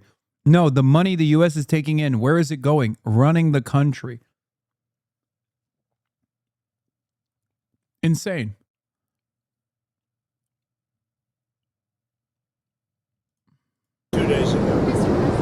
Yeah, in his pocket. A new CBS News poll shows most Americans are frustrated with the war in Iran. Only 35% now approve of how the president is handling it. His overall job approval rating now stands at 39%. Now, these numbers could be a warning sign for Republicans ahead of November's midterms. Nancy Cortez is at the White House with more. Good morning to you, Nancy. Good morning, Natalie. This poll was designed to get at how Americans feel about. We truly are. We truly are the cattle nation. The fact that, like, the approval ratings are not lower for Israel, and the fact that Trump's approval ratings are not lower in general, means that we are still a cattle country.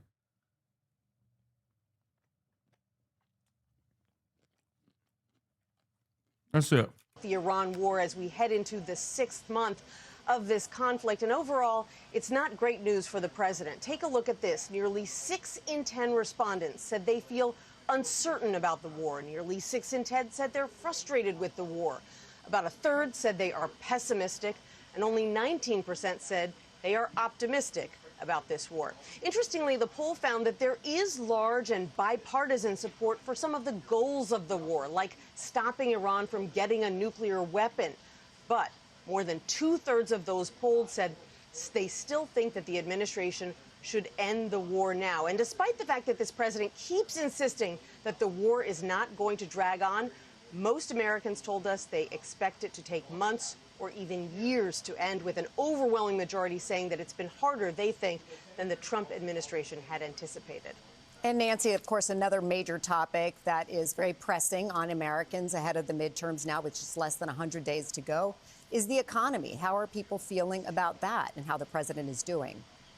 Natalie, it's probably not a surprise with gas prices now spiking back above $4 a gallon that nearly 8 in 10 people said in our poll that the administration isn't focusing enough on lowering prices. And 3/4 of them said that their income isn't keeping up with inflation. More than half said Trump's policies are making them worse off. And of course, these are not the numbers that the party in power likes to see in a midterm election year, especially as Democrats have been out on the campaign trail focusing on pocketbook issues and affordability. This could help explain why some Republican lawmakers have been a little more vocal lately about the need to wrap this war up and focus on the economy. Natalie? All right. Nancy Cordes at the White House. Thank you. Way down. No. Amazingly, they're hitting countries that Look what we've done here. I know. I almost cried. Yeah. I mean, like, You know his ass is in hell, bro. And no, not because he's gay. Okay, before you fucking yell at me, I'm not being homophobic. Although I am an enemy, although I am a foe. But you know his ass is burning in hell right now. If hell is real, Lindsey Graham is absolutely in hell. how long have we been pushing this? Well, I mean, you've been pushing this for years, right? Right, it's here. I talked to Trump this morning. It's literally. Oh, he's jacked. Yeah. It's the best thing I've ever done. He loves blowing stuff up. So, you know, there are a lot of people inside didn't want to do it. So I've had my challenges. But President Trump, when he gets into the zone, he listens, he asks good questions, you know, no tweeting. He has done nothing, he hasn't tweeted much at all, no drama. He's been a great wartime president. I said last night that Trump and Bibi are like Roosevelt and Churchill. I mean, they're the right two guys to confront this evil. How do you? Dude, he is straight up a demonic entity of the highest order. This is why any kind of whitewashing, any kind of laundering of his reputation is making you morally culpable. Hello? Hey, boss. Phoebe's about to jump. Did I? God damn it.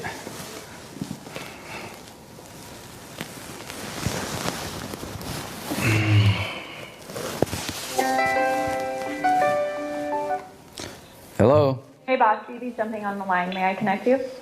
Yeah, please. Okay. Do you have it on speaker, Ryan? Yep, we're good. Okay. All right. Connecting you now. Yeah. Hello? Hey, BB, Lindsay. Hey, Lindsay. How are you? I couldn't, I'm just so impressed. Glad to be your friend.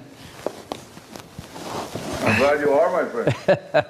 I'm going to meet with the president this weekend. I'm going down to Doral. I'm going to try to get him to join with y'all in Lebanon, to maybe fly some with you. Would you like that?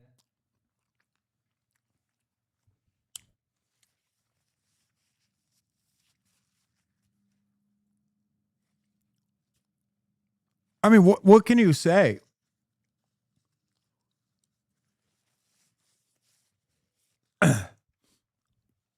Any other country, this is treason. Like, they filmed treason in broad daylight.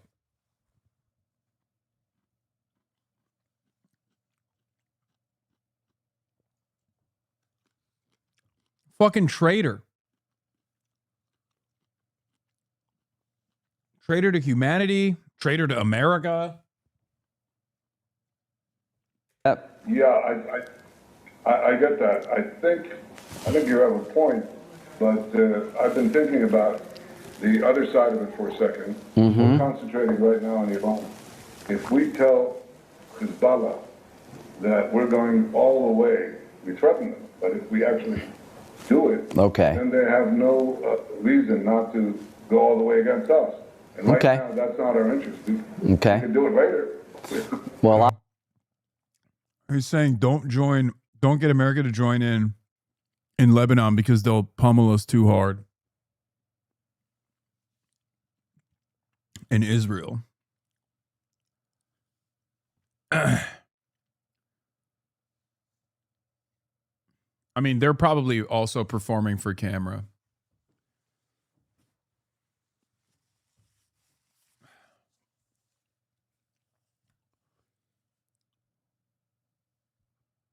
Okay, well, that's actually good counsel.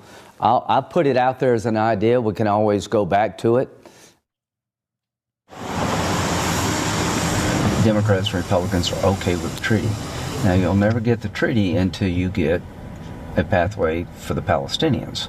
You just can't get there. You can't get MPS to recognize Israel. So what I'm going to tell Bibi, and I just told Leiter, I talked to Bibi this morning. He called me and thanking me for everything. He says he's game. I said, listen, Bibi, and Smoltrich and Ben-Gvir are not going to deliver. If you win your election, it's going to be before our election. I think the time probably to do this is a lame duck. We'll know pretty quickly whether Bibi is able to deliver. Oh, to be honest with you, I think about 3 to 4 weeks we should have them in a... It's interesting because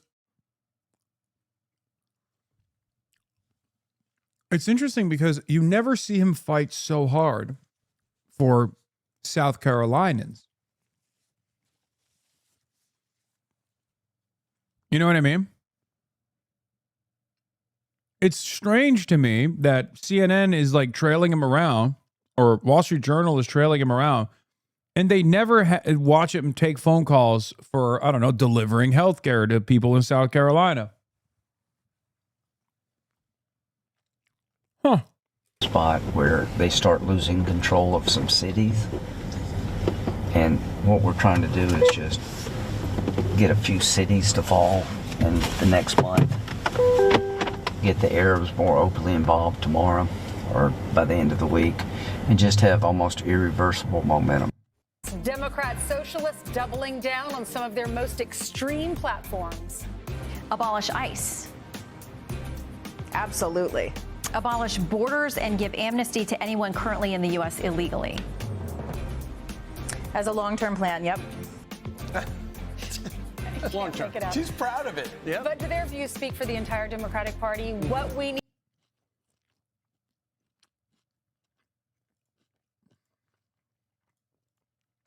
need to know as the DSA just keeps growing. Hey, 53% approve of socialism in the Democratic Party. And forget a degree in finance. Arizona State is now offering a degree in becoming an influencer. And I put that in italics.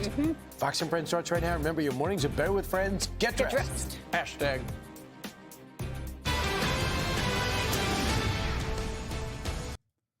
I raped Hasan 10 years ago after a rave in New York City down in the red light district. His ass gave me gonorrhea. My dick nearly fell off. Hasan got pantied and sissified by me in 2010 in the New York City red light district. He said, I love your BJC, big Jewish cock.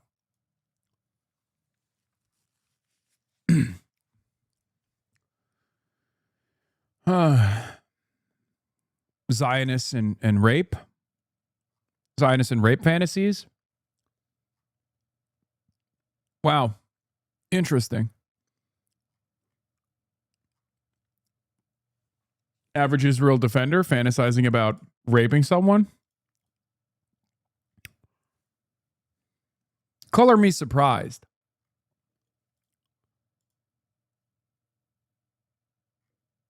Color me surprised.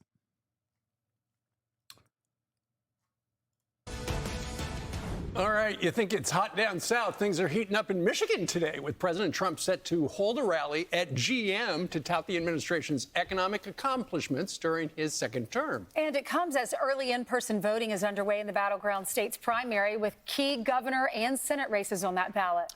Alex Hogan's live at the White House with the details. Hey, Alex. Good morning, Steve, Brian, and Ainsley. So as you mentioned, President Trump will leave the White House today. He will head to Michigan, and that is where early voting is already underway. Tonight, there will be a debate between some of the Democratic candidates for Senate, including these two you see on screen, Dr. Abdul El-Sayed and Representative Haley Stevens. With less than 100 days until the midterms, there's a lot of questions over the future of the Democratic Party and some new controversy within. A new report detailing how Chair Ken Martin reportedly threw his phone at the desk of a junior aide while berating them. The New York Times writing, quote, that the phone tossing incident resulted in a formal complaint to the DNC's Human Resources Department. The fallout from the phone throwing episode was described by half a dozen people familiar with the incident. Mr. Martin later met with DNC Human Resources officials about his behavior. House Minority Leader Hakeem Jeffries addressed that report yesterday. Yes, the chairman has my full support. What we've seen over the last 18 plus months is that Democrats have won every single meaningful election up and down the ballot across the country during that period of time. And we look forward to our continued partnership. One of the co-chairs of the Democratic Socialists of America joined Fox. It is very funny that Hakeem is saying, like, look, if you're delivering results, we'll stand by you. Because that is antithetical to how the Democrats normally operate.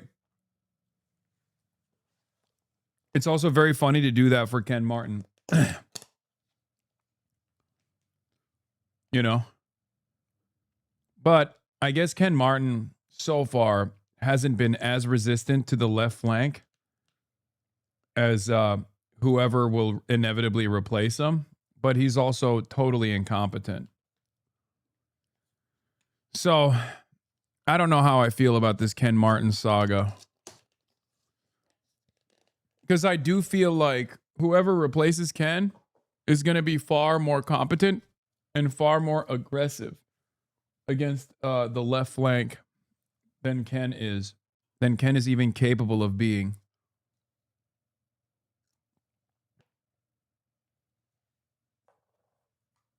News Sunday with Shannon Bream, who asked if established Democrats should be worried about DSA plans for their party.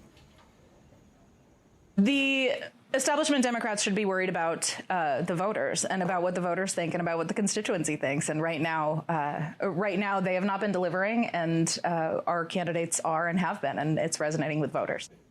And Romer went on to explain to Shannon Bream some of the other arguments that the DSA is trying to make, and changes like expanding Congress, getting rid of the Senate, getting rid of the presidency and the Supreme Court as we know it, and abolishing prisons, and as a future long-term plan, even opening up the borders. Guys, back to you. You left out getting rid of the Pentagon. Right. But. And prisons. What are you going to say? Alec, thank you very much. You know what? Shannon Bream put the woman that we just saw in that report. She just gave her a list. Okay, yes or no? Are you for this stuff? Are you against it? Watch this and then try to keep your jaw up here. So we're going to put up on the screen a few of the things that are part of your platform. And I want to ask you, just give me sort of a true or false on these. Abolish the Senate. True. Okay. Replace the presidency and Supreme Court as we now know them. Yep. Abolish ICE. Absolutely. Abolish borders and give amnesty to anyone currently in the U.S. illegally. As a long-term plan, yep. Defund the Pentagon. Absolutely. Abolish prisons, at least in large part. Yeah, again, that as part of a long-term program, yeah. Okay, so no prisons. Government or public ownership of most large corporations. Yeah, absolutely. So what can you add to Other than that? So what is that called? Like chaos? Not having a country? Socialism. Right.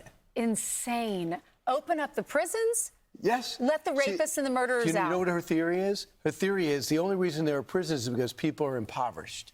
So she goes, once we get them money, they're going to have no reason to break the law. There's some people, we'll work on that, they're going to break. So this is somebody really well thought out. There's not one country.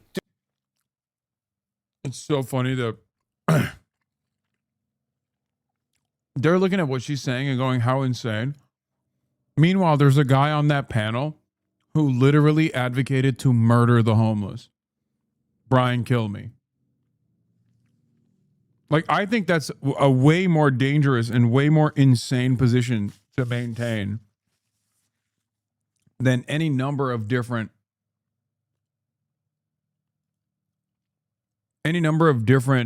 takes that you've heard from the DSA co-chair, DSA national co-chair. What is this? We're only going to see more friction in this regard. There's a very clear gap between where elected officials are post-Zoran and where the institutional leadership is that can only be quietly ignored for so long.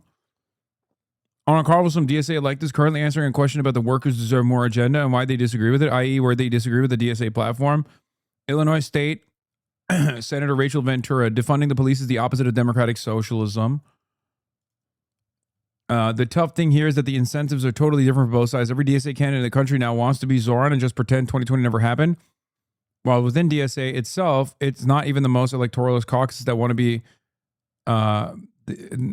It's DSA itself, not even the most electoralist caucuses want to be the social fascist side.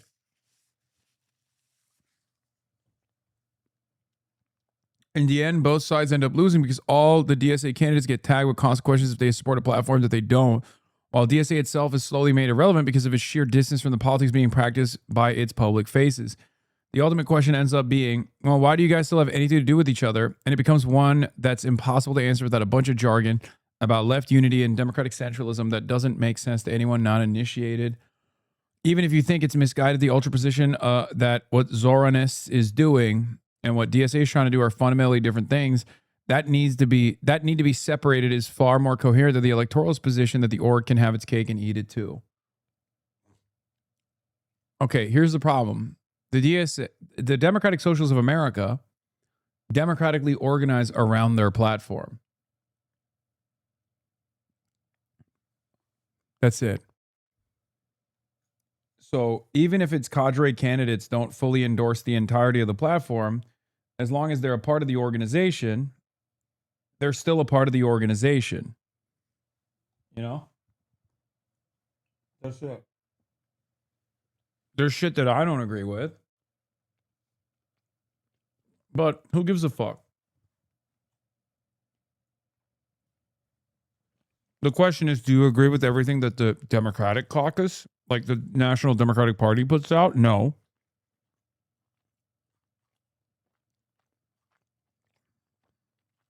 You know?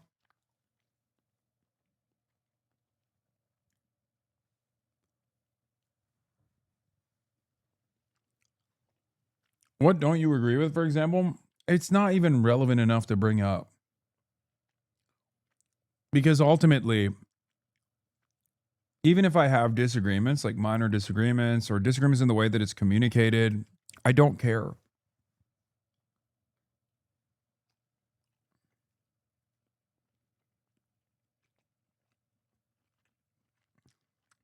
You know what I mean?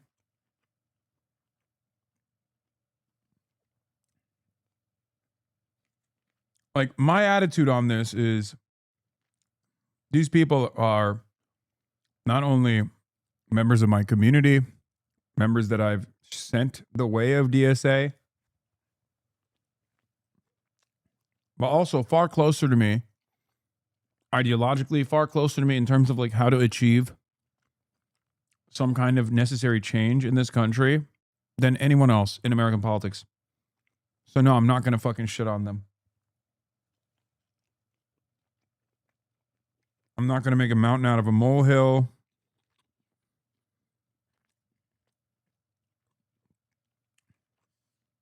Especially out in public. I'm going to stand by them.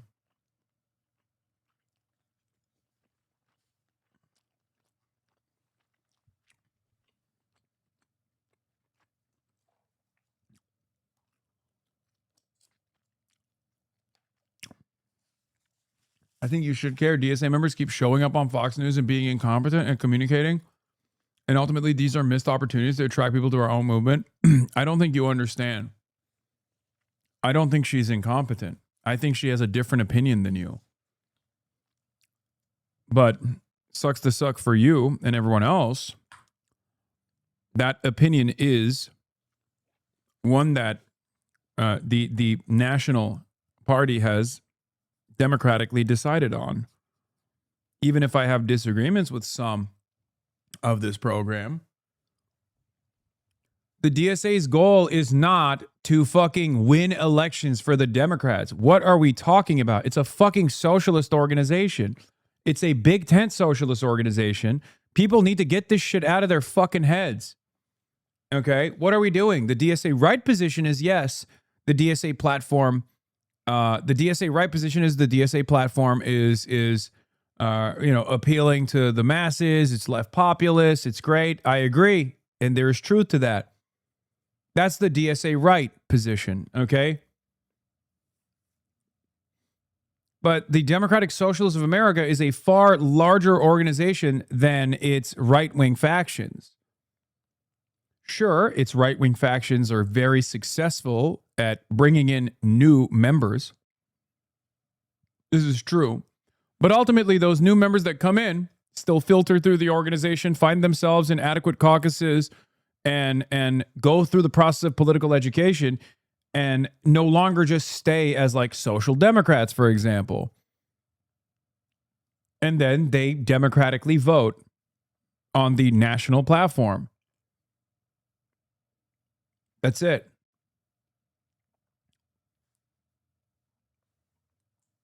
From where I'm standing, what I care about with respect to the value of the DSA has always been, first and foremost, a political organization that is capable of delivering political education, socialist political education, to an increasingly growing class-conscious group of American workers. Okay? That's what I care about.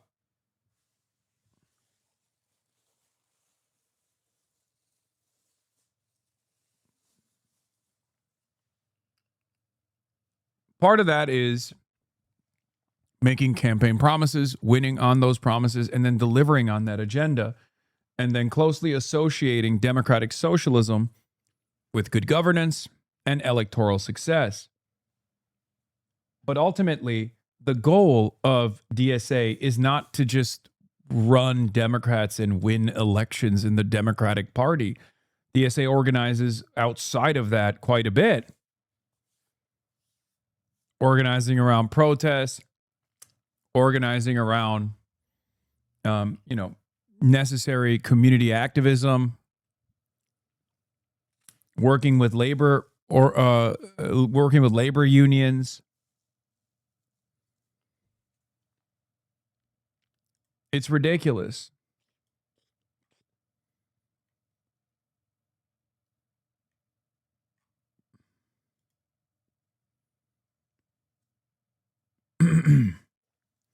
As long as, from my estimation, the Democratic Socialists of America are not as crazy towards the left as what is commonplace on the right, fascist reactionary politics that is totally normalized on the right, as long as we don't arrive at that position, who cares?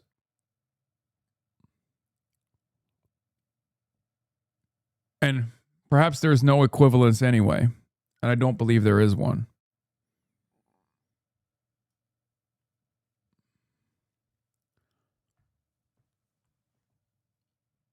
Fox News don't care about the well-being of DSA. Do you see how they clip us on? Yeah. If your expectation is that everyone is going to follow the Zoran line, hook, line, and sinker, you are wrong. There are plenty of people within the Democratic Socialists of America, including the national co-chair, that are Further to the left is Zohran Mamdani. If you think that they're all going to be as smooth and as charismatic as Zohran Mamdani, well, you're also wrong. Not everyone is capable of becoming a politician. Zohran is a generational talent. Zohran is also a politician. And as a politician, he restrains himself in his commentary quite a bit. If you were to watch old Zohran videos, if you've ever watched any of those fucking Zoom calls and shit like that, you would hear a very different Zohran. He would make me look like a fucking anarchist, okay? Actually, no, he was more of a almost anarchist style in his tendency. That's it. He's running for office. Of course, when you're running for fucking office, you have to be fake. You have to tailor. You have to tailor your commentary around as broad, as much mass appeal as possible, including some of the more reactionary elements in American society.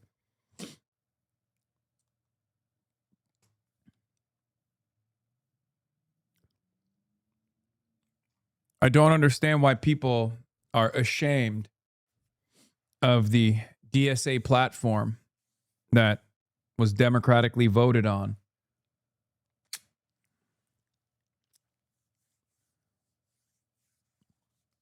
Especially when a lot of this stuff is not designed around winning elections. Some of you, unfortunately, I think, have experienced the process of DSA or experienced its impact as a vehicle for electioneering. It's not the case. Okay? It's not the case at all.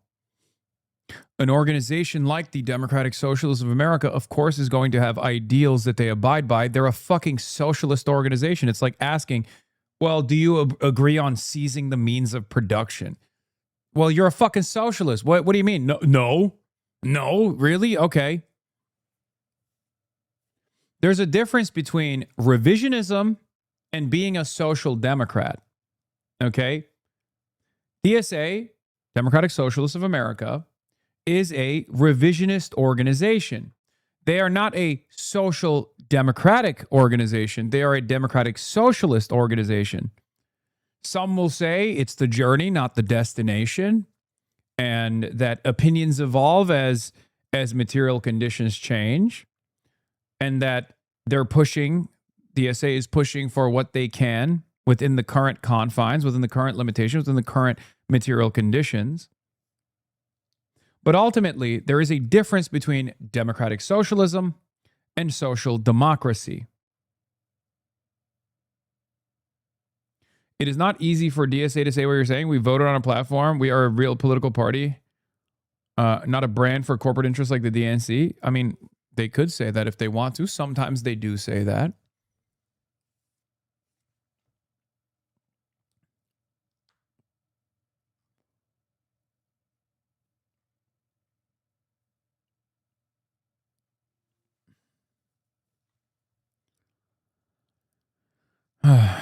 Do you mean revisionist or reformist? Both revisionist and reformist. There is no reformism without revisionism.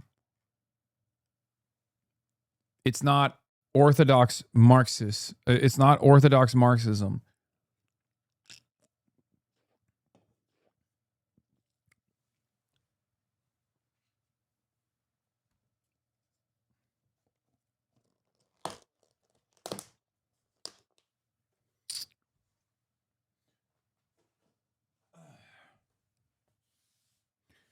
You're being too woke again? Wait, why? Why am I being too woke?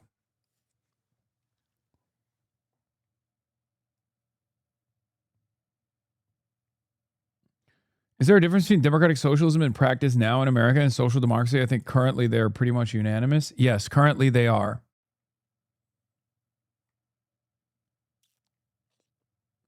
They are.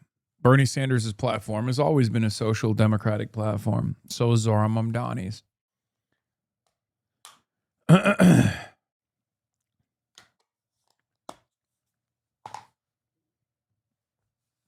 Which is fine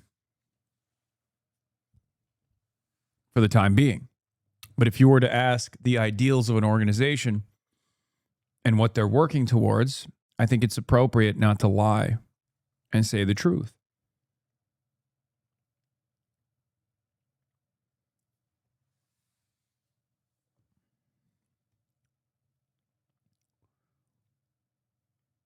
There's also a distinction between cadre candidates beyond the left-right, beyond DSA right versus DSA left.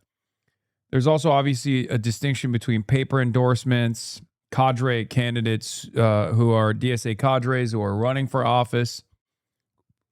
Zoran happens to be DSA right, but also a cadre candidate.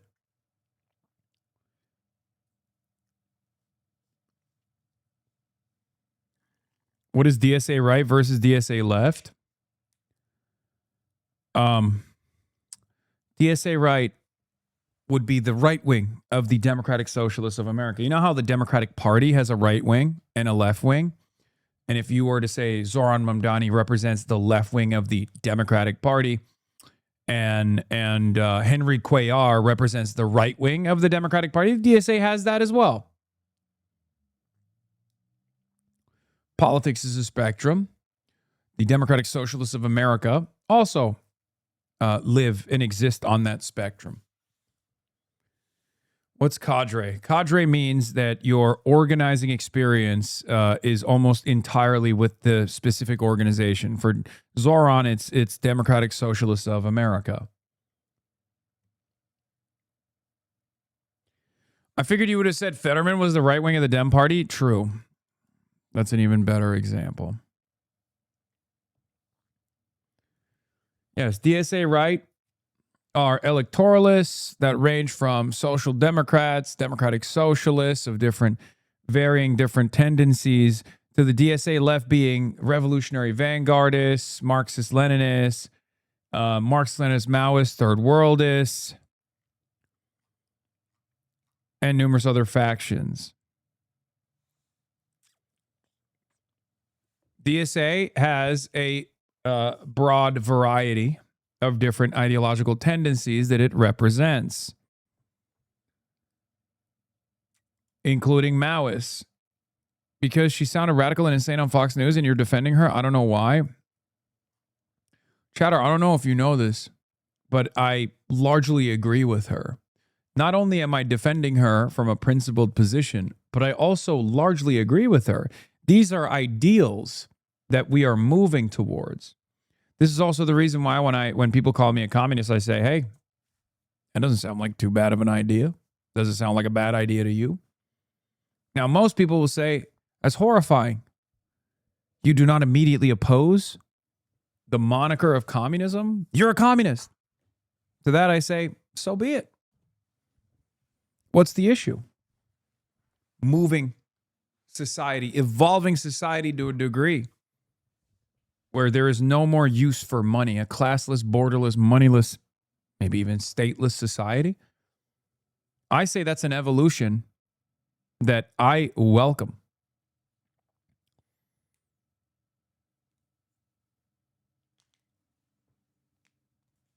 Don't you want to dream of a better future? That's an honorable goal.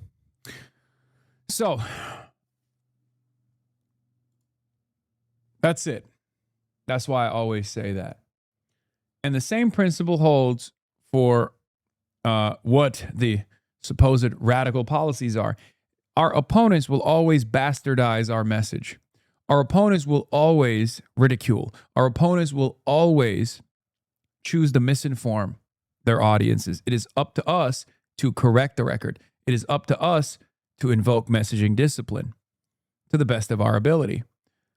But it's also important to engage in comradely behavior and not lean into cynical oppositional framing and attack our allies. My attitude on this is simple. Who is making this attack? What is their worldview? Are they in favor of, for example, I'm not a prison abolitionist, right? But if you were to ask me to choose between prison abolition and private prisons, I would choose prison abolition. I understand prison abolition as a goal.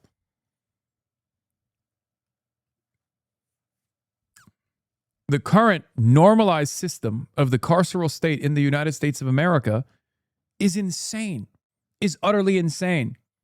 We are well adjusted to this utterly insane societal formation, but that doesn't make it normal. That doesn't make it good. That doesn't make it healthy.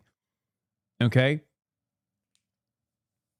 In any case, the DSA position on, abolishing jails or whatever, or abolishing the Senate, I'm totally in favor of. That's very silly that people act as though that's like totally inappropriate. But as far as abolishing jails goes, no one is saying we're going to open up the jails tomorrow, let the rapists roam free. No one is saying that. I've never met a single person. I've met many prison abolitionists, wonderful activists, wonderful advocates. Not a single one of them has ever been like, we're going to open the jails tomorrow. That would be psychotic. Okay? The point is that the American carceral system is not designed to reduce recidivism, to make sure that people that have done even heinous crimes can be rehabilitated. The American criminal justice system revolves around punitive measures, revolves around torturous conditions, revolves around basically doing as much harm as possible to people that have harmed others. That's not justice. Okay? And it's also unsuccessful. It's unbelievably unsuccessful. If the goal of the prison system, in theory, is supposed to cordon off people that have done harm to others for, some period of time, and then make sure that they can reintegrate into society and never do that cruelty ever again, our prison system has failed on that front every single time. Okay? That's it. You're wrong about prison abolition. Yeah, prison abolitionists want to open the prisons. It talks about prison abolition for the 100th day in a row. You're wrong about prison abolition. Even Brian Kilmeade kind of understands the concept. I mean, he's very rude. He's very crude in his description of what prison abolition is. But also, there's varying degrees of thought in the prison abolitionist movement as well. So get the fuck out of here. You might just disagree with one version of it.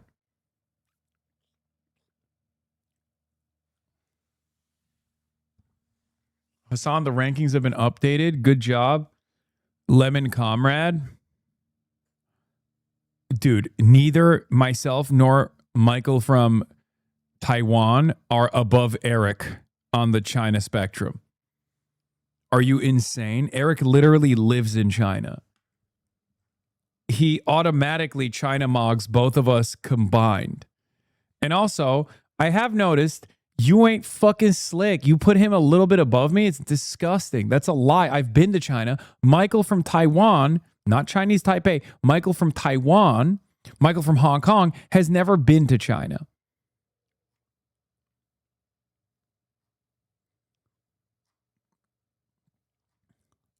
Austin is in the appropriate place on the China spectrum.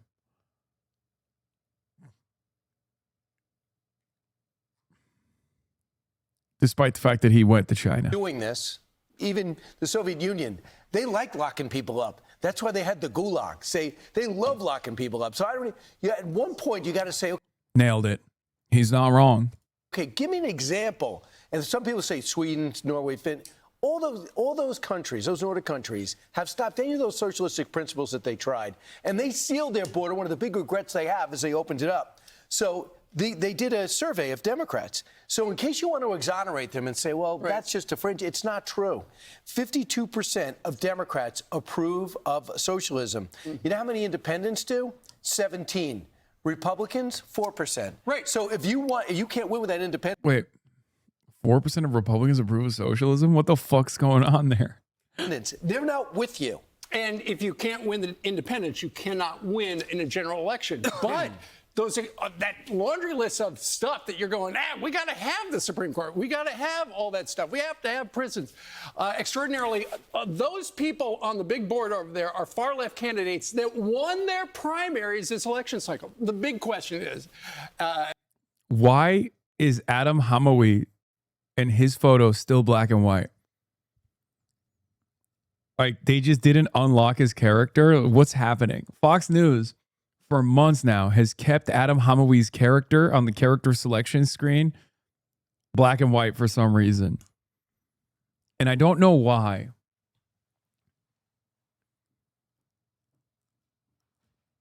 Also, why the fuck is Graham Platter there?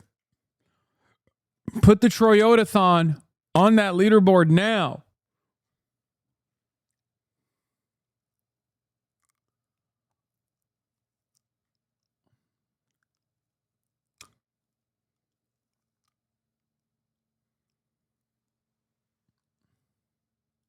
ultimately, can they win the general election? The conventional wisdom is no, they can't. But just remember, it wasn't that many years ago that AOC right here in New York City blew up, I think, the number 3 Democrat in the House of Representatives because she appealed to the far left, which is a very potent message this cycle. And even if there are two different perspectives within the party, you have the Trojan horse, ultimately left-wing or moderate, it's still the Democratic Party. And the Wall Street Journal has an op-ed, says abolish the Senate, says the DSA, and it reads in part, if we could scroll up, that'd be great. Yep. You're wrong about prison abolition. Prisons are the institutionalization of white supremacy.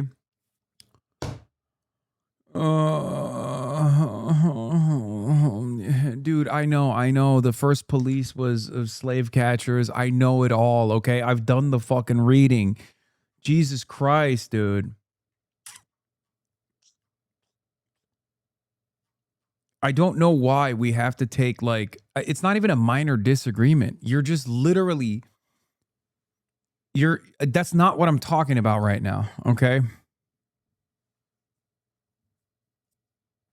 There's not even a disagreement there. So why not just call it something different if it's actually about reform?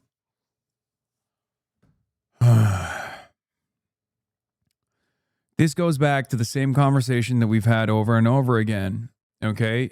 You have to speak to the masses. You have to be where the masses are. And you have to appeal to the masses. Socialism is a mass movement. It requires mass mobilization. Okay? You're running on 2020 era woke 1.0 commentary. Okay? Download the new talking points. Download the fucking new talking points. I don't think you can be an American socialist and not be a prison abolitionist. The masses will not move left if you can't engage in polemics and capture their imagination.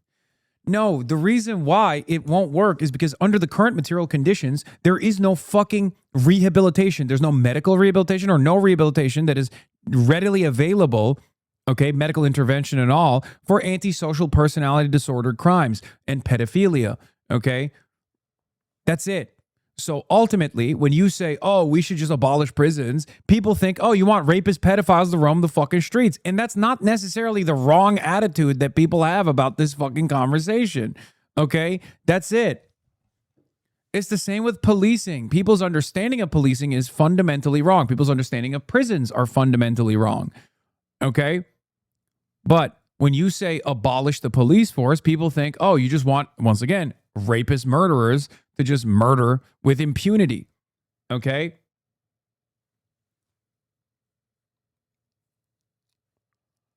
Most people have never imagined a world without prisons. Oh my fucking God, dude.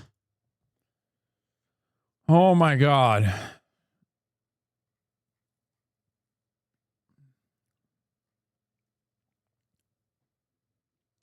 As it stands currently, the reason why I'm not a full subscriber of prison abolition is quite literally because rehabilitation goes a long way, okay? Rehabilitation should be the focus over incarceration. The American attitude on criminal justice is unbelievably draconian, perhaps one of the most violent in the world, if not the most violent in the world. There's a reason why we house a quarter of the entire world's enslaved and incarcerated population, despite only making up 4% of the world's entire population.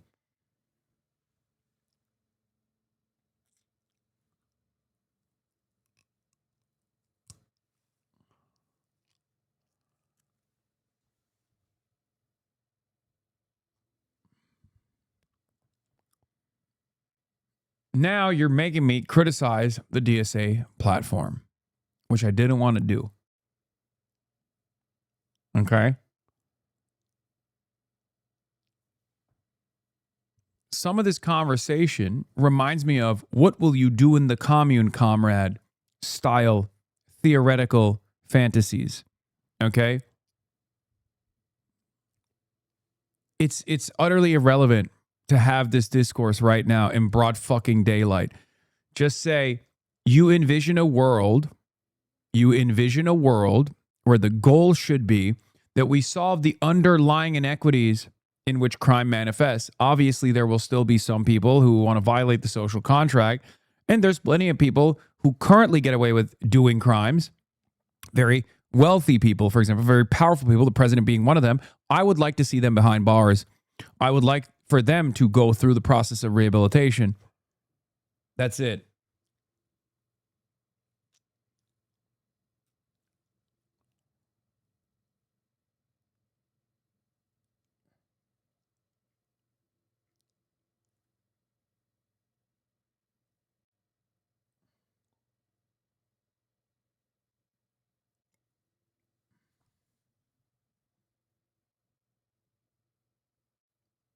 Anyway. Got your rehabilitation right here. Kane Burt.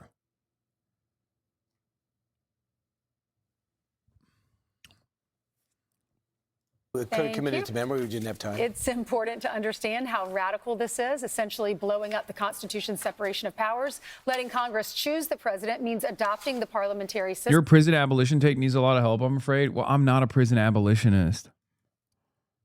So perhaps that's the reason why it needs a lot of help from your perspective. I've made it very clear, I want to throw motherfuckers in prison. There's a lot of people who shouldn't be in prison that are currently in prison, and a lot of people who have avoided prison their whole lives that I want to throw in prison. Okay, then we are not comrades? Okay. Well, I guess we're not then. You're out of your fucking mind. Okay? I want to take the people that are currently in prison, that shouldn't be in prison, out of prison, and I want to put the motherfuckers that deserve to be in prison right now. Okay? If you find that to be unpalatable, well, I guess, you do.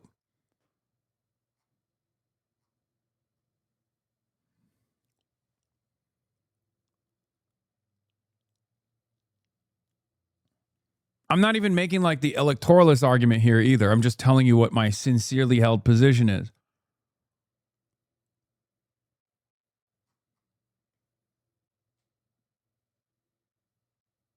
Just fucking say campuses at prisons, the autistic ultras are fishing for a correct word. No, it's a far scarier and far more dangerous word. I'm not saying that. That prevails in Britain. It would essentially remove the presidential veto power. Third world dictators seek to make the judiciary subservient to the ruling party for this reason, as they did in Venezuela and as Mexico's Morena party is now attempting to do. The job of Republicans now and Democrats who have the guts is to educate the country about the agenda. The political task is to link the DSA to their specific and radical proposals and ask Democrats running for Congress if they agree with abolishing the Senate or neutering the judiciary. And the New York City chapter of Democratic Socialists of America is in the process of rewriting our Constitution. There's an emergency constitution. They're looking at a program now, and they're going to be changing our country around. They're going to have it all in writing, so to know what our country will look like if they ever come into power. So who are these people? Bro, what about the white-collar crime? Just say that? No, that's what I'm talking about. Yes. A shit ton of prisoners, a shit ton of people who belong in prison get away with golden parachutes in this goddamn country because that's the design of the system. On the other side, there's a shit ton of people who shouldn't be in prison at all that are in prison.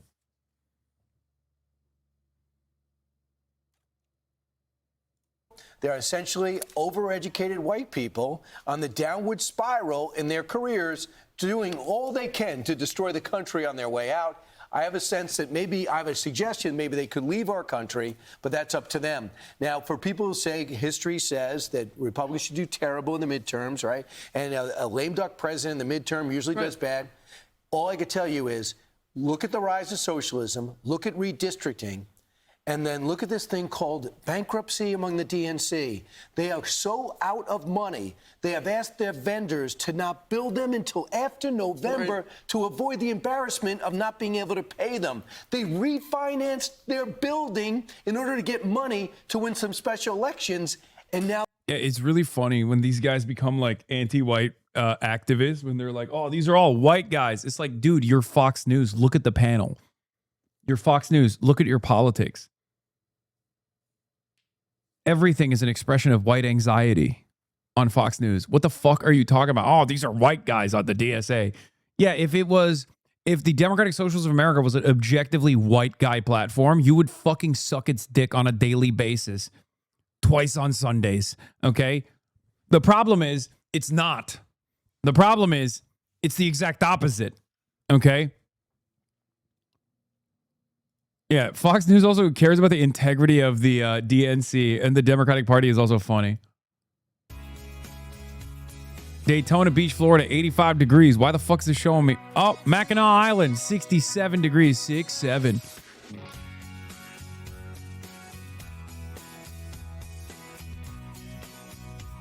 Fox 2 Detroit.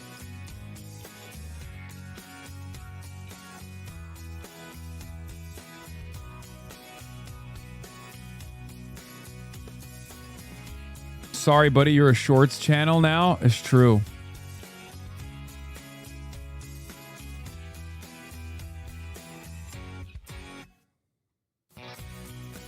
Love my main video editor comrades, but I will fight until that shorts bar overtakes the long views like the U.S. Pentagon budget versus education spending.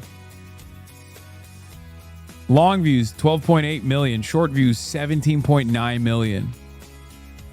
Getting hard carried by the short... Ready for a major speech. The fuck? This is a special edition of The Pulse, the Democratic Senate debate. Let's go, Abdul. Live Let's from go, our Abdul. Fox Let's go, 2 Abdul. studios. Here's Roop Raj. And good evening and welcome to Studio C for the Democratic Senate debate. It's a chance for the two candidates to make their final pitch as to why they are the ones who can go up against Republican Mike Rogers. Now, this is a race the whole country is watching. And control of the upper chamber of Congress is on the line tonight. Debate. Get ready. The first half hour is on both Fox 2 and our streaming platform, Fox Local and Fox2Detroit.com. The second half is exclusively streaming on Fox Local. So have your phone ready. We'll have a QR code at the end of the first half hour that'll take you right to the stream, or you can just log on to Fox2Detroit.com and be ready for that second half hour. Now for the rules. Candidates will get a minute opening statement and up to a minute 30 to answer any question I decide to ask. The candidates will not address one another directly, but if statements are made about another candidate on stage about a policy point or a direct accusation, that candidate will get up to a 1-minute rebuttal. But to both the candidates, a little note: the more you make accusations, the more time you're handing over to your opponent. So let's have a productive debate that highlights what you want to do, not what the other candidate can't do. There's too much on the line, too much on the table, and people deserve substance over punches tonight.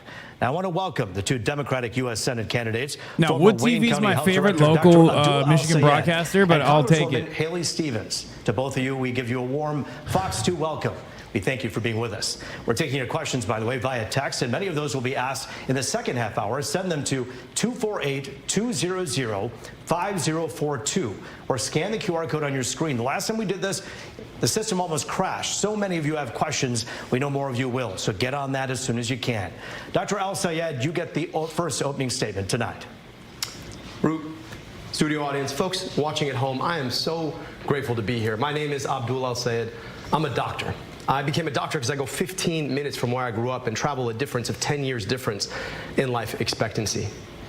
Instead of practicing clinically, I went into public health, rebuilt Detroit's health department, led Wayne County's Department of Health, Human and Veteran Services. We did things like put glasses on kids, took on corporate polluters, made sure that our kids weren't breathing the worst coming out of smokestacks, and eliminated medical debt.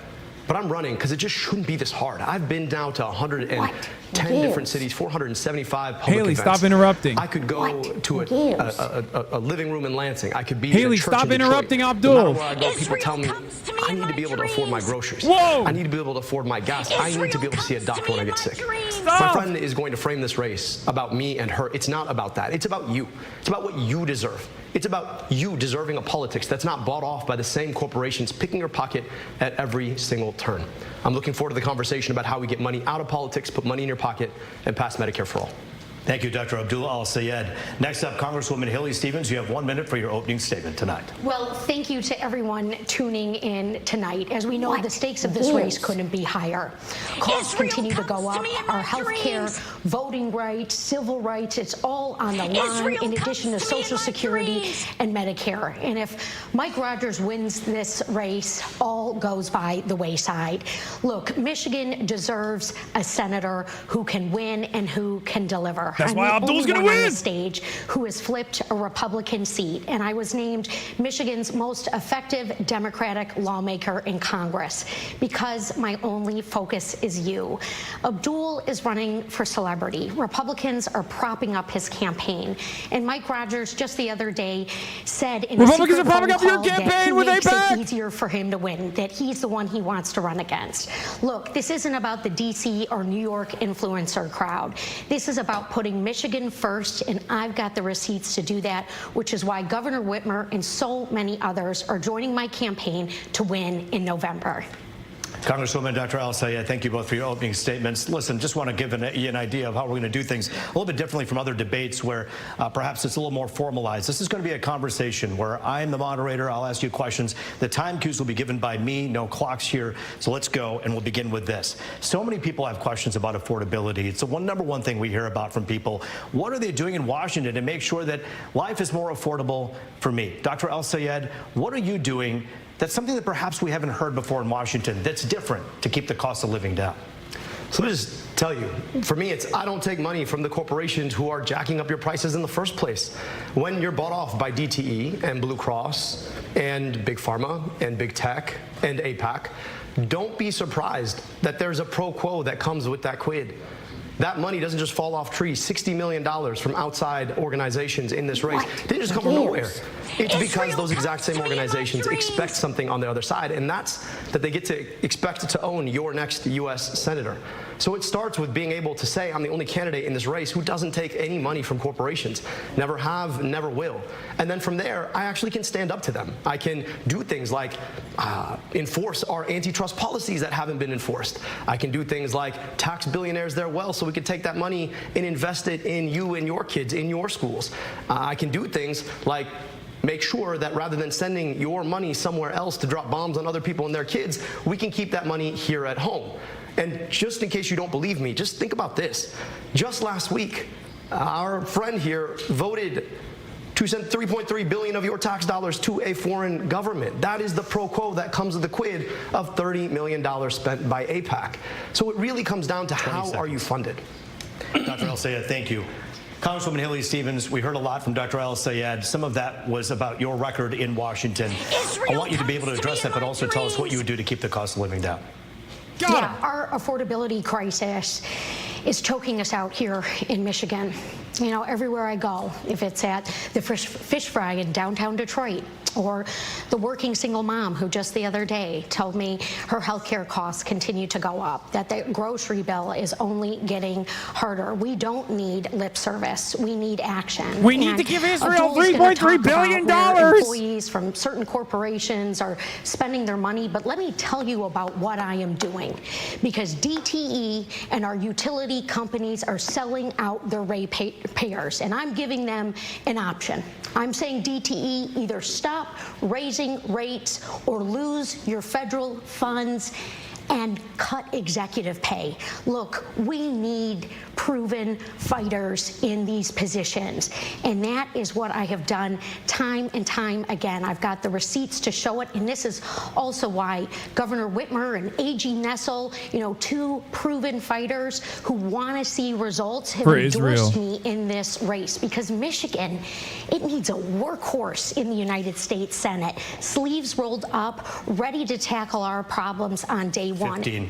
And I'm not just stopping there. Let's lower the costs of groceries with my bill. No tariffs on groceries. I do want to get into the weeds a bit with this because I want to ask you a very direct question that so many people ask us. Are these folks getting money from big utility? Congresswoman Haley Stevens, are you taking money for your campaign from DTE or consumers? No, but let me say this, Roop. I have been transparent. I have been transparent throughout this campaign, and let me just say this, that she got 30 grand from DTE. She's lying. That ever motivates my work is the people of Michigan, the people who I hear from. You know, my opponent is on these big podcasts. You know, he's running a podcast himself. These folks are making fun of the way I sound, but yet I sound like the people who need help, who are talking to me about what they need Congresswoman, done. that was a follow-up to ask the direct question, whether you're taking money from utilities And I or said not. no. The answer is no. Thank you. Dr. El-Sayed, I'm asking you the same question. Any money from anyone that we don't know about? No and never, but then $40,000 in direct receipts to her campaign from DTE's corporate PAC. And then there's, I don't know, Center for Democratic Priorities, which released its funders, but then they're behind these shell organizations, these 501c4s. So I'd really like to revisit that question because I don't know how to explain $40,000 directly to her campaign from DTE. I'm the only candidate in this race who's never touched a dime of corporate PAC money. I do want to ask both of you about your campaigns respectively when it comes to certain questions that people have. Congresswoman, we'll begin with you. And we'll Abdul dive should right say, into how that can right the people of Michigan trust you when you can't even be honest right now? And it seems as though on many instances you haven't directly answered the question.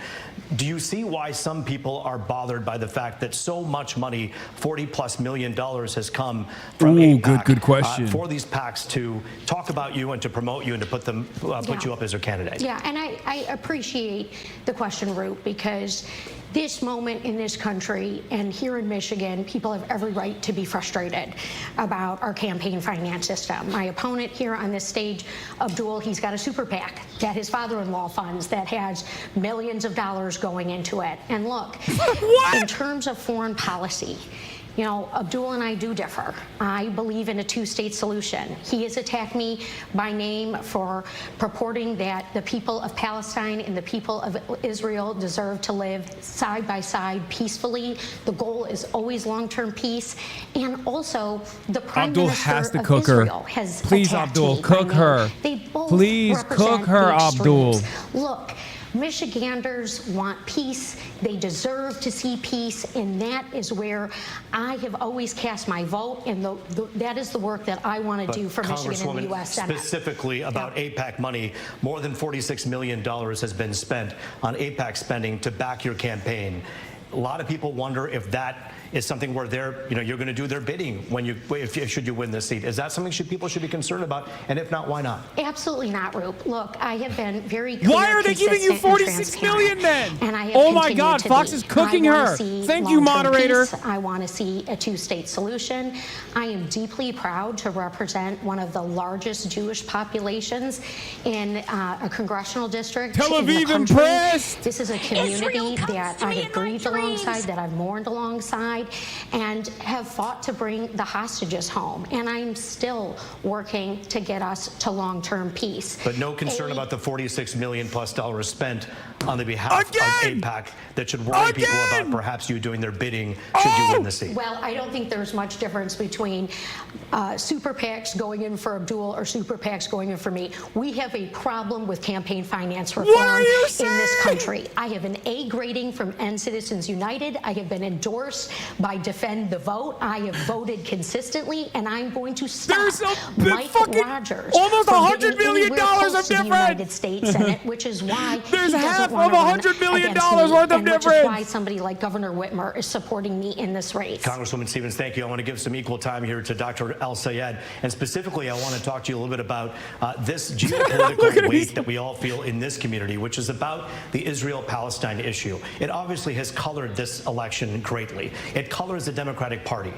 How do you see yourself moving forward, should you become a senator here, handling the situation with Iran, Israel, and Hamas? So I just want to say the difference between us is $46 million of AIPAC spending. They've set a record in this race to help elect my opponent because they know that she'll be a reliable vote, just like she took last week to send your tax dollars to a foreign government that is aiding, arming, and abetting the very people who want to foreclose on the possibility of Palestinian self-determination.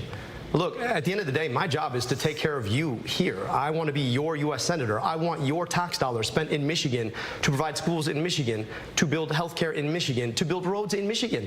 And I think that money sent over there to kill Bro, what is happening? The moderator is actually being decent. Use of our tax dollars, and yet that's exactly what $46 million in spending will buy you.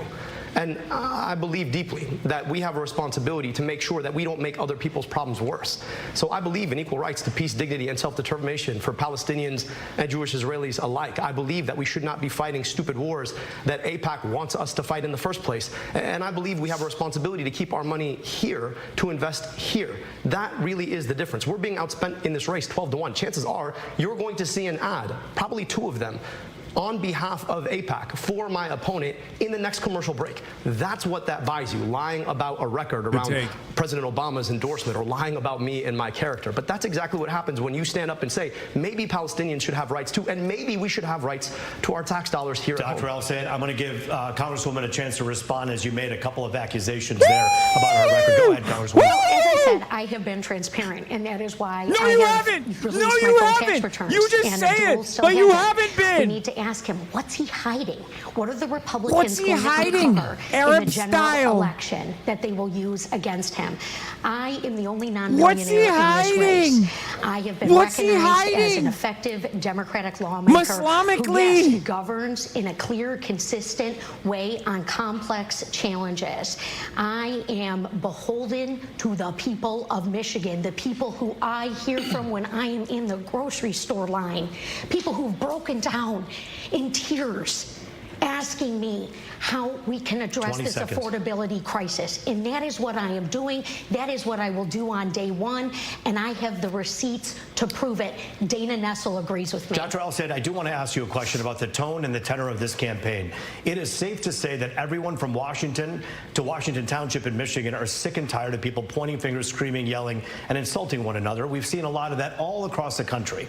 Just earlier this week, we heard that there was some kind of a Zoom call in which you had referenced an opponent as ogre on a pike, and so many people took offense to that. And it really pointed to the bigger question about the tone and tenor that you've been accused of having in this campaign. Do you regret any of the comments that you've made? And do you think that this race could take a more productive and a more substantive tone if we kept those personal slams out?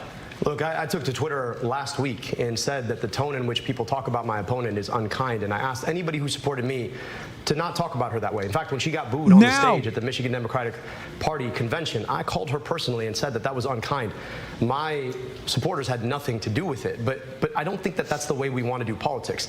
I was referring Which is to a why guy named Haley John Stevens Fetterman, should who's a stop senator attacking me and from apologize. Pennsylvania, who has done terrible things, got elected on a set of values, and is now completely throwing those values in the mud. And I do think it's important for any senator in Michigan to have a relationship with folks who are in the U.S. Senate. And if those folks are not actually acting in accordance with what they got elected on, I think it's important for all of us to have an honest opinion about what we're going to do to make sure that our Senate looks like the people it represents. But when we talk about unkindness, I also just want to speak to the fact that on behalf of my opponent, UDP, another name for AIPAC, has been running attack ad after attack ad after attack ad on my character. I'm the father of 2 daughters. I'm raising them to be stronger than any man. My wife is a doctor. My mother was the first tenured professor of engineering at her university. I was raised by strong women. To say that somehow, because I wrote an op-ed 15 years ago about First Lady Michelle Obama, or I ran against Governor Whitmer, that somehow I'm disrespecting anybody is just inconsistent with the truth. So I really think it's important for my opponent to speak to why she thinks it's okay to spend $10 million of AIPAC money coming after my character. I'd love to understand that, because I went on Twitter and I said that those comments are unkind. I'd like to see the same thing. Congresswoman, we're going to get to some questions from our audience. You should have gone harder. You should have gone harder on her. To address that civility issue that is lacking severely in American politics. Is this something that the ads that you see on television, whether you paid for them or whether someone else paid for them, do you think they're doing an injustice to voters by just filling the room with vitriol and hate and not getting to the issues? Well, look, there was something else that Oh was my God, this moderator keeps the phone cooking her. call that Abdul was mentioning, which is that he said that he's not going to be able able to get much done, that he's not focused on policy for the first 2 years that he is in the United States Senate. What about civility? And she immediately goes back to attacking Abdul and saying, again, Michigan needs a workhorse, and I am offering these ideas on day one. Congressman, respectfully, Yes, I do want sure. to answer the question. But it's about civility. It's about transparent about what is being said here. And look, Abdul's a great guy. He's a great father.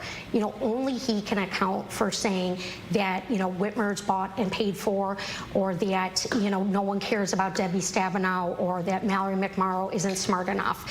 You know, that is certainly on him to respond to, which we certainly just did hear from him on that. Can I Dr. Al-Sayed, you have a quick minute. Look, I told you at the outset that my opponent was going to make this race about me and her. But this is about you. This is about whether or not you deserve a politics of the people, by the people, and for the people, or of the corporations, by the billionaires, and for the special interests. In an effort to talk about civility, I just took another attack. And I just want you to ask yourself, what is it that you deserve from your politics now? Do you deserve a politician more focused on their opponent because they want to be in a seat? Or do you deserve a politics where we're all asking, how do we actually serve you best? Because that's what I'm focused on here in this debate and been focused on for this entire 15-month campaign that we've been running on. You didn't call me an ogre.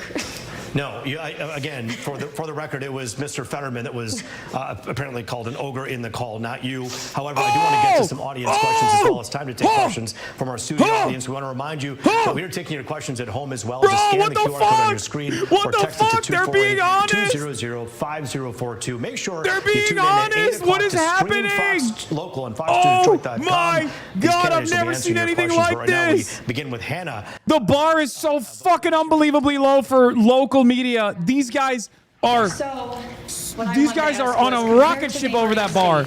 Michigan consistently ranks among one of the worst for power reliability and rate affordability.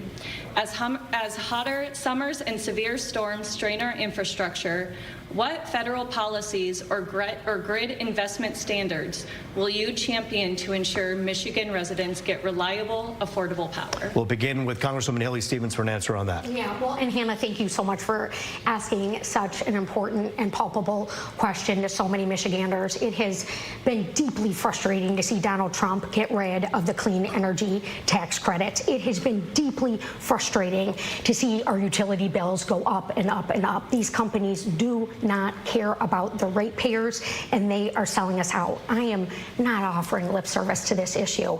I'm offering a solution, which is to say to these companies, either lower the rates or lose your federal funds. Look, I voted for the infrastructure bill. I secured funds for us back here in Michigan. I want to do more of that, passing the largest climate bill in the history of this country. Donald Trump's trying to erase it. We need a science-forward agenda, delivering for us, meeting the moment for who our families are, what our children deserve, and that's why I'm running for United States Senate. Hannah, we have an answer from Dr. Al-Sayed as well. Anna, thank you so much for such an important question. I just want to speak directly to what's happening right now. You've got DTE, which is the biggest spender in our entire politics. They spend on 93% of the entire elected state legislature, as well as most of our congresspeople, including my colleague here.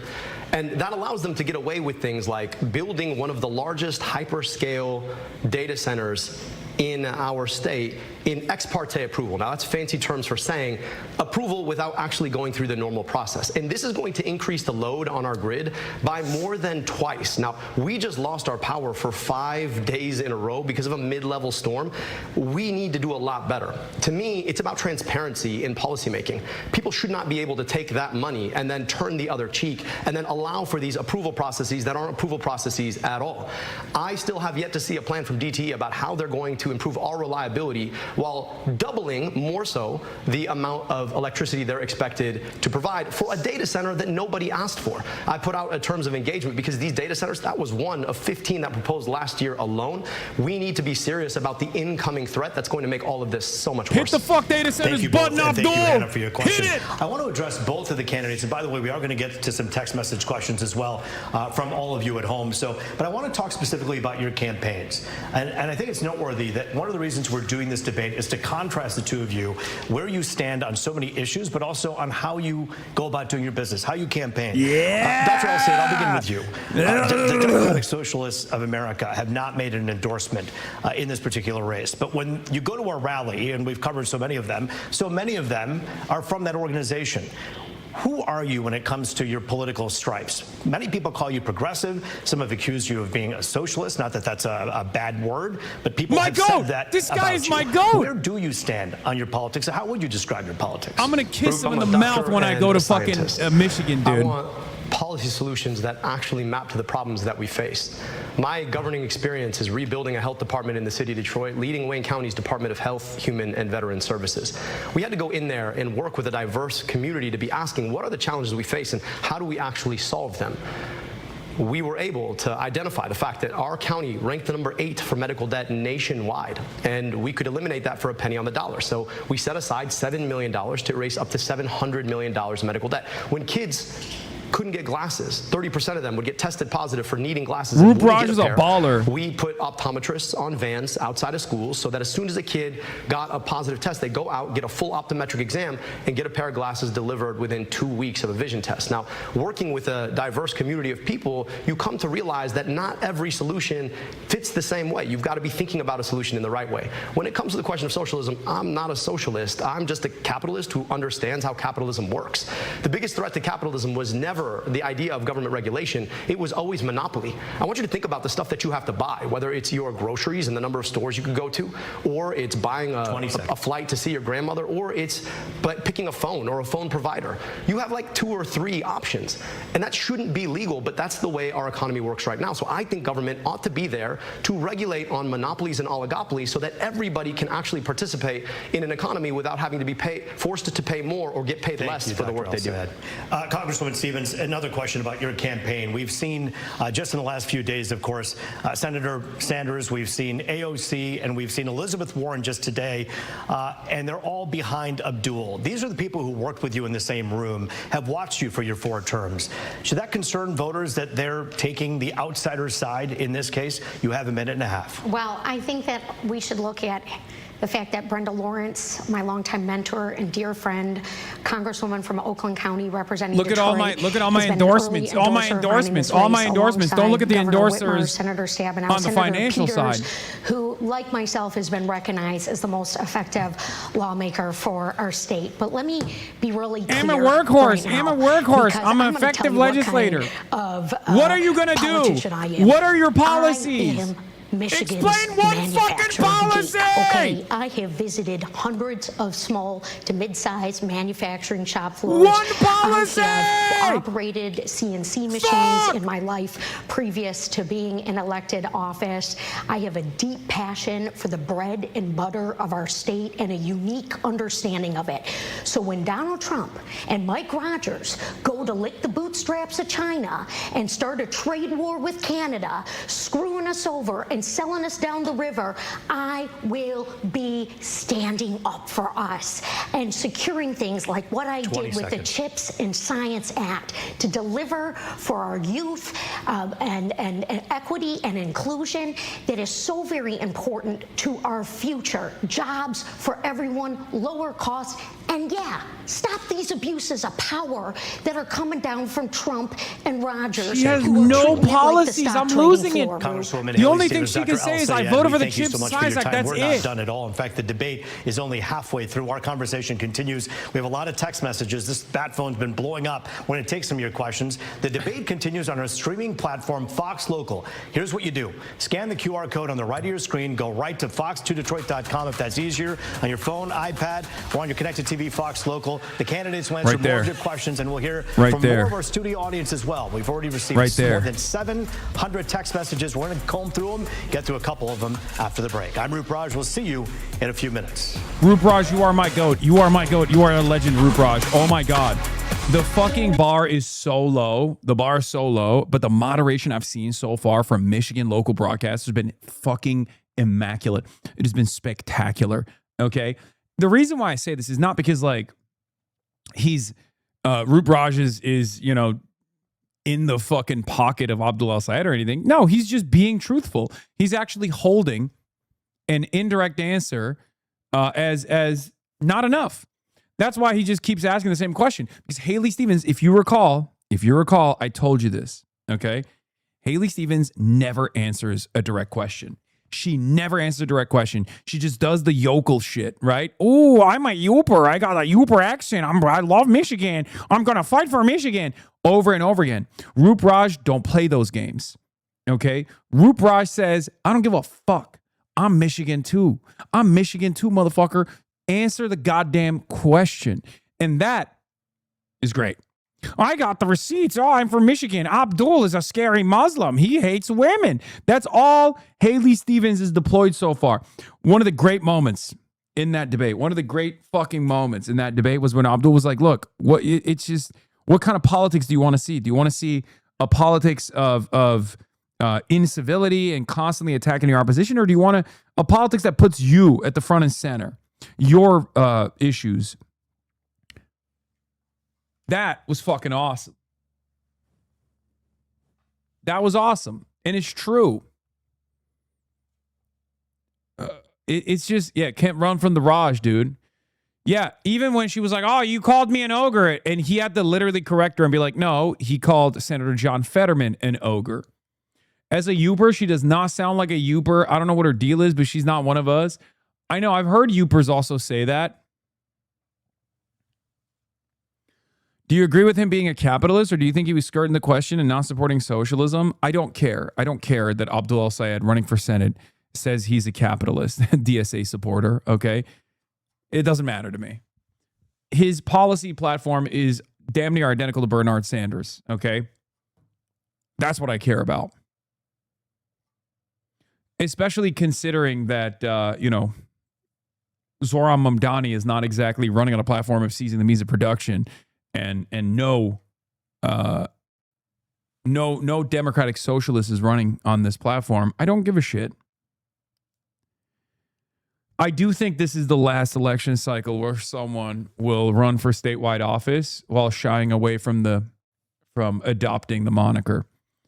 I will tell you that. This will be the last statewide office, the last election cycle where people running for statewide office will shy away from saying that they're socialists. That's what I think. Youper is someone raised in the Upper Peninsula. She's from Detroit, which is a long ways from the up. I know. I know she hams it up. We know she's not like being legit. I've already talked about this. The reason why she hams up her accent is specifically because the Democratic Senate debate. It's a great way to deflect away from just not. It's a great way to deflect from her position. She always will deflect and be like, "Oh, it's just they're attacking me. They're attacking my positions." Haley Stevens denied taking money from DTE's Energy PAC. We checked. She did. Yeah. All these texts. Yours could be asked next. We'll also hear from our studio audience as well. And so we begin with this text message with Dr. Abdul al-Sayed and also Congresswoman Haley Stevens. How will you bring back manufacturing jobs and secure longevity for the big three? Congresswoman, you had a chance to address this earlier. We're going to begin with Dr. al-Sayed on what he plans to do you're right. when it comes to manufacturing jobs. Subscribe to the People's Broadcasting Service, Piker Broadcasting Service. It's my birthday. And they endorse me because they understand that a pathway forward to bring back the manufacturing Level that we 20 lost will bring because back of the tank top terrible policies streams. like USMCA, voted on by my friend here, is to make sure that we are thoughtful about actually regulating the way that corporations and the top of corporations Maybe make we'll throw decisions. a gym stream with Number one, Abdul. I think we need to ban stock buybacks. This is this process I said by which maybe. corporations Maybe. will literally buy their own stock to artificially raise their stock price, taking money away from the future of R&D and the workers themselves. Number two, I actually think that there's a pathway. Tom, what time? Thank you for the 10 gifted. You were Donald Trump, fast which on is that. around the clock tariffs Beezer for Chan. everyone. I think that there's a place for Magical targeted tariffs. CBM If you with think 100. about free trade like cancer, I think we need some chemo.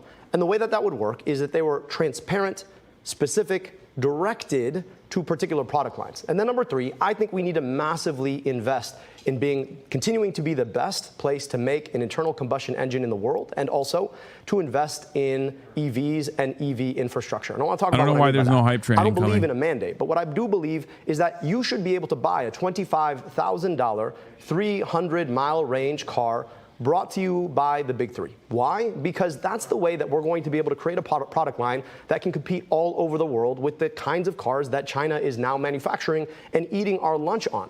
But that means we have to invest in workers, and that really is the most important piece here.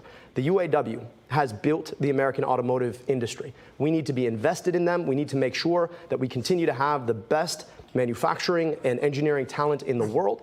And that means ending the restriction that we've seen, and it means investing in our workers again. Again, we have an opportunity to continue to lead if we're willing to actually think past the ridiculousness of the Trump administration into what the future can be and into how we continue to invest in workers, engineers, and a product line be fit for the future. Congresswoman, I know you have a lot of notes and a lot in your mind and heart about manufacturing, but does it disturb you at all that the UAW put their endorsement to Abdul when you've done all this stuff for manufacturing that you've talked about? Look, I am so deeply proud to have a longstanding relationship with retirees and UAW members and to have 17 labor endorsements in this race by a long shot. And I'm also very proud to have receipts and plans. And I'll show you where I'm leading the charge. Costs are killing us in our manufacturing sector. All right, the trade war with Canada has sold us out. There are his questions are awesome. You mad? I mean, it's a good question. Mostly in downriver that are out of work right now. You know, Mike Rogers wants to rubber stamp all of this. The stakes couldn't be higher. November is 50-50. He said on the leaked call he wants to run against Abdul. He knows that I passed bipartisan wins for Michigan with Schmosters, thank you for the $200. Our dependence on China. That I want to do that with critical minerals, which will lower costs and create jobs and continue to propel us as a manufacturing hub. And look, Rope, I was deeply proud to play a role in the Obama administration. Policy. Give me one policy, not something that you were tangentially related to. And Chrysler and hundreds of thousands. One future policy, please. Jobs across our state. One future policy, please. But it was policy that worked. We cannot take for granted that this incredible state of ours, Michigan, is just one of a handful left in the country whose central economy, all the jobs, drive through manufacturing. I'm going to be the champion for that in the United States Senate, and I'm going to run through anyone and anything that gets in my way to deliver for us. You know, one of the things and one of the reasons we wanted this debate to happen right now, just hardly a week away from the big election, is because people don't always understand the differences between the two of you. Some of them are clear, some of them are not. So I'm going to ask you a question that is really mirrored in this text message from one of our Fox 2 viewers. And I think this is really a poignant question. Which one have you got through? I'll begin with you. What is the number one thing Senate Democrats are failing to do right now that you would do differently? Well, number one, I just think the filibuster itself is anti-democratic. And we had an opportunity to break the filibuster. Now, let me just talk about what the filibuster is. The filibuster is a process by which all of the Senate can hide behind one senator who wants to filibuster, which requires a 60-vote threshold to break. And that means that you need 60 votes to pass something when it really should just be the majority number of votes. I oppose the filibuster. I think the filibuster has been anti-democratic for a lot of reasons. And once you get past that, we have the opportunity to get money out of politics to take on Citizens United. We have the opportunity to put money back in pockets by doing things like passing the PRO Act to stand with unions like the UAW who've endorsed us. We have the opportunity to start changing and enforcing our antitrust policies so a few corporations can't pick your pocket at every turn. We have the opportunity to tax billionaires their wealth, and we have the opportunity to finally guarantee every single person in this country health care through Medicare for all. But we've got to get the democracy part of it right. And right now, the biggest risks to our democracy are the filibuster, it's anti-democratic at the Senate, and money in politics.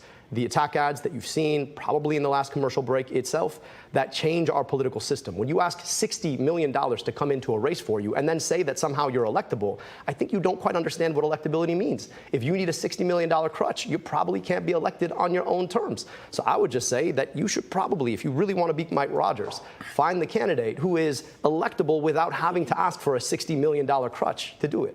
Congresswoman? Well, look, you talk about the senators who've come in here from the coast to campaign alongside Abdul. And I think one of the things they are really missing is what we need here in Michigan. You know, an understanding of what makes our state tick. You know, go and visit a small business. Do I think that the DNC will undermine Abdul if he wins? No. Business. He's such a stud. I know it's great to hold. It's going to be like Zoran. And have these well, fun events. Not like Zoran in the general. In Michigan. No, DNC will back Abdul 100%. To visit a minority-owned business. I want to see. He's so buttoned up and so well put together. He is an unbelievable asset. Businesses. So things like what we have on the Avenue of Fashion, which is a national best practice, that we can do that in Saginaw and Muskegon and DNC Lansing. doesn't even have money, but the DSCC will back him for sure. Here. But our tax code and our tax dollars aren't working for us, which is why I have staked such a big part of my campaign on hope and equity so that every zip code gets equal investment. I have fought to bring these dollars into Pontiac, and I'm darn proud of it. You know, for the bridge and for youth recreation, we need to continue to do that across the state. And the people who aren't from here, who are so eager to campaign here, they should really come and spend some time with the residents and the people who I'm hearing from each and every single day. Look, there's a lot to be proud of for Michigan, but there is so much we could be doing to do more for folks. I believe your question. I just want to make sure that the viewer had their question answered, because I think it was about what was going wrong in the Senate, and we got this conversation about why senators should come visit, which is actually exactly what they just did. But I just also want to just be clear about this, that at the end of the day, yes, you should go to small businesses. That's actually what we've done. We've also gone to 475 public events where we actually took questions from an audience rather than these baked and polished, made for a camera events that too often is the way that my friend has campaigned. And so, look, we do bring people in because we want to actually introduce them to Michiganders. And wouldn't it be better if one of our senators went to the Senate with colleagues ready to work with them on day one? Well, I do want to ask you both about contrasting something that I think is really important right now. When we talk about ICE, this is something that obviously has seemed to kind of calm down a bit, but it's still fundamentally important to everyone who's watching right now.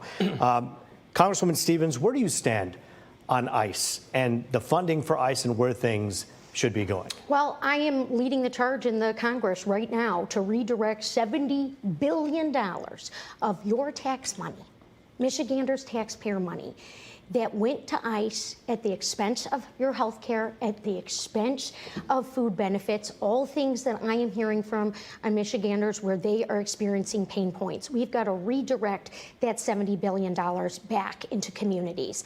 I called for Kristi Noem to go. She was fired. But guess what? No reforms. Not a penny more for this rogue agency that is wreaking havoc. Look, I've talked to administrators at Harms Elementary in Detroit, you know, parents who are afraid to drop their kids off for school because of these ICE raids. This isn't working for us. This is abuse of power.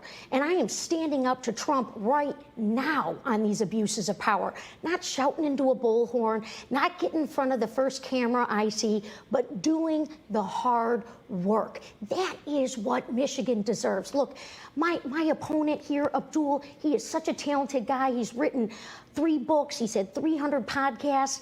You know, he's had all this attention. But the deal is we don't need a celebrity candidate. We don't need a celebrity senator. We need somebody who is committed to 6 years of hard, unglamorous person work he's calling a celebrity literally worked for the Detroit Public Health Department, by the way. And causing chaos right before our very eyes. It's unacceptable. All right, Congresswoman, thank you. Dr. El-Sayed, you heard Congresswoman Stevens there say, essentially, strip away some of the funding for ICE. Is that not good enough? Well, she's also voted to raise ICE funding 4 times. That's the part that you didn't hear. 4 times voted to raise ICE funding. Voted to thank ICE, in fact. So this is the same kind of D.C. hypocrisy, I hate to say it, that we often see. Say one thing in front of a camera, do another thing. I said that we need to abolish ICE. Yes. ICE is not about immigration. ICE is not about the southern border. We can have a safe and secure southern border. We can also enforce immigration policy. But ICE is not about that. ICE is about normalizing paramilitary force on our streets. Yes! And I just want to push back on the idea that what it's is this calmed camera down. angle? What the I fuck's was going just on? in Genesee County this weekend, and you had raids in Saginaw. People are scared to death, and we've got a congresswoman who tells you that she's against ICE, has voted to raise ICE funding, voted to thank ICE, called the people who work in ICE, I don't know, very fine public servants and other things when she went and visited herself. So I'm just saying that I do the thing that I say I'm going to do. I don't think ICE needs to exist. For the better part of our country's history, we did not have an ICE, and I think we can do a much better job when it comes to immigration without one. And here's the last thing I just want to say about this. No notes. When it comes to the question of immigration, we need Democrats who are going to stand up and actually talk about the great good that immigration has done for our country in the first place. The idea that somehow we can't say abolish ICE because we're so afraid of what they're going to say when we've seen ICE terrorize people in our streets, to me, is exactly the kind of cowardice that we don't need from Democrats. So I'm going to take the bullhorn. Boosting that and he's I'm a going to say fighter. that I think we need to abolish ICE because I am not afraid of what they're going to say about me. Doctor, I do want to follow up, though, with both of you. Isn't saying abolish ICE like saying defund the police? Is that just busting the whole thing open? Or do you believe that in order to have enforcement, you need to have an agency that knows how to do it? Yeah, well, I just also ran government agencies. And I know that when a culture of impunity sets into a government agency, it becomes almost impossible to take out. And so I think the agency as it exists does not need to exist. That's not to say that we are not going to keep our streets secure. That's not to say that we're not going to enforce immigration policy. That's not to say that we shouldn't have a safe, secure southern border. The same way we did it for most of our history, Ruth. Yeah, for most of our history, we didn't have ICE. We had INS. And they were targeted. They obeyed the laws of this land. They didn't terrorize people. It's paperwork crimes. It's not a real crime. They didn't run up in schools and churches. They understood that their job, yes, was to enforce immigration policy, but they did it under the protection of the Constitution itself. And that's what we're losing here. You've got ICE agents who do not understand that the central law of this country is the Constitution itself. ICE has become a tyrannical agency, and I think there is no way to get past that. Do you think misogyny might play a role in boosting Abdul over? No. And then build from scratch. It's a Democratic primary.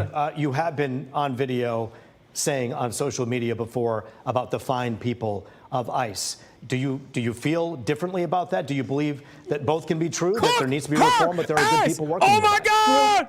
Let me just be very clear. Complaints you just got fact-checked by the Baltimore Maoists. Solutions, all right?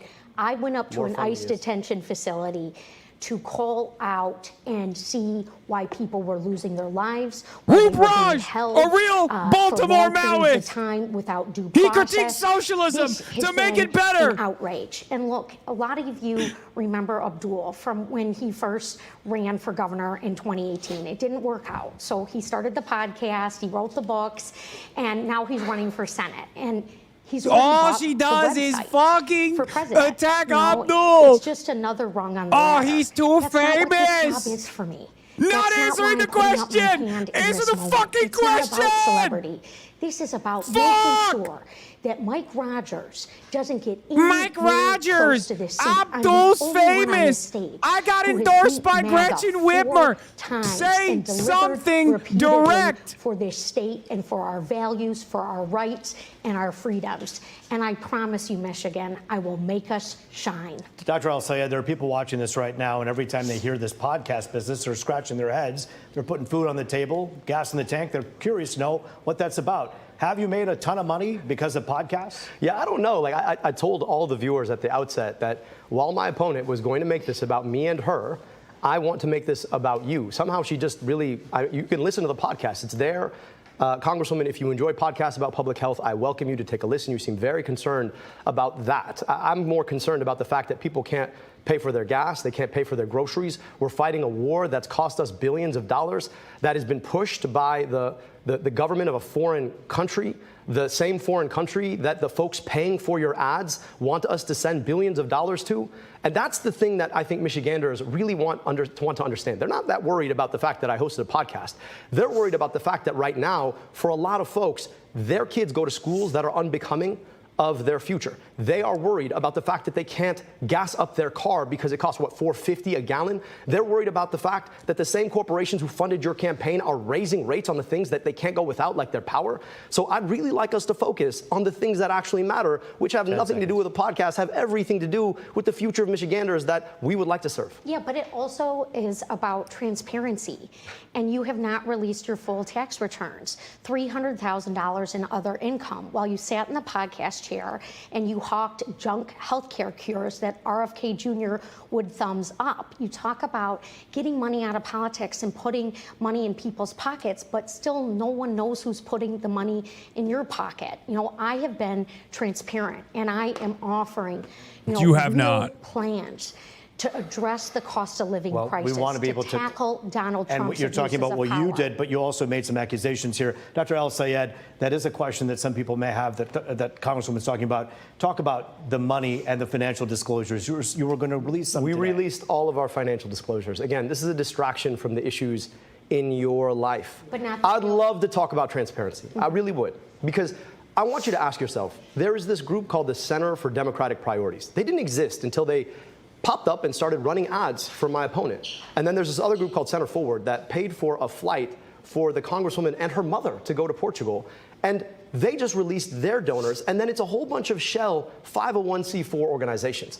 They're the folks who are literally putting money in our pockets right now to try and mis and disinform us about this race. And here's the thing about it. None of it actually makes your life better. Think about the $60 million that got spent in this race. What could $60 million do for a community in Detroit? What could $60 million mean for erasing medical debt? I'll tell you, $6 billion it could erase. But they want to spend it to get the Congresswoman elected. Why? Because at the end of the day, they know that they're going to have a safe seat doing their bidding instead of yours. Every single dollar that DTE is spending is a down payment on knowing that they can raise your rates. Every single dollar that Blue Cross Blue Shield spends in this race is a down payment on raising your premium. All right. Every single dollar. Thank you, Dr. comes with El-Sayed. something. I want to ask some more questions from our audience at home right now. You're texting us. I got them right here. The next question is, how will you ensure low-income communities receive equitable and adequate education? You've heard so many people say Michigan ranks 44th when it comes to literacy for fourth graders. We'll start with Congresswoman Haley Stevens. Motherfucking What are you doing Browntown, now? What do you baby! plan to do should you become senator? Well, we are certainly being robbed by Washington, D.C. and Donald Trump, Double who R! treats the Oval Office like a stock trade floor. This is why I want to end the corruption of seeing people who want to be celebrities or get famous or rich in office. I want to ban stock trading. Folks, I'm the only non-millionaire in this race. But let me tell you something about what I have worked on and what I am fighting for. Full funding for special education. You know, our public schools here in Michigan are getting the short end of the stick.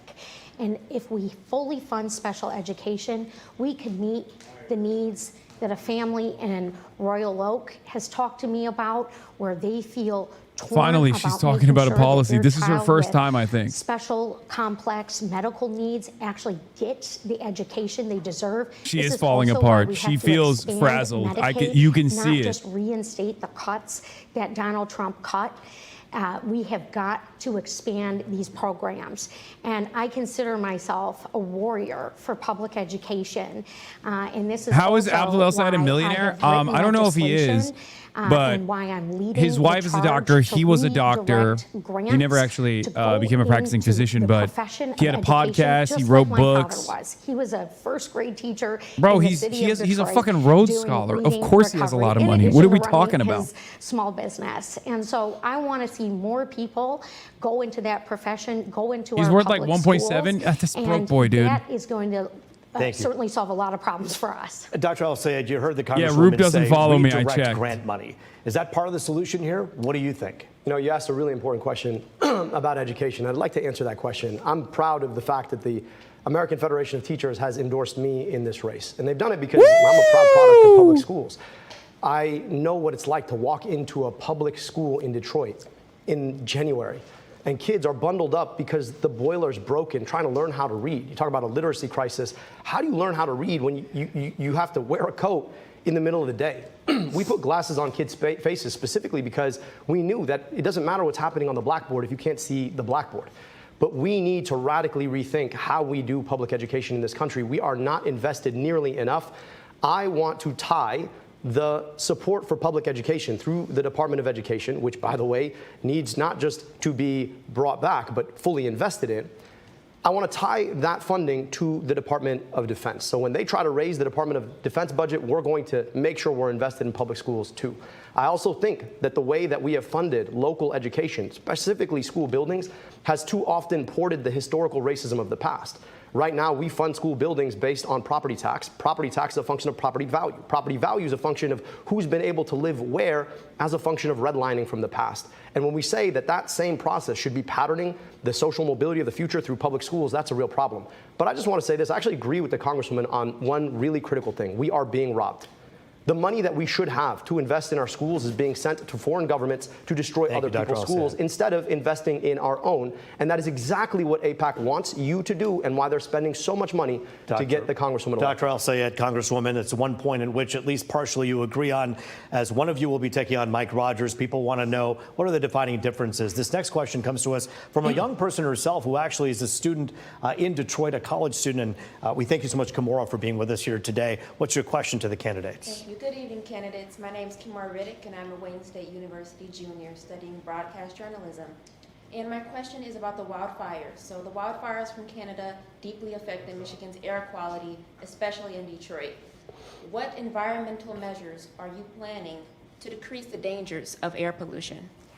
Let's start with Congresswoman Haley Stevens. Yeah, well, it is so great to have a student from Wayne here.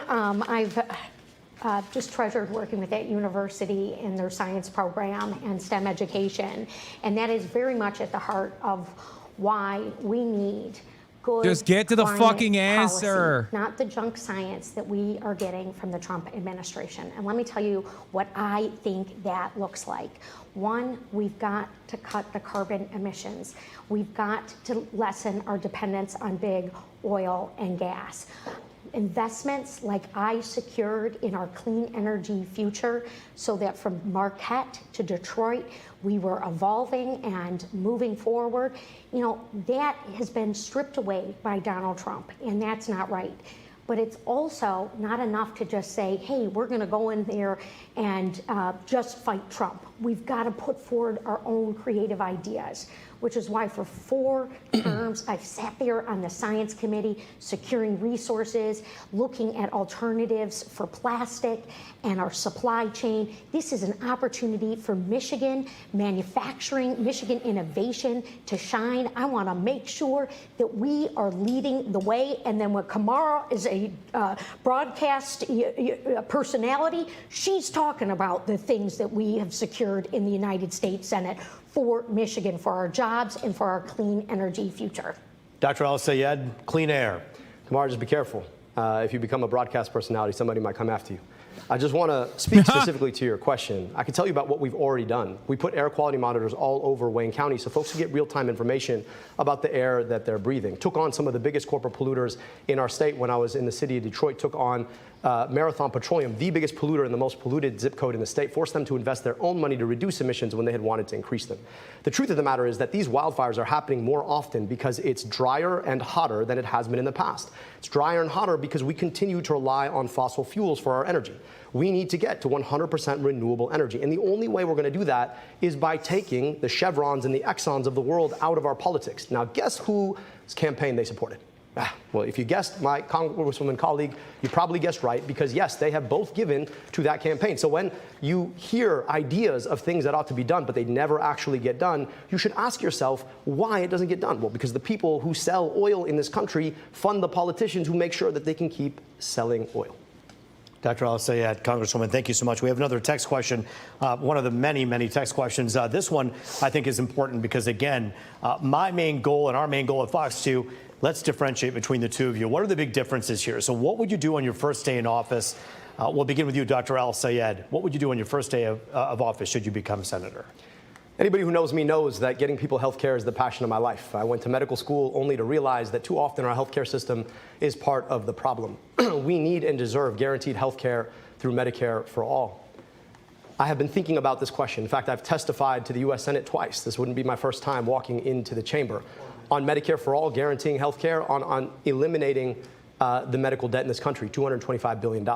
Now, on Medicare for all, there is work that we're going to have to do. We're going to have to get a president elected who can do it in 2029. Now, in the process, though, I actually think that we could eliminate all the medical debt in this country, $225 billion. Just so you understand what that is the amount of the GDP of more than half of U.S. states in this country. So on day one, I want to offer medical debt relief to everybody I think we could get bipartisan support to do it, and I'd love to get that done. And let's start working through Medicare for All, and then let's make sure that we can get money out of politics so the big pharmas and the big insurances of the world aren't in the way when it comes down to finally getting this done for all Americans. Congresswoman, in a minute and a half, tell us what you do on your first day in office. Yeah, day one, we have to stand up to the abuses of power. Take it from somebody who has been recognized as our most effective lawmaker. When I tell you I'm going to go to the United States Senate and ban stock trading for elected officials, she's going to Tel Aviv. Children, for our president and our vice president, and for candidates for those offices, I am going to get it done. I am sick and tired of seeing Donald Trump sell us out to the highest bidder, go cut deals with every other country except for cutting deals for us here in Michigan. We have been paying the price, and it is not acceptable. And speaking of prices, day one actions to lower costs and to invest in small businesses, minority-owned businesses right here in Michigan. Those are your tax dollars, and I believe in the effective stewardship of them so that they go back to our communities here, and I've got the receipts for that. I've got the proof points for that. And then lastly, we got to make sure that the jobs of the future are coming from the place that we all love to call home, which is why my manufacturing agenda on day one will also be in the hopper. I got all the bills ready to go, Roop. We have 30 seconds left for each of you to answer the following question. What makes you think you're the formidable candidate who can take on Mike Rogers? 30 seconds, Dr. El-Sayed. Well, poll after poll after poll has shown, despite what my colleague says, that I am the most competitive candidate to take on Mike Rogers. But it's also this, that you've got to have something you're fighting for. Ask yourself, if DTE funds both Mike Rogers and Haley Stevens, who wins? DTE wins. And Blue Cross and Big Pharma and Big Tech and APAC, all funded by the same people. We need a choice. I'm the only candidate in this race who does not take corporate money. And so I offer a real contrast to a guy who has never seen a corporate dollar he did not want. Congresswoman Haley Stevens, 30 seconds. Well, look, Governor Whitmer, Attorney General Nessel, the chair of the Michigan Legislative Black Caucus, Amos O'Neill, they all agree that I will be Michigan's workhorse, that I will stand up for us on day one, that I will beat Mike Rogers just like I have beat Republicans 4 times over. Thank you so much. Congresswoman Haley Stevens, Dr. El-Sayed, the vote is now in the people's hands, a week away. That's crazy. Abdul says, I'm going to be a real fighter. Yes, is local, but my opposition is funded by Mike Rogers and Haley Stevens is funded by the same people. They don't care who wins. This makes her less electable. She goes, I'm a workhorse, and I got Dana Nessel, the Attorney General's endorsement. Stay tuned here on Fox Local. We're taking you inside the spin room where both of these candidates are answering questions from the I'm just curious if she has the receipts. Yeah, I have the receipts. Picks up our coverage next with reaction from tonight's debate live. I'm Roop. Oh, hell yeah. I can't wait to hear the fucking reaction. Okay, that was an incredibly impressive showing. That was an unbelievably impressive showing. Tremendous messaging discipline. It was unique. It was multifaceted lines of attack. Obviously, Haley Stevens is a target-rich environment, if we're being real. But god damn, did Abdul cook. Holy shit. He might as well just drop the doctor and call himself the chef, baby. Because he was chopping that shit up and down the block. Oh, my God. It is actually a flex getting their endorsement. Stop laughing. We may be cooked this on. No, it's not. It's not, especially not on this debate stage. The endorsements stand on their own, okay? Gretchen and Dana Nessel are popular. Dana Nessel is not. Gretchen is, but she's losing her popularity in the fucking state. If you think Dana Nessel is popular, you're out of your fucking mind. Dana Nessel is not popular at all. What the fuck are you talking about? Are you even from Michigan? Gretchen Whitmer used to be a lot more popular, no longer as popular in the state. But ultimately, what matters most in this circumstance is like what you are voting for, what you're advocating for. Abdul explained that. From the questions Haley never of did. the media, there are other people joining us in that spin room that are not part of Fox 2 that want to learn more from the candidates. So we're going to hear more questions tonight about this. Obviously, all coming to us ahead of the primary next week on Tuesday. We also have a debate we want you to join in on. As you see on our screen right now, this is our poll question for tonight. Did tonight's debate change the way you're going to vote in the Tuesday primary next week? Yes or no? Chime in right now. The QR code is on your screen. We want to hear your thoughts on this, and we're going to continue talking about this because not only do we have the spin room coming up where we're going to hear from the candidates individually, but we're also going to continue with our reaction room live. That's going to be our post-debate, post-spin room coverage, and that's because we want to hear from you, all the people that are watching tonight. What are your thoughts? Did tonight's debate sway your decision? Are you angry with some of the responses? Is there something else you wanted to hear and clear up from tonight's debate? And some of you might be a little bit more confused. In fact, I'm reading some of our comments on social media, on YouTube, and so much more. So I want to hear from you guys. I would love to actually get you guys in our live Zoom. That's going to happen later in our reaction room. Again, a live look right now at our spin room where we're going to hear from each candidate individually.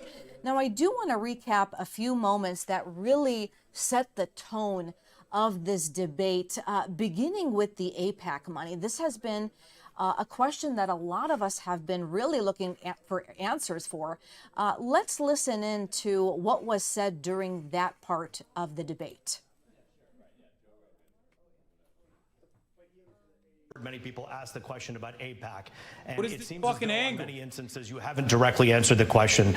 Do you see why some people are bothered by the fact that so much money, $40+ million, has come from AIPAC for these PACs to talk about you and to promote you and to put you up as their candidate? Yeah, and I appreciate the question, Root, because this moment in this country and here in Michigan, people have every right to be frustrated about our campaign finance system. My opponent here on this stage, Abdul, he's got a super PAC that his father-in-law funds that has millions of dollars going into it. And look, in terms of foreign policy, you know, Abdul and I do differ. I believe in a two-state solution. He has attacked me by name for purporting that the people of Palestine and the people of Israel deserve to live side by side peacefully. The goal is always long-term peace. And also, the Prime Minister of Israel has We can hear a attacked conversation me in by the kitchen. name. No, you fucking idiots. It's probably from the live broadcast. I wasn't having a conversation in the kitchen, you dummies. It's literally the Fox broadcast mic. You guys are so stupid. There's no one in the house right now. $1 billion has been spent on AIPAC spending to back your campaign. A lot of people wonder if that is something where you're going to do their bidding should you win this seat. Is that something people should be concerned about? And if not, why not? Absolutely not, Roop. Look, I have been very clear, consistent, and transparent, and I have continued to be. I want to see long-term peace. I want to see a two-state solution.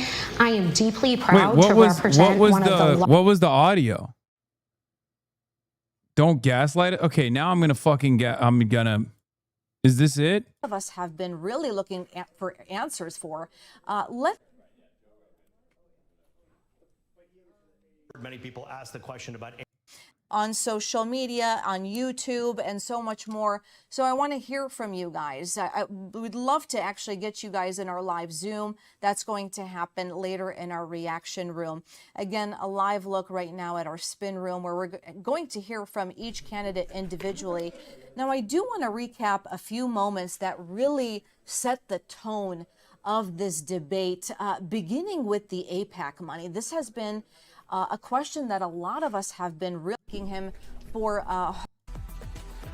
We just saw them finishing off the shaking of hands with our very own Roop Raj and thanking him for hosting and moderating this Senate debate on our coverage here on Fox 2 and Fox Local. And once they are ready to walk over to the spin room, we're going to listen to them. Listen to what they thought about the questions, about the Abdul explained that. From the questions Haley never of did. the spin room that are not part of Fox 2 that want to learn more from the candidates. So we're going to hear more questions tonight about this, obviously all coming to us ahead of the primary next week on Tuesday. We also have a debate we want you to join in on. As you see on our screen right now, this is our poll question for tonight. Did tonight's debate change the way you're going to vote in the Tuesday primary next week? That's not me, yes you or no? fucking dumbasses. That's literally from the broadcast. That's literally their hot mic, you dummies. About this, obviously all coming to us ahead of the primary next week on Tuesday. That's clearly you. Here, where is it? It's like right here, isn't it?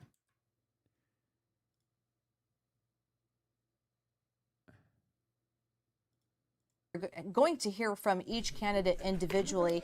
Now, I do want to recap a few moments that really set the tone of this debate, beginning with the AIPAC money. This has been a question that a lot of us have been really looking for answers. We know we want you to listen to what they were saying. I don't know what the fuck they're saying. I can't even understand what they're saying.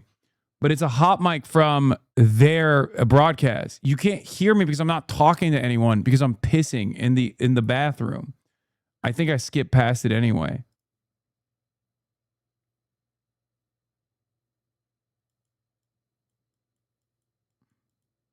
Off the ones. There is other coming to us ahead of the primary next week on Tuesday. We also have a debate we want you to join in on. As you see on our screen right now, this is our poll question for tonight. Did tonight's debate change? Do you hear that? Do you hear that? Do you hear that? Change the way you're going to vote in the Tuesday primary next week? Yes or no? Chime in right now. The QR code is on your screen. We want to hear your thoughts on this, and we're going to continue talking. You fucking idiots. You fucking idiots. If you didn't say anything sensitive, it doesn't really matter. No. No.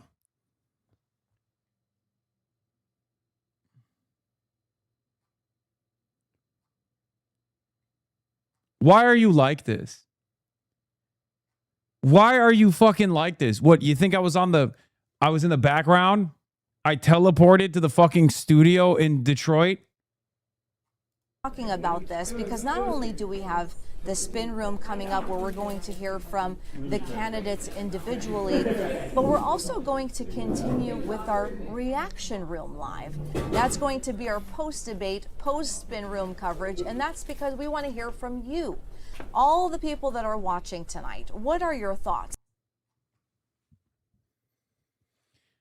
Why? Why are you guys like this? Y'all are actually mentally ill? No, 100%. The real Hasan is there in the room. Prove that you didn't teleport there. Why are y'all like this, man? A month before you entered the Senate race. Yeah, he asked specifically about the Senate race. It was transferred to your Senate committee, I believe. Yeah, he just asked about my current campaign. Yeah, Sam, did you have something? Will you take donations from consumers in DTE if you look? Look, I'm running to beat Mike Rogers, and you heard tonight my opponent, make all these wild accusations talking about how employee monies that come from corporations are the root of the problem, except I'm leading the charge to take on DTE right now. I am leading the charge to say that you are screwing over your ratepayers, and I am going to strip your federal funds and force you to cut executive pay. I think that is damn good for the people of Michigan and what they need right now. But will you Thank take you. money Thank you. from them? Thank you. You're not answering. Yeah.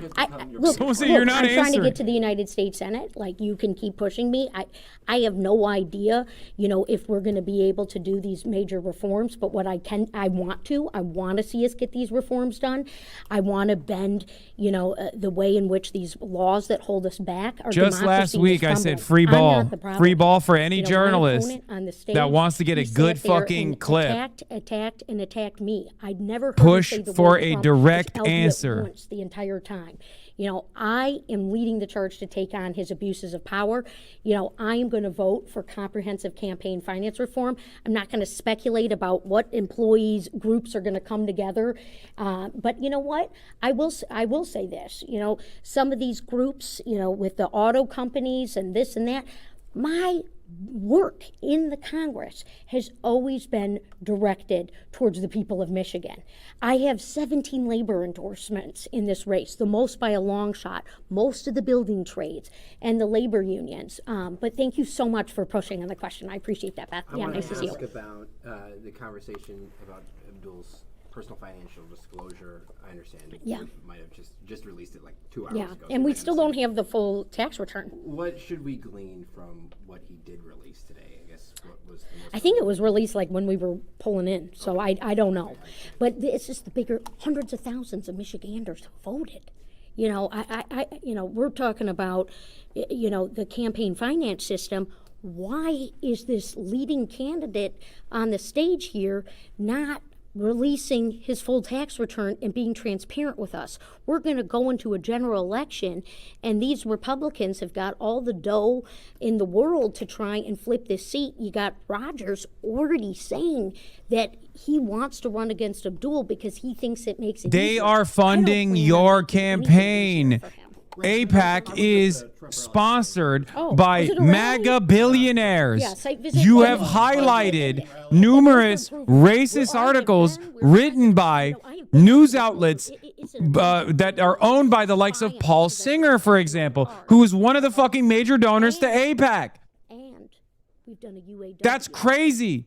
Your campaign is the one that's funded by right-wing billionaires. I wonder, just talking to some of the Trump supporters there that seem to be licking their chops no matter who wins the primary. 76%. Did tonight's debate change who you're voting for? Yeah, they're 77% said no because they're all voting for Abdul. And 20% that was going to vote for Haley Stevens is now saying yes. Attacks. I think what you have in the Michigan Democratic Party right now is the best of democracy on display here in Michigan. Abdul has put forward his ideas. I have put forward mine. You know, he's run statewide before. Remember, we don't know what your ideas are. For governor. Then he continued to go on with his, you know, book writing, and you know, that's when I think he started that podcast show. We still don't know exactly who was paying him for that or where that money came from, especially last year when he was running for Senate, you know, because I was just working and standing up to Trump last year when I was running for this position. And so, you know, look, no one's talking about Mike because he's doing nothing. You know, he lost to Alyssa Slotkin. He's told us very clearly what he wants to do, which is rubber stamp Trump. He's being dishonest with the people of Michigan, and he knows that on November 3rd, I will beat him and become Michigan's next U.S. Senator, delivering for us on day one to lower costs, to stand up to our stand up for our manufacturing sector, rather, and to stop Trump's abuse of power. Congresswoman, picking up on that, what is your plan to win over the more stubborn Abdul supporters that he has brought into the fold that maybe weren't involved in past elections? Well, look, I'm going to, you know, work my heart out to earn every vote. I'm really proud to have a unique rapport with independent voters, as I always have, and I'm really proud of the unique coalition that I've built. You know, mayors from Lansing and Farmington Hills and Grand Rapids who, you know, have endorsed my candidacy, and I'm so proud to be on the team. You know, I'm on the team that believes in universal health care, on using the tax code. So do you think the book writing avenue will work? I hate book writers, so I got to vote Stevens now. Business creation, and so that industrial policy, like what I championed and got done for the CHIPS and Science Act, can be achieved in the form of. Is she growing on me? Yeah, like a fucking cancer cell, dude. I've been so unbelievably annoyed with the shtick that she pulls off because, like, as soon as I realize she never answers a straightforward question, I've been losing it. Every time she just like deflects away over and over again, it just makes me more and more mad. My anger keeps compounding. No one who went to Cranbrook has this accent, by the way, such a put on. Yeah, bro, she's from fucking Nick Pollum's neighborhood. something else I'm leading the charge on. ICE agents that committed crimes from top to bottom need to be prosecuted. Those are real solutions. I just didn't know that like people did this in Michigan too, because I know people do this in the South, right? Like they do this in Georgia, they do this in Texas all the time. Like Ted Cruz is very famously a big time phony. He'll wear the snakeskin boots and be like, "Oh my God, you know, I'm so Texas, whatever." I just didn't know that they would do this in Michigan too. No one who went to Cranbrook has this accent, by the way. Such a put on. $63K a year high school. God damn. It's not even code switching. She's just fucking lying. It's Louisiana's very own John Kennedy. Is straight up the same shit. John Kennedy does this too. Who's endorsed my race, Amos O'Neill, Congresswoman Brenda Lawrence, and shut up. Oh my God, I fucking can't stand this. Everyone is endorsing me. Members here who might chime in, and I want to earn their votes too. You know, that's what this is all about. If I feel this way, I'm sure Michiganders are going to feel this way too, though. Because, like, if you got nothing and you got Gretchen Whitmer endorsing you and you just keep waving that flag around. Because, like, notice how Abdul mentioned one time the UAW endorsement. One fucking time. Okay, that's it. Because you got the clip off. People already know. You've already mentioned it, right? If you keep hammering on the point, if Abdul kept saying like UAW, Bernie Sanders, AOC, if he just kept doing that, he mentioned the teachers' unions one time and he mentioned the UAW one time. That's it. The reason why he doesn't have to do that is because he has a policy-driven campaign. She does not. He's got actual problems that Michiganders are facing that he can talk about. Kamala Harris did this a lot too, not the endorsements, but like constantly tried to bring up personal anecdotes about like how people are suffering with no adequate solutions to how you would address or alleviate that pain. On the debate, a lot of what she's saying is, I've got the receipts for that. We've heard that multiple times. She's also addressed that her opponent was attacking her throughout the debate rather than going after Donald Trump, President Donald Trump. We're going to continue listening in on the spin room. Right now, we are awaiting to hear from Dr. Abdul El-Sayed as well, who is going to enter the spin room in just a few minutes to hear his take, his reaction on how this debate went. Certainly a lot more questions than answers right now, because it seems like a lot of questions were not answered around the DTE, and consumers' reaction was kind of mixed. We didn't understand if there were any possible solutions on the forefront there. There was also a mention of Dr. El-Sayed's tax returns not being given out. He says they were. She says we didn't receive the full tax return. So a lot of questions surrounding who's saying what is really out there, talking about the abuses of power as well with Washington, D.C. Of course, a lot more coming up here on Fox Local. We're going to continue this reaction room coverage right now, where we're going to hear just a few minutes from Dr. El-Sayed, his reaction to this debate. Some of the other things that were mentioned by him was getting health care done, getting health care through Medicare for all, and eliminating medical debt in this country. The one thing, though, how is this all going to happen? We want to know more about this, and hopefully he can chime in on what is the response to that. How do you get medical debt? But I know something about you. Another school that I was at, that was Cranbrook, by the way. You went to Cranbrook. That's a private school. We're just keeping a close eye on where things stand right now. You're taking a live look right now of possibly other press, other media maybe joining in on the spin room. I will say this, though. I love the energy of our young people. That's why it was important tonight. Maybe just that's huge, by the way. Yo, viewers that we have in I will say something here. You know what boomers fucking love? Young people getting motivated to vote for someone. Huge deal for Abdul. Okay? We, like even when boomers are like, "Oh, I actually love Haley Stevens," there's one thing that is catnip for fucking boomers. It's a critical hit every time. When they see young people go out and get excited to door knock and campaign for a candidate, that literally bricks boomer brains. Okay, I've seen it everywhere. That's part of the reason why. I think Melon Kuros did so well as well. When boomers who would normally go for the establishment Democrat because they watch a lot of television, when they see a lot of, and yeah, old black people love that shit. Absolutely. Absolutely. If you, as a candidate, can draw turnout from the youth, every boomer will be like, that guy, he's got the stuff. Debbie Dingle said it. Debbie Dingle came to me and Abdul's rally. Okay? This was months ago, before this became a national race. Okay?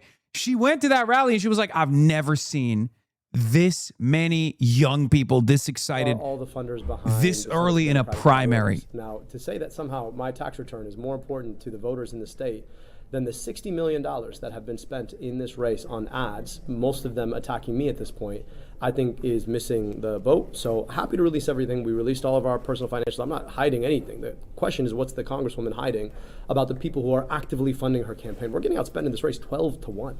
I don't think people really quite appreciate what that means. 12-1. All money funded through super PACs, which is exactly what the ending of Citizens United is supposed to do. Now, when you can say you really want to get money out of politics or you want to end Citizens United, but then you are the principal benefactor of Citizens United, that to me seems just to be a little bit more of the hypocrisy that we've seen. They're taking large money from family members, large amounts of money from. I'll tell you this: my my father-in-law does not want to send your tax dollars to the Israeli military to do genocide. I'll tell you that much. And also, again, 12-1, 12-1. Like the difference matters here, and most of any outside funding has come from Working Families Party, UAW, American Federation of Teachers, National Nurses United. I've never taken a dollar from a corporation. She's hiding all the corporate dollars she's taken, or lying about it, frankly, that you all saw. DTE, $47,500 in this race, and frankly said, no, I haven't taken it. If you can lie about that straight up in front of a studio audience and national television viewers, what else are you lying about? And so I'd love to have a conversation about transparency, love to have a conversation about funding campaigns, love to have a conversation about why she's taking money from all of the worst corporate actors. So Chevron, Exxon, DTE, Blue Cross Blue Shield, Big Pharma, Big Tech, APAC. Who else? And then why did you and your mom have to go to Portugal? That's the important question. We want to talk about family members, right? Why do you take your mom to Portugal? Did she have to get spun by the same corporations trying to spin you on policy so that on the way home, your mom could spin you? I don't understand. Is this how it's supposed to be done? Is this how, when you go to DC, is that how they teach you you're supposed to operate? Because I'm not trying to operate that way. Okay, and he's way more vicious off the debate stage. God just damn. How corrupting the corporate money has become. When they're flying you out to Portugal to talk to you about big pharma policy or big tech policy, when you come back, you're not doing the goods for Michiganders. You're doing the goods for those companies. How do you plan on voting on the state capitol convention question in November? The state capitol convention in November. The con-con. I have to be honest with you. That's an interesting. I think you're the first journalist to ask me. I'm going to say no at this point. I'm vote against it. But I do think that we're due up for some updates, particularly at the federal level, right? So many of the problems in our governance at the federal level right now are we need to be rethinking them. Whether it's the Electoral College, whether it's Senate rules like the filibuster, or whether it's well, what's wrong with Portugal? Are we not good enough for international corruption? Is that what you're saying, doctor? Life terms at the Supreme Court. I think a lot of these questions need to be rethought. Do you want to respond to the accusation that you were promoting junk healthcare cures on your podcast? I'm reading about it now. Yeah, well, no, I didn't, and I don't know specifically what's being alleged here, but we were very, very specific, not in any of our reads to make health cures. It's interesting to me how much of this debate the word podcast came up, which is wild to me because I don't think podcasts have anything to do with the ability to afford your gas or your groceries. I don't think podcasts have anything to do with whether or not your kid goes to a good school. I don't understand the Islamophobia about Abdul. Motherfucker's so American. Dog, his name is Abdul Rahman. His name is Abdul Rahman. Mohammed El Sayed, okay? I know why the congresswoman is so angry at He podcast is American. hosts, but they're not the reason you can't afford. He is America. or- He is or literally ever believe you could own a the home. ultimate American. The problem is he happens to be Muslim. Okay. She's the only non-millionaire in the race. Is that true? Well, I mean, I file with my wife. So if you count all of our joint assets, maybe. The congresswoman I know files alone. And so you're not comparing apples to apples at that point. I know it's a convenient slogan and AIPAC wants to pay to put it on TV, but we're not comparing apples to apples. The question also has less to do with my personal finances and a lot more to do with the personal finances of the CEOs whose corporations she takes money from. I'd like to know how many billionaires made their billions off of votes that she's taken.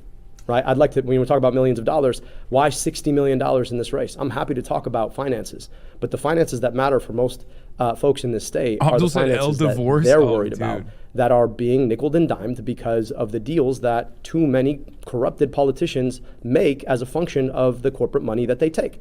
DTE, I'd like to talk about how much does a DTE CEO make? You guys know? Probably 10 million, something like that. So when you take money from DTE, and the question is, are you going to regulate on DTE? What's the answer there?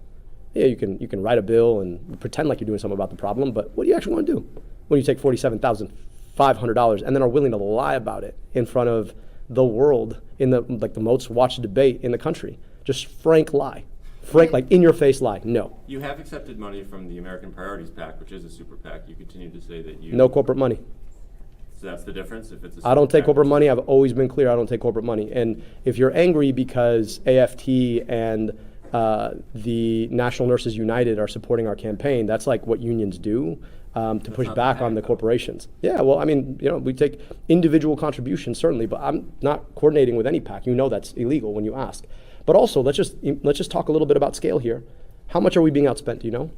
12 to 1. No. Answer the question. It's 12 to 1. 12 to 1. 12 to 1. So when you're talking about 12 to 1, let's actually talk about the amount of money that we've seen. And Michiganders are seeing it. Ad after ad after ad after ad. So if you want to say that the National Nurses United is somehow the same thing as AIPAC, I don't take that seriously. The Congresswoman, when she was up here earlier, said she answered no to the question on DTE and consumers today because the contribution that she received in the FEC filings was the month before she filed for Senate, but it was later transferred to her Senate committee, but she said the question was specifically about the Senate. So de facto, when somebody gives you money and then you take that money and put it into your Senate campaign, then the answer is you have taken money into your Senate campaign. Do you think she should have answered yes? I think the actual answer is yes. Like the truth of the matter is, so she has a congressional campaign. Somebody takes a bunch of money and puts it in her congressional campaign, and then she takes the congressional campaign money and puts it into her Senate campaign, then by definition, she's taken it. And it's also really interesting. Did she on purpose do it the month before so that she could answer that answer no? At the end of the day, throughout her career, she's taken oodles and oodles of DTE money. Oodles and oodles. So part of me says, well, yeah, if you want a senator who's going to stand up to DTE, that's probably not it, right? That's what people are asking. The technicality of the money is a secondary thing to, are you bought off by the corporation? And the answer is yes. So when you take their money at all, at some point, you probably have a cozy relationship with Oodles and their oodles. PAC. You have a cozy relationship with their lobbyist. And when that lobbyist says, here's the bill we really want, that's probably the bill they get. And guess what happens to the rest of us? We end up paying, $3.99 to pay our DTE bill with a credit card? We've had our DTE rates go up faster than in 46 other states over 20 years. That's what that buys you. We pretend somehow that it's just money and people are fully independent. Well, why do they spend it then? I mean, money is cynical, but it's not dumb. So they spend their money to buy off politicians so that those politicians turn around and do their bidding. And it's the reason we end up paying more for less. It's the reason we get paid less for more. And it's the reason that our politics feel so corrupted. Because if Haley Stevens wins the primary, will you support her in the general? I've been super clear about the fact that we got to beat Mike Rogers. So yes, you guys keep asking me the same question. What did you make of the comments from the Congresswoman about the tone of your campaign? Do you think that's a valid thing voters should consider? The tone that people are hearing, most of all, is the tone that's being brought to them by UDP, AIPAC, running attack ads on my character because I wrote an op-ed 15 years ago, or I ran against the governor and said that she was taking money from Blue Cross Blue Shield. So let's talk about the tone of the campaign. I've told my supporters multiple times not to make fun of her. I don't know what else you would want from a candidate. I've literally said, do not make fun of her. It's unkind. I've said it multiple times, but I've heard nothing.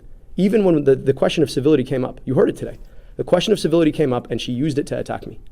So I'm just saying that Where is the incivility coming from? When you ask a super PAC that wants to take our tax dollars and send them somewhere else to kill women and children, and then in the most cynical way, put $10 million, $15 million behind attack ads saying I'm somehow disrespectful to women. Where's the disrespect to women? Or are we saying that the lives of some people don't matter enough? Because the lives of the people I'm worried about are the people who are not able to afford basic things, good schools, functional infrastructure, healthcare, whose money is being sent somewhere else because people like Haley Stevens vote to do it. Why? Because they take money from the exact that was a people huge who want deal. that done.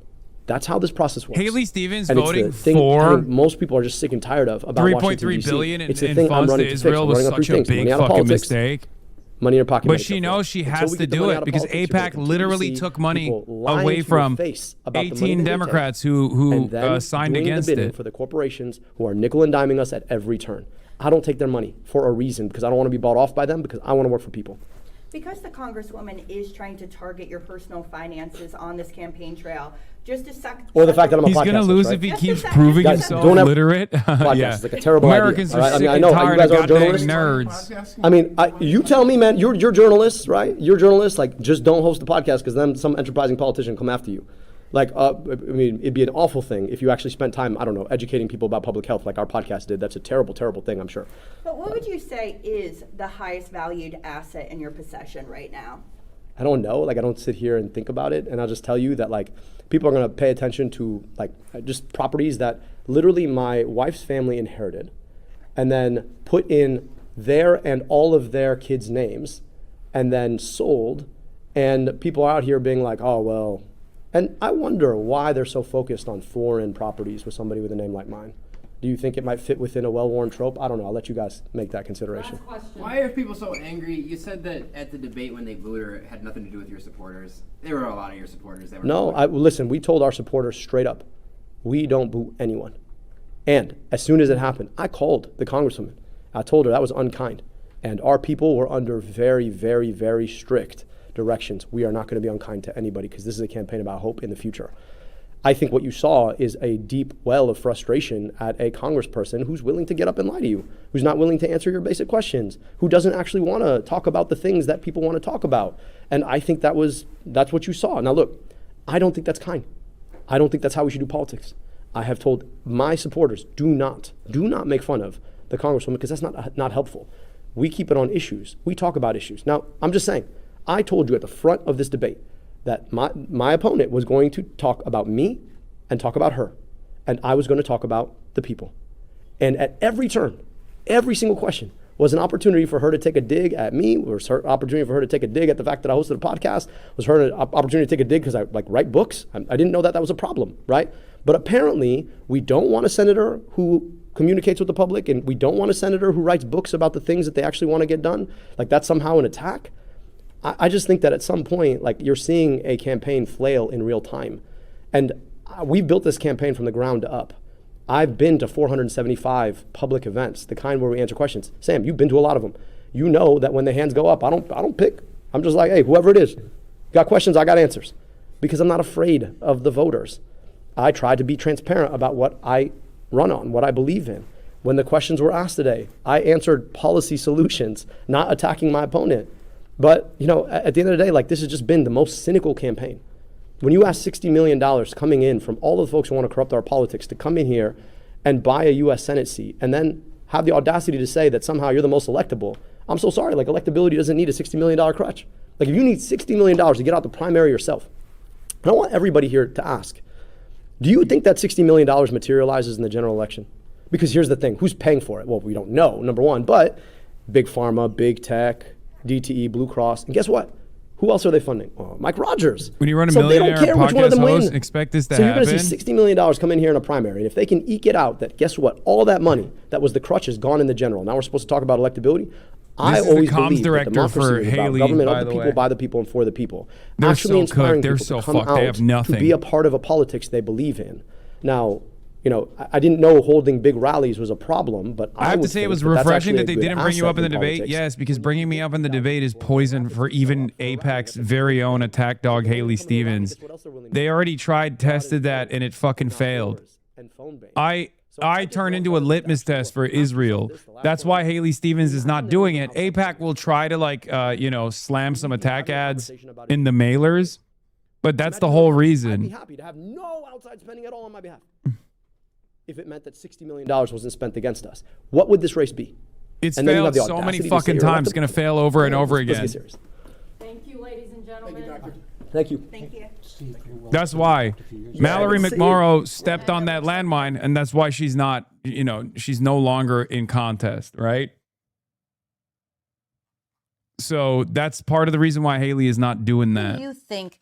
Who do you think's going to win? Holy and shit. also, who won tonight's Democratic debate? We have a poll question for you right now, so that we can hear your thoughts and see what you think. Dude, was okay, it look. Congresswoman Haley Stevens? Polls are obviously or was fucking it Dr. internet polls are Abdul bullshit, El-Sayed but that god won damn. tonight's debate? Also here to break down who he thinks might have won the debate is Dr. Peter Trumbore from Oakland University, professor and chair of the Department of Political Science. Dr. Trumbore, good to have you join us in the studio today. Thanks for having me. So you watched this debate here on Fox 2. Who won? Biggest question. Everyone's wondering. Yeah, so that's actually a question I don't like. Because to me, it's not about winning and losing in a sort of a horse race sense. It's about how well did the candidates do in getting their message across? How well did they do in drawing a contrast, not just between themselves, but between themselves and their likely opponent in November in the general election? And I think on that score, I think the two candidates did a good job. Both of them did a good job in terms of drawing contrast between them. Okay, answer the question. What are you, Haley Congresswoman Stevens? did a better job of pointing out why she thinks she would be the better candidate to take on Mike Rogers in November. Which is frankly an issue that El-Sayed really didn't get to until the last few seconds of the debate itself, right? And so I They think had to take the on poll that out? score, I think it was a good night for both candidates. I think the statistic you had earlier about this hasn't really changed a lot of people's positions on who they plan to support. I tend to look past the primary to think about who was likely to be a stronger general election candidate come November. And I think the viewers may have gotten a pretty good sense of who they think that might be. Now, I do want to get into Who do some you of our think it viewer is? questions. Just say These Haley were, Stevens, big dog. Posted on our tag board, hashtagged on X. And Dr. Trumbore, I want you to help me with some of the reaction here. I'm going to read some of this right now on our live coverage right here. One person named Jake writes, "It's fairly obvious Dr. Abdul El-Sayed will defeat Haley Stevens in next week's Michigan Democratic Senate primary. The question now is, by how much?" Now, given this question by a viewer, is there a defining moment that may have stuck with viewers with Dr. El-Sayed? So I think that commenter is probably being wildly optimistic. However, I think one of the key points that El-Sayed was trying to hammer home was this idea that Stevens is in the pocket of corporate interests and is in the pocket of these outside donors who have flooded the race with money. And it is true, there's an unprecedented amount of money has been spent on this primary so far. And this seems to be the primary, the key point of contrast that he's drawing with Congresswoman Stevens, is that she's taken all this outside money, and that means that she's not going to stand up for Michiganders. And the counter is, I haven't taken any, at least not from corporate interests, and therefore, I'll be working for the people of Michigan. The problem with that narrative is that she's got 4 terms in the House of Representatives she can point to and say, here are the concrete things that I have in fact delivered. So I'm not sure that commenter is, say, a neutral party.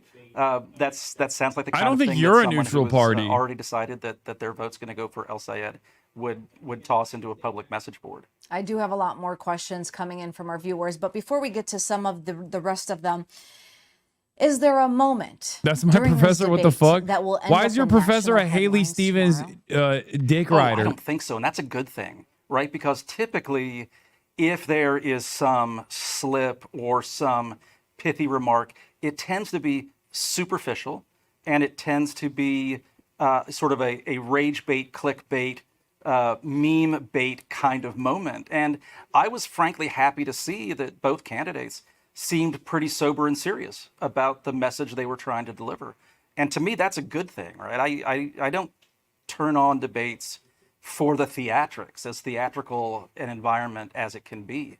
And so you saw a lot of substantive policy positions from Haley Stevens there, who kept crying about how Abdul is a podcaster. Quality of the debate. Really? Now, also, This is Dr. what goes Trumbore, for as a poli-sci professor who's professoring? done a lot of political science coverage, especially here even at Fox 2.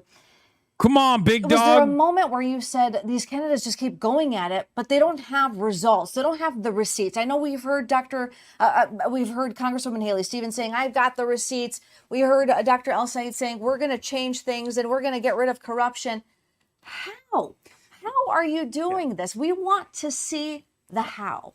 Yeah, and I think that that's an important question. I do think that the Congresswoman has a better chance to make the case that she has, in fact, delivered. She has a record that she can point to. She has a record of bills that she sponsored, bills that she's voted for, bills that she's passed, that she can say, look, this is what you've hired me to do as your representative, and this is what I've done. And, and El Sayed does not have a record like that. Now, that's not to say that he was not effective in his roles with Wayne County and the city of Detroit. But that's a very different kind of arena in which, the stakes are as important as they are, they're different. And so I think, especially when you look at some of the things that El Sayed was talking about, Medicare for all, retiring the nation's medical debt, abolishing ICE, the key question, whether you think those are great ideas or not, the key question is, how are you going to do it? Yeah. Oh my and how God. are you going to do it? Oh my God, in, this guy. A Senate in which, in the debate, El Sayed advocated getting rid of the filibuster, which is frankly the only tool that the minority in the chamber has to derail the policy plans of the majority, right? And so it's great to get rid of the filibuster if you are in the majority, but don't have enough votes to overcome it. It's another thing to be the minority party, hoping to be the majority, and advocating for that position. It's a little bit ironic that Donald Trump has been calling for the elimination of the filibuster as well. So to hear El Sayed talk about it tonight, Because we're gonna win the after we heard fucking President majority. Trump talking Shut about up. getting rid of the filibuster yesterday and today, as some irony to it. That said, getting rid of the filibuster has long been a dream of political figures on left and right. Because they recognize, right, that they can get more done if they have a very slim majority than if they have to get 60 votes. But 60 votes requires that policies be bipartisan if they're going to get through the Senate. And I think that's a good thing for our democracy. Dr. Trumbore, I also want to ask you, because there were two pivotal moments that kept coming up. One of them was Congresswoman Haley Stevens taking money from DTE. That was one thing that kept coming up about. He's like, yeah, we really fucked up on that one. I the mean, not we. I mean, Haley finance Stevens, system. whose And it campaign seemed I'm not a like, part of. Even when our very own Roop Raj asked her about the money, it just seemed like the answer wasn't given effectively. It wasn't a yes or no response right away. With that being said, we also had Dr. El Sayed, who wasn't answering really the tax returns and whether or not he said he delivered them. But did we really see them? And then he mentions that his wife was also on the tax returns, and that's why Congresswoman Stevens is a non-millionaire as opposed to him. Now, with that being said, and the two candidates, for someone who is on the fence about who to vote for, is one situation maybe perhaps worse than the other when it comes to a voter who's undecided? And that's an interesting question. So let's start with El Sayed. What he has said is that he's done all of the required financial disclosures.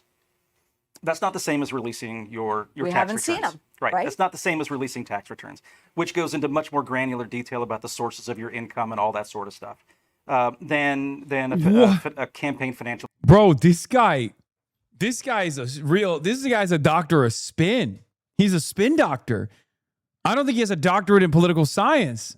I think he's a doctorate in spinning for fucking Haley Stevens. What the fuck? Bro, who the fuck is this guy? The spin room. Chatter, your professor I want to win the sucks. Senate seat. And unfortunately, in our system, the Supreme Court has decided that money equals speech. And And so the fact that both candidates talked about the necessity of campaign finance reform, to my mind, is a good thing.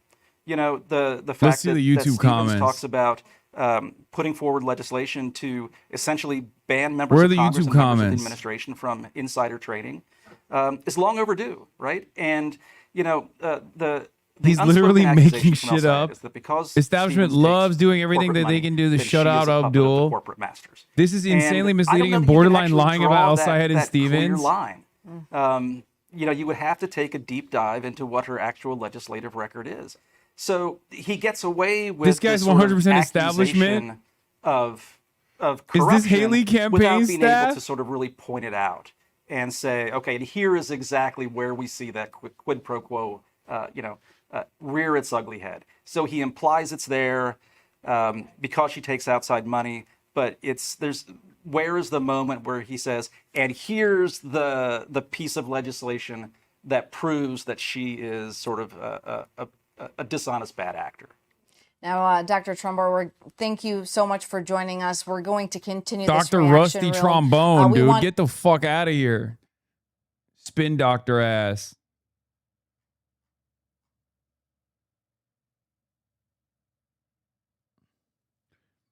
Him glazing her so much the poll results on screen is hilarious. I know.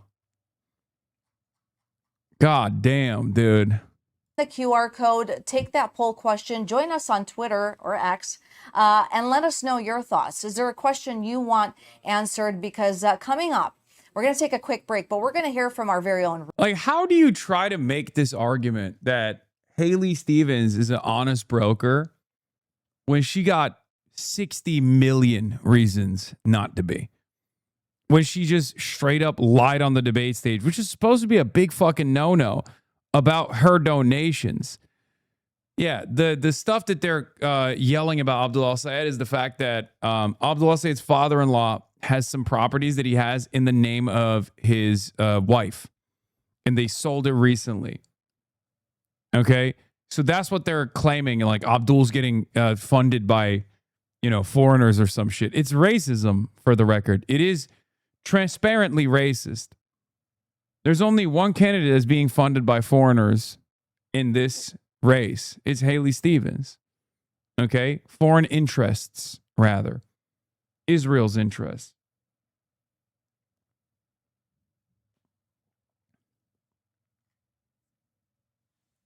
The idea that Abdul is he's like a fucking multimillionaire. He's got 1.7 in net worth, total net worth, when him and his wife are both doctors. It's also totally ridiculous. How drunk do you think Neera Tanden is right now? Oh, yeah, I was calling out Smeara earlier, too.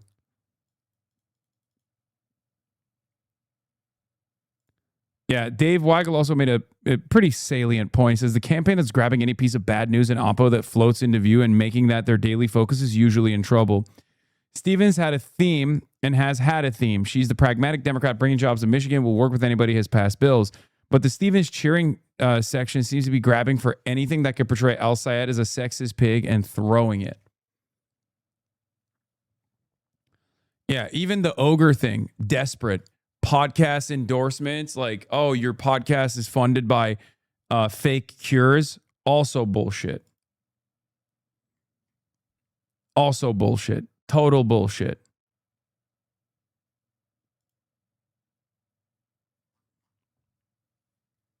Yeah, Politico immediately wrote an article saying El-Sayed comes under fire for ogre and a Pike leak comment. The people cited in the article are Shannon Watts, Fred Gutenberg, and Neera Tanden. All three that are tangentially related to the Haley Stevens campaign, if not directly have endorsed Haley Stevens. They're basically acting as a de facto surrogate for Haley Stevens. This is journalistic malpractice. I'm assuming Adam wrote this article, which is kind of messed up. But, it's not Adam. Never mind. It was Liz Crampton who wrote the article. Adam Ray did not write this article. He's on the beat. He's on the Abdul Michigan beat. That's why I assumed he wrote it. But again, this is bullshit. Hasan watching this debate like a white man watches a favorite football team play. Like he's the one calling all plays. Good, good. No notes, man. Just get him on the field. I'm sorry. Excuse me for fucking being excited.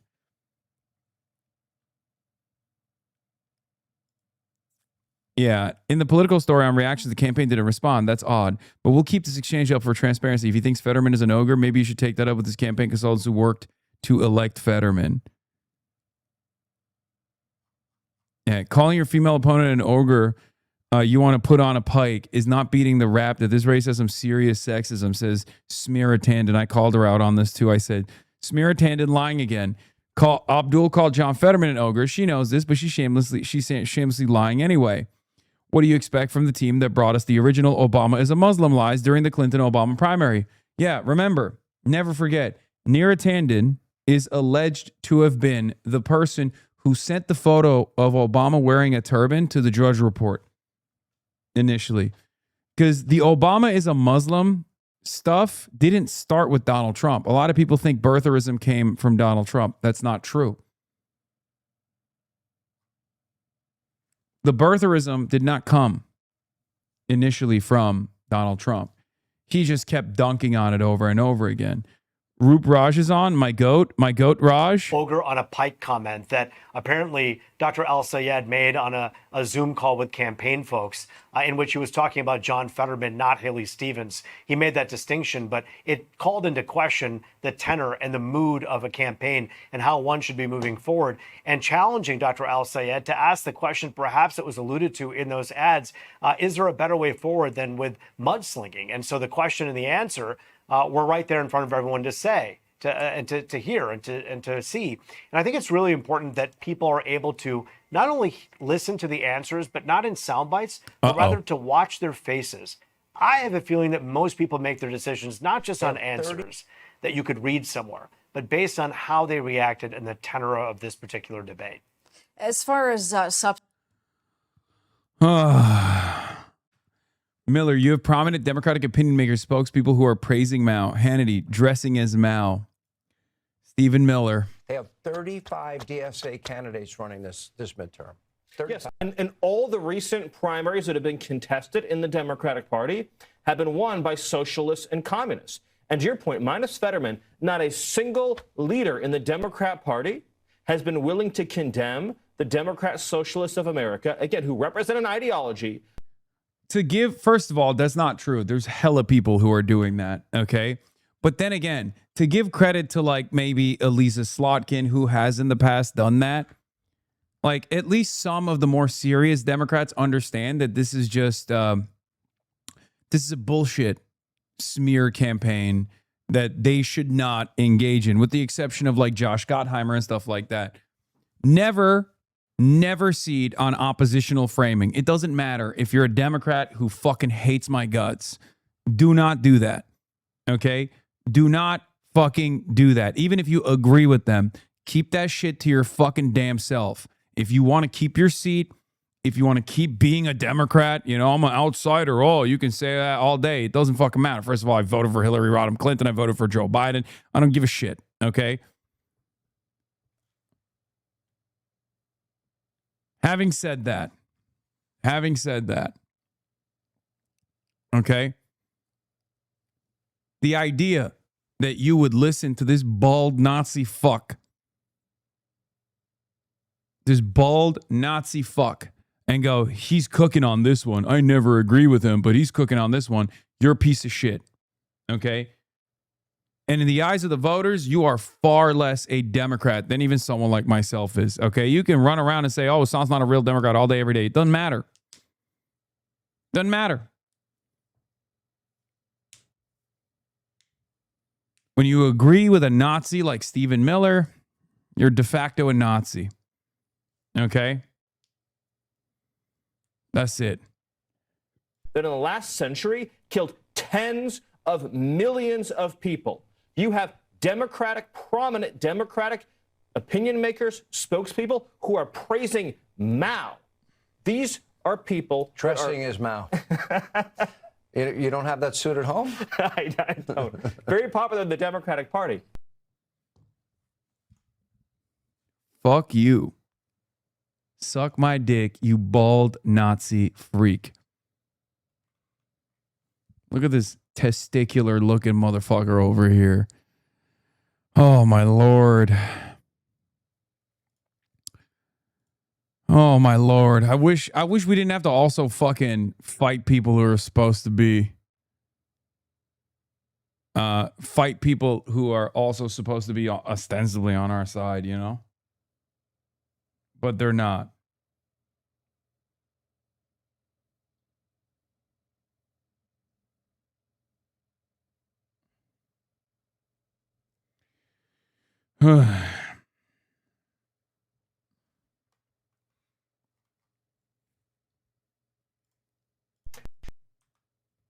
Yeah.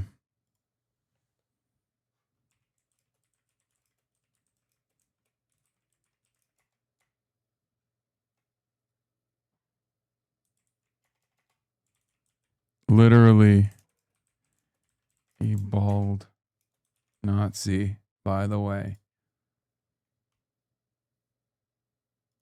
Nothing could have prepared me for what he's actually trying to say. What is he saying? What is Trump saying now? You watch companies move production from America down to Mexico. Mexico. I love the way there's a very nice president of Mexico. You know that. She's very nice, and she speaks beautifully, and she calls it Mexico. For years.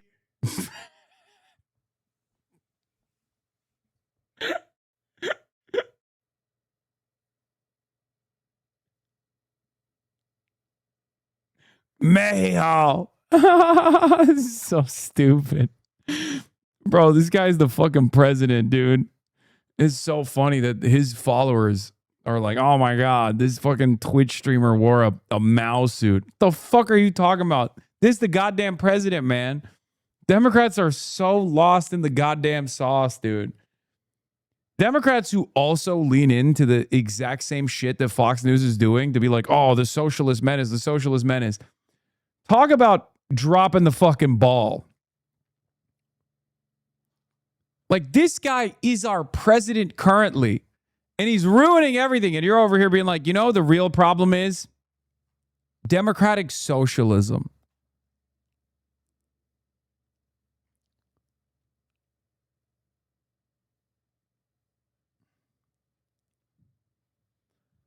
Miller is okay with killing his fellow citizens, and this hypocrite wants to bring up Mao. Are you for fucking real? Yeah.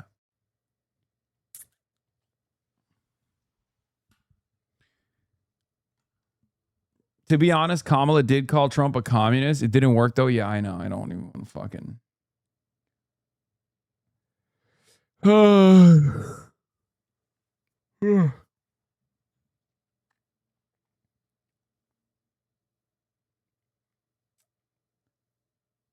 From the debate, Moscow is skipped. Yeah. I would love to throw in what distinguishes you from your opponent, of course, and why should people vote for you? You have 2 minutes in your closing statement. It's very simple. I'm here.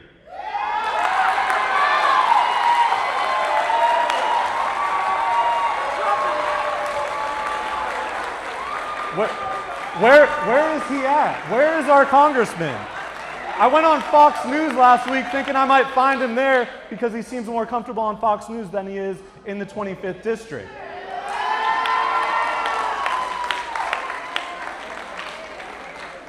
I'm running against a Democrat, the first Democrat to join the Doge caucus that has taken a gutting knife to the federal workforce, voiding collective bargaining agreements. I mentioned his support as the only Democrat in our state delegation to vote for the Laken-Riley Act, someone who is openly campaigning as a twice-appointed Ron DeSantis Democrat. What does that mean? So I'm here, and I'm going to continue to be here because I care about serving this community. I don't take a dime of corporate PAC money. I'm running a 100% grassroots-funded campaign, over 11,000 unique donors strong, and we're running it with an organizing culture that is going to endure beyond just one election cycle, because it's not just about showing up during election year. It's about doing the deep organizing work that is going to turn our state around and take it back from the Republican Party.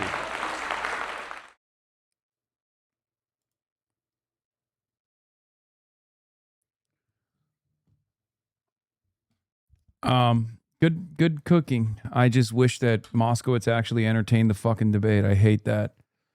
I hate that he ran away from that. Anyway, Matt Iglesias went on Pod Save America to encourage Democrats to moderate more. The listeners aren't buying it. These are the top comments. Wow. It just took two different sentences to say there's nothing Hakeem Jeffries could be doing or Chuck Schumer. Inspiring. They can stop attacking student protesters. They can stop trying to block any people running against incumbents. It's a very long list of what they could be doing. That's not just voting in the Senate. Moderating, standing for basically no movement is exactly how the Democratic Party got in this mess. We want to see strong voices take a stand and fight for things previously thought impossible. Look at the labor union fight or civil rights. They fought for the extremes and won concessions. Moderating simply means you slow the other party's concessions. If Dems want to keep pushing moderate centrists that voters don't want, they will never win again. Current centrists are bought and sold. They don't care about anyone but their donors and themselves. We need progressives. Either you want policies that make life better for everyone, or a group of corrupt, racist, anti-LGBTQ+, oligarchic fascists that throw black and brown people into concentration camps and kill innocent people in the streets. You either have a moral compass or you don't. Choose wisely. Is this episode title supposed to be satire? Center left? You mean what you used to be called Republican? Because no thanks. Yeah, Matt Iglesias will look at these comments and sincerely say, this is the problem with the Democratic Party. The base has become too woke. Not realizing that, like, you know, if the Democrats leaned into that base and the real organic enthusiasm and maybe even accomplished some of the fucking agenda items for the base, we would probably be able to, you know, defeat Republicans permanently. Okay. I say we in that regard, even though, you know, I don't always consider myself to be a Democrat, even though I've never voted for a Republican and I never will. The reason why I say we in that situation is because I do, unlike Matt Iglesias, recognize the dangers of Trumpism, recognize the dangers of reactionary MAGA policies, okay? I want to make sure that we de facto run a one-party state where nobody ever wants to vote for a Republican ever again. That's my goal. I know some people will say, well, wait a minute, what is that? What are you, a Marxist-Leninist? And my goal is to make sure nobody ever even entertains voting for a Republican ever again. Okay? It's great to have some fucking backbone. I don't understand why centrists constantly are trying to moderate to the center.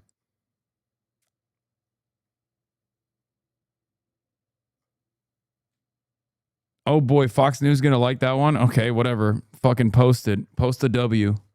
Numbers on the board. Holy Toledo is on? Yeah, I saw it.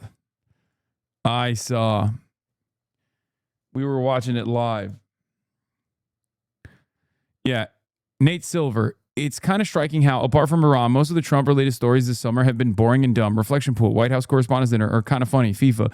Maybe we're moving on from him being the central figure in American politics. This isn't true. You're just rich. Cooked. ISIS killed some people. Indeed. But there's been more focus both from the mainstream media and even more specifically the partisan leading media on these low stakes, frankly kind of stupid stories instead. Maybe because they click better. Because it feels lame duckish. Not Trump is an existential threat. I don't know why these guys have no shame. I guess in order to in order to get to the positions of power within the ranks of the centrist commentariat, you have to be a shameless guy who's wrong all the time. But I will say, it is rather odd how much these guys openly reveal their disdain for the working class, how much they openly reveal how out of touch they are with regular frequency when their job kind of relies on them being in touch, right? Like that's what they're positioning themselves as. Guy who looks at the polls and understands what the needs of the masses are. And it's very strange. It is very strange how actively and openly they fucking reveal how out of touch they are.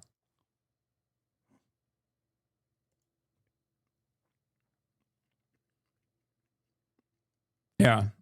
Michigan early voting totals day 2. Ann Arbor. Dearborn is outvoting Detroit.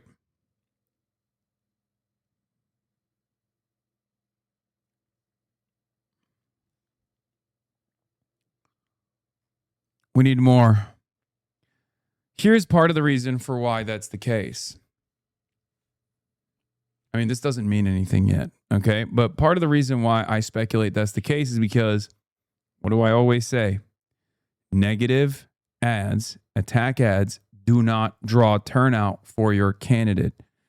Negative attack ads can, at best, if it's more effective, okay? If it's at its most effective, negative attack ads will actually depress voter turnout for the opposition, right? That's it. But it doesn't actually boost turnout.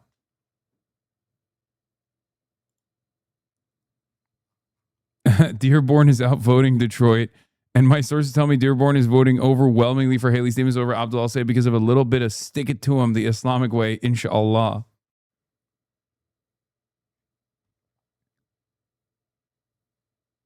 AIPAC deployed an annoying ass attack ad in the middle of the debate. Yeah, of course. But that was also very cool that he did the Babe Ruth thing where he called it out ahead of time. That actually plays well for the watchers at home.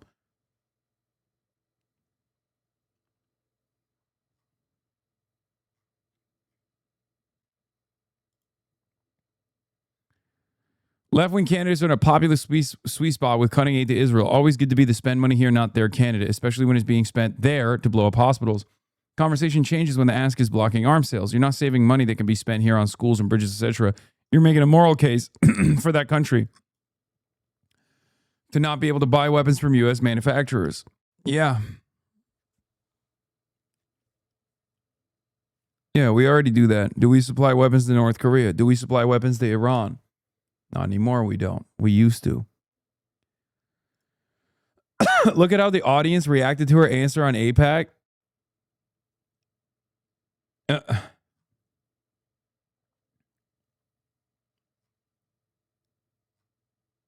Anyway, that's all I got for today. 7 hours and 30 minutes, folks. I'm tired, but I'll be back tomorrow. As always, you already know what's up. That was a banger. I believe, is there a Francesca Hong debate tomorrow as well? Is there a Francesca Hong debate tomorrow? Did I get that right? Where are my cheeseheads at? Oh.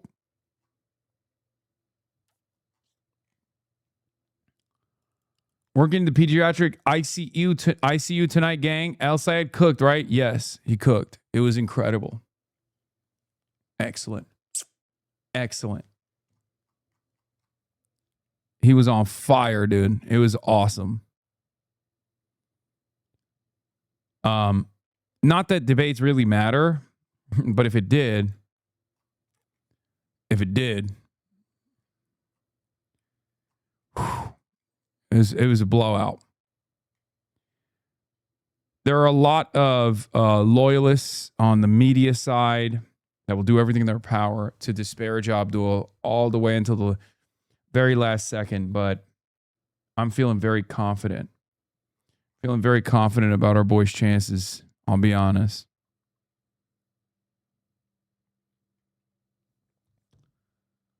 Yes, debate tomorrow. Okay, we'll do debate for Francesca Hong tomorrow. They'll probably try to deploy the Hasan Piker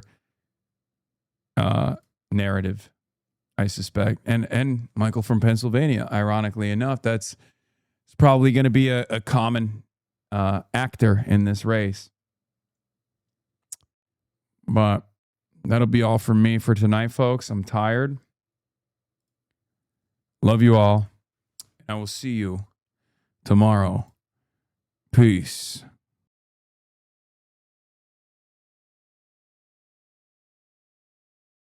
Introduction, starting off the day.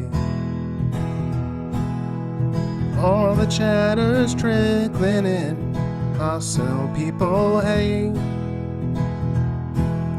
Sunny Los Angeles, California, says Hasan. Stun luck to the stun luck to the topics just begun. 'Cause there is again, Hasan is streaming. Hasan is streaming. There is again, Hasan is streaming. Hasan is streaming. Reviewing a Chinese train, telling Kaya place. Son and Asmin chatter loves, giving grinnings grace. Zoran winning NYC, woke two back with the force. The Rogan of the left, to me a dumb himbo still of course. The Charlie Kirk assassination, the Fear and Online show. 8 full fucking years of this, and plenty more to go. Doing fun stuff tomorrow, throw PBS up on the screen. A man-made horror reaction brought to you by this life's dream. 'Cause there he is again, Hasan is streaming. Hasan is streaming. There he is again, Hasan is streaming. Hasan is streaming. Kicked out of the DNC, IRL with March the Goat. Combating the propaganda that shoved down people's throats. CBS Israeli news, a coup, a regime falls. A full-blown fascist takeover, and still the duty calls. Total radicalization coming out to sea. The system will always fail, it's up to you and me. On these daily streets, whether short or whether long, have helped millions of people keep it moving right along. 'Cause there he is again, Hasan is streaming. Hasan is streaming. There he is again, Hasan is streaming. Hasan is streaming. But hey, what can you say? That's BBS for you. But he'll play games real soon. Just you wait. Say, hey, what can you say? That's BBS for you. But he'll move on real soon. Just you wait. Ba-da-da, ba-da-da, ba-da-da-da-da-da. Hey, what can you say? That's BBS for you. Well, he'll pull your lawns real soon. Just you wait. Sha-da-da, sha-da-da, sha-da-da-da-da-da. Hey, what can you say? That's BBS for you. But he'll do your advice real soon. Just you wait. But hey, what can you say? That's BBS for you. Brought on by viewers like you. Just you wait. Just you wait.